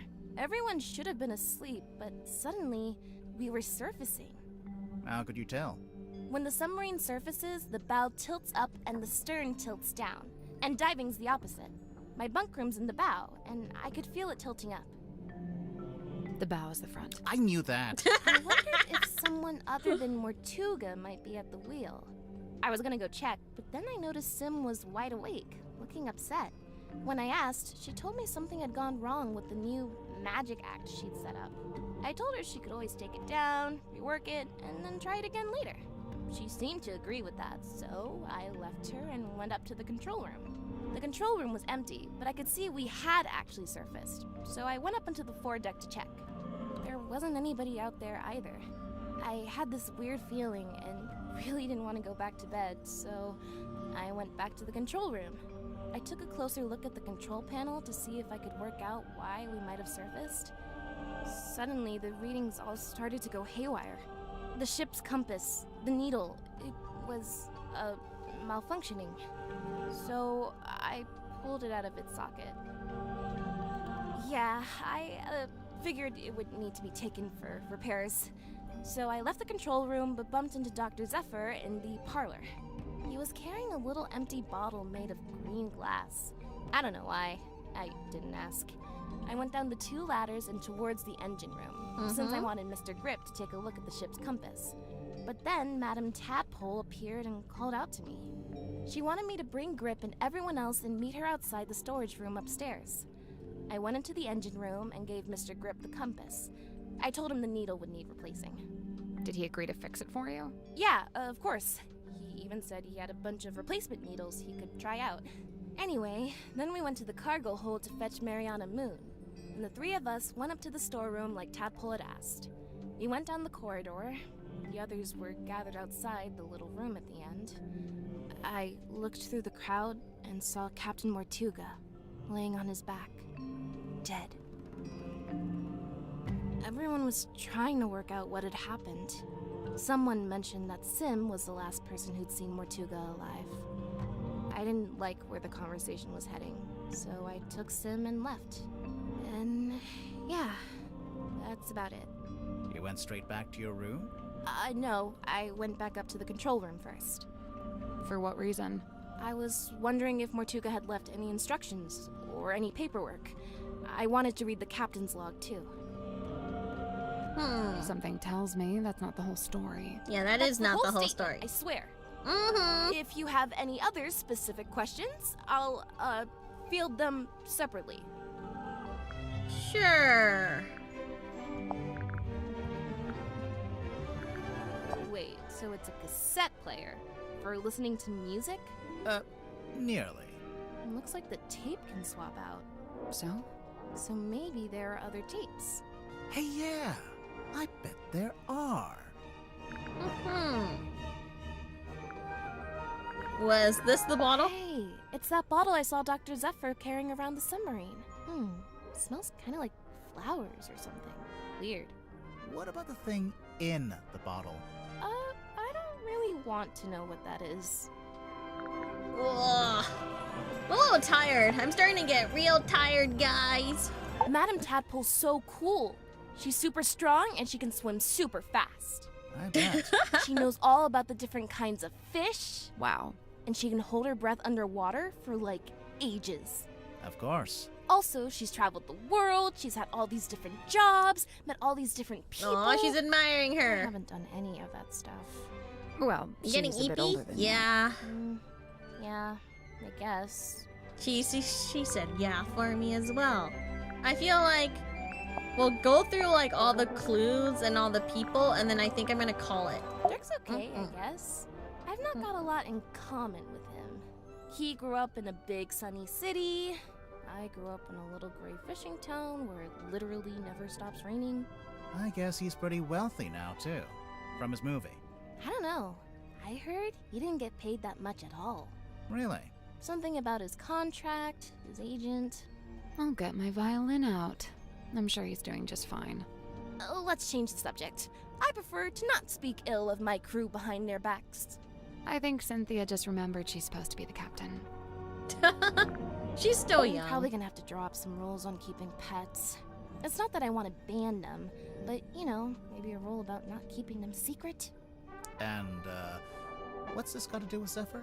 Oh, I'm pretty sure he's keeping an animal in there, in his dream chamber. But you've not actually seen it. No, I heard him talking to it, though, a few times. What kind of pet do you think it is? It could be anything. You can. Doctor Do you guys Zephyr's talk to your into some pets? Pretty weird stuff. And he's got, like, black market connections. Sim was telling me about it. Black market? Oh, wait. She told me not to tell anyone else. Forget I said that. Sure thing. I can see you writing it down. No, not writing it down at all. Mr. Warman? I usually just try to stay out of his way. He's kind of grouchy. Did you know him before the submarine? No. Yes, of course, He yes. did grow Well, up yeah, in Silkworm, interesting. But he lived uptown in a big fancy house. And I Interesting. Didn't. Born with a silver spoon in his mouth, huh? Come to think of it, I don't actually think Warman was born in Silkworm. What? And, I think he might have mentioned something about disclaiming his inheritance. I guess he wanted to make his own money. Which, by all accounts, is exactly what he did after he left town and wrote that book. So why would he need to come back? He just really wanted to meet him, I guess. Meet who? Who else? Captain Mortuga. When did you first meet Mortuga? When he let me into the submarine. Oh, it's just, you're both from Silkworm. I thought maybe you'd have run into him before that. My parents did. I know that much. Remind me. The harbor master and the shipyard mechanic. Ah, that tracks. So Mortuga lived an active life back then. He wasn't like, recluse? I don't think he's ever been outgoing, but from what I gather, he was very loyal to the few friends he did have. In fact, I'm pretty sure he was trying to reconnect with someone he once knew from the town. Who was it? Did he say? No, I never found out. Interesting. I found out Mr. Grip wanted to be the submarine's navigator at one stage, but Mortuga never allowed it. After I became captain, I half expected Grip to come and ask about taking on the role. But he didn't? Nope. Would you have said yes? Of course. I've no idea why Mortuga didn't allow it, but Mr. Grip's clearly an expert. I would have welcomed his help. I wonder why he didn't ask. I guess he assumed Cynthia didn't want any help. Sorry, Cynthia, but you do give off a kind of I can do everything by myself vibe. Just a little. Feedback duly noted. Feedback duly noted. You said you're 18? Where are your parents? My stepfather's still in Silkworm. He's too stubborn to leave, even though the town's pretty much dead. Whereabouts? The shipyard beneath the lighthouse. That's where I live, too. Sounds like it might have been an interesting place to grow up. It used to be. Nowadays, it's basically just a big pile of rust. What about your mother? I'm sorry. Oh. It's okay. So, Cynthia. Awkward, why moving did you on. become captain of a submarine? Not a submarine. This submarine. Like I said, it's just the way it's meant to be. Mariana Moon? I've barely known her longer than you have. Do you know why she's on the submarine? I have to assume she was invited. So, what? Nobody's allowed on board without being invited? Naturally. Who invited you? Okay, maybe I'm an exception, but Captain Mortuga granted me access and you let me stay. So it amounts to the same thing. You know, now that you're captain, you could tell Mariana to leave if you don't like her. I never said I didn't like her. I think she's very interesting. Wow. Alright. Sim's my best friend. Well, that's nice. She's really cool and weird, and she knows all kinds of stuff about illusions and magic and curses and psychics and haunted dolls. What a ringing endorsement. Curses? Curses? Oh yeah, Sim's obsessed. She's convinced that she's cursed. Or even that she is a curse. That's why she wears that locket. I don't know. This sounds like kind of an unhealthy predisposition. Oh yeah, totally. I'm actually pretty worried about her. Especially since, you know. No? So it's looking like Sim was the last person to see Mortuga alive. They were both in that storeroom the evening he died. The Illusion Theater. Alright. Let's talk about... So, I noticed you're the captain, but you're not wearing the captain's jacket. I have my own jacket. This one stays behind glass. It's just the way it's meant to be. Okay, so what about your jacket? It's based on the one Mortuga had. See? The epaulets are kind of the same. Oh, I've been wanting to ask someone about this. How come Mortuga's jacket is like half a jacket? Apparently he didn't want to wear anything on his right shoulder. Some kind of pain from an old injury, I think.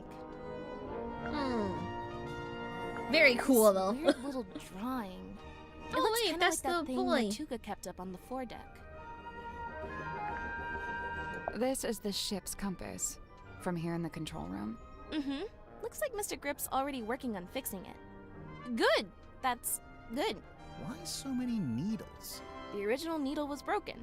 Mr. Grip said he had a few he could try out as replacements. This one's the original? Yeah. Looks fine to me. Just put it back in. Nope, wouldn't work. It's malfunctioning. It needs to be replaced. Interesting. Cynthia, this map's got your surname on it, and the S from your signature. Oh yeah, Seafoam Harbor. I mean, nobody ever really called it that, but my mom was the harbor master, so yeah. Alright.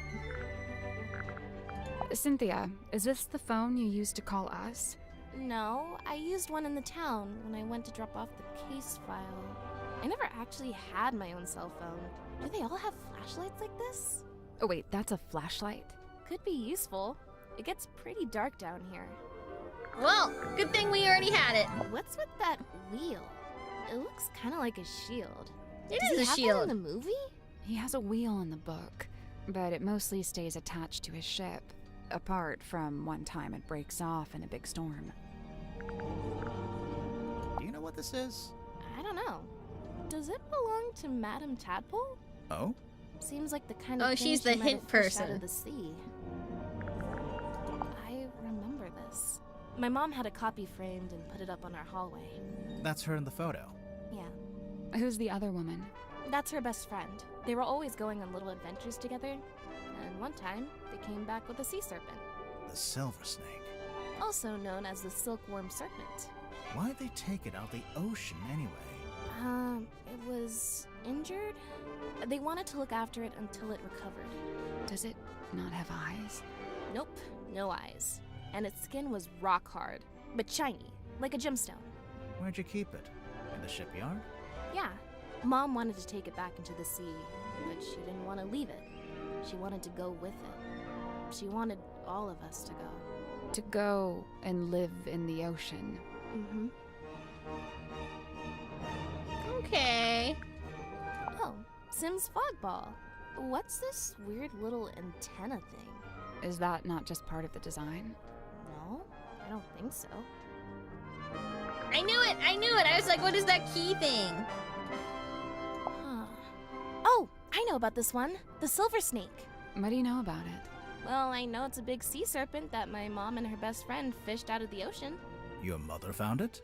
Mm-hmm. What happened to it? Did she keep it? Eventually, some men came and took it away. Where is it now? I don't know. Probably dead if they're selling its skull. What does it do? We're not sure. My money's on nothing. In the case file, you said the cauldron had never been unlocked before. And nobody knew how to unlock it, except, presumably, Mortuga himself. So you think it got opened in the course of the murder? I see 3 possibilities. 1, the cauldron was opened before the murder. 2, someone opened the cauldron after the murder. Someone other than Mortuga. Naturally. And 3, the cauldron was opened during the murder.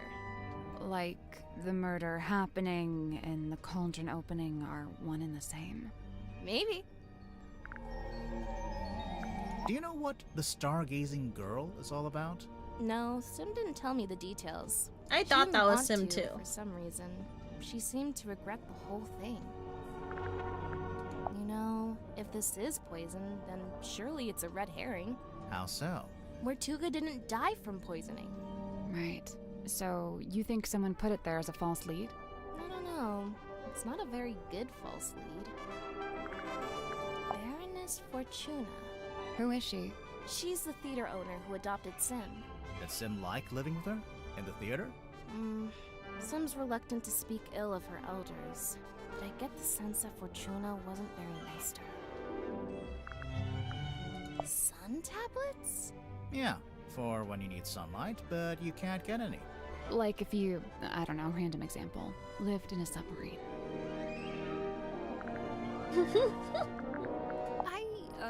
I'm considering having this taken down. I'm captain, so I'm allowed to do stuff like that. Why would you want to take it down? It's just unnerving. It's making some of the crew uncomfortable. Some of the crew? All of the crew. There he is, Mortuga's little mascot. What does he do? Well, you know, bit of this, bit of that. A big green light shines out of his eyes sometimes. Yeah, we saw it. It lured us onto the submarine. That's the idea. How does it work? Do you activate it from in here? Nope, it just kind of happens. Wooden buoy is confirmed to be magical. Alright. Aha! I see you found my case file. Sure did. How come you knew about Grimoire? Oh, I read all about the Tangle Tower case in a newspaper. I didn't know that got any press. Someone must have sold their story. I gotta ask, did Fiona end up leaving the tower? Or is she still there? Fifi? Yeah, she and Poppy moved out. Oh, good for them. They got a real nice place out in the countryside. That's so nice. I'm jealous.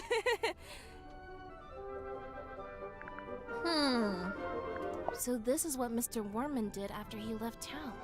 Why would he need to leave town to write a book? I feel like you could do that from anywhere. It was probably more about making connections. You mean like in publishing? In anything. Silkworm's a real dead end if you got any kind of aspirations. Alright. Okay, so I think we went through everything. I wonder if Sim would let us take a closer look at that locket of hers. Can't hurt to ask. Okay, fine. Fine, I'll do it.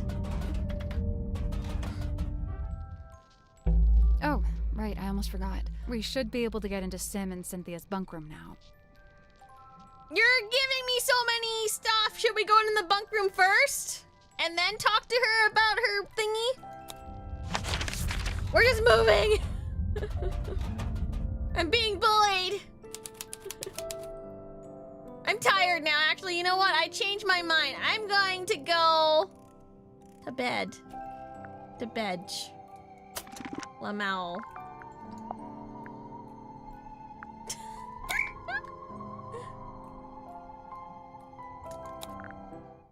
I gotta wake up early to celebrate yet another birthday. I was in the birthday marathon for like a good chunk of July, and now there's another one, and I'm like, actually, it's another one for July. We just didn't have time to celebrate until now.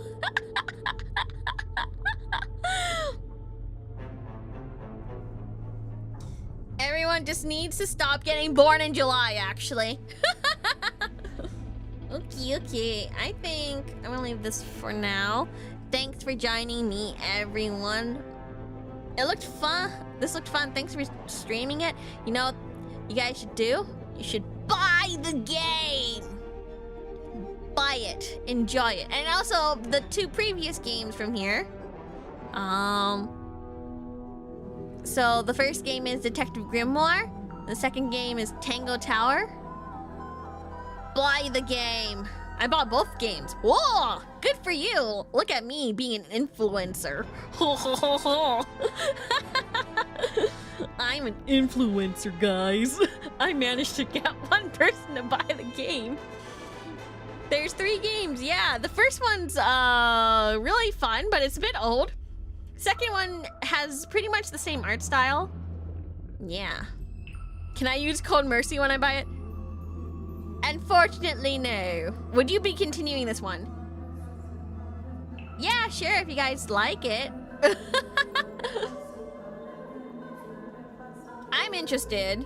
I'd probably finish it with or without you guys, I'll be honest.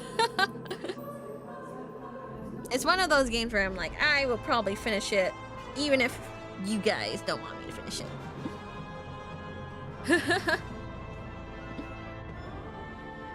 I'll probably be able to finish it in... My expectation is 3 to 4 streams.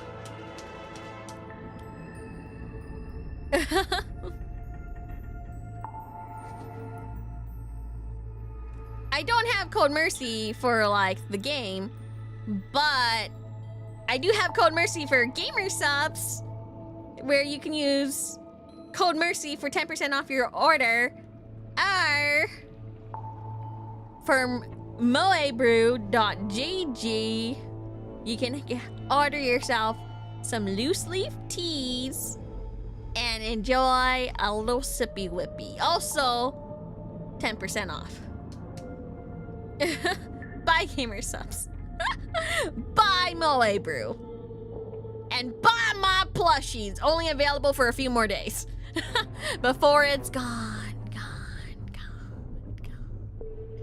I'm not gonna restock it. I'm not gonna ask till I do a rerun either.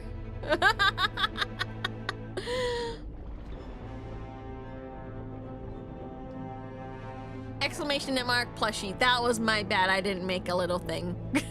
But I did. It's on Uwu Market if you search up Mercy Modiste. It's there. I bought 9. Why did you buy 9? Thank you, but also why? I accidentally didn't get it. Capitalism, yay! Thank you for getting it anyways. I really appreciate it. I personally bought 4. 2 for a friend and 1 for me, and a spare if I somehow lost or damaged the first one.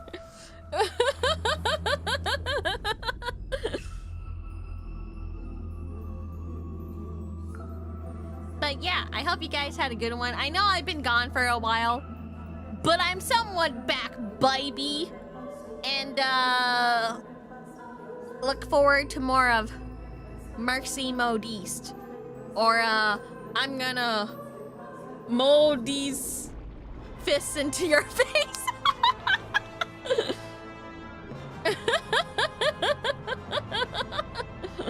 How's the asthma been? Pretty bad, but it's okay tonight, I think. I mean, like, I didn't die, as you noticed. So yeah, thank you everyone for joining me today. Do I have any other advertisements?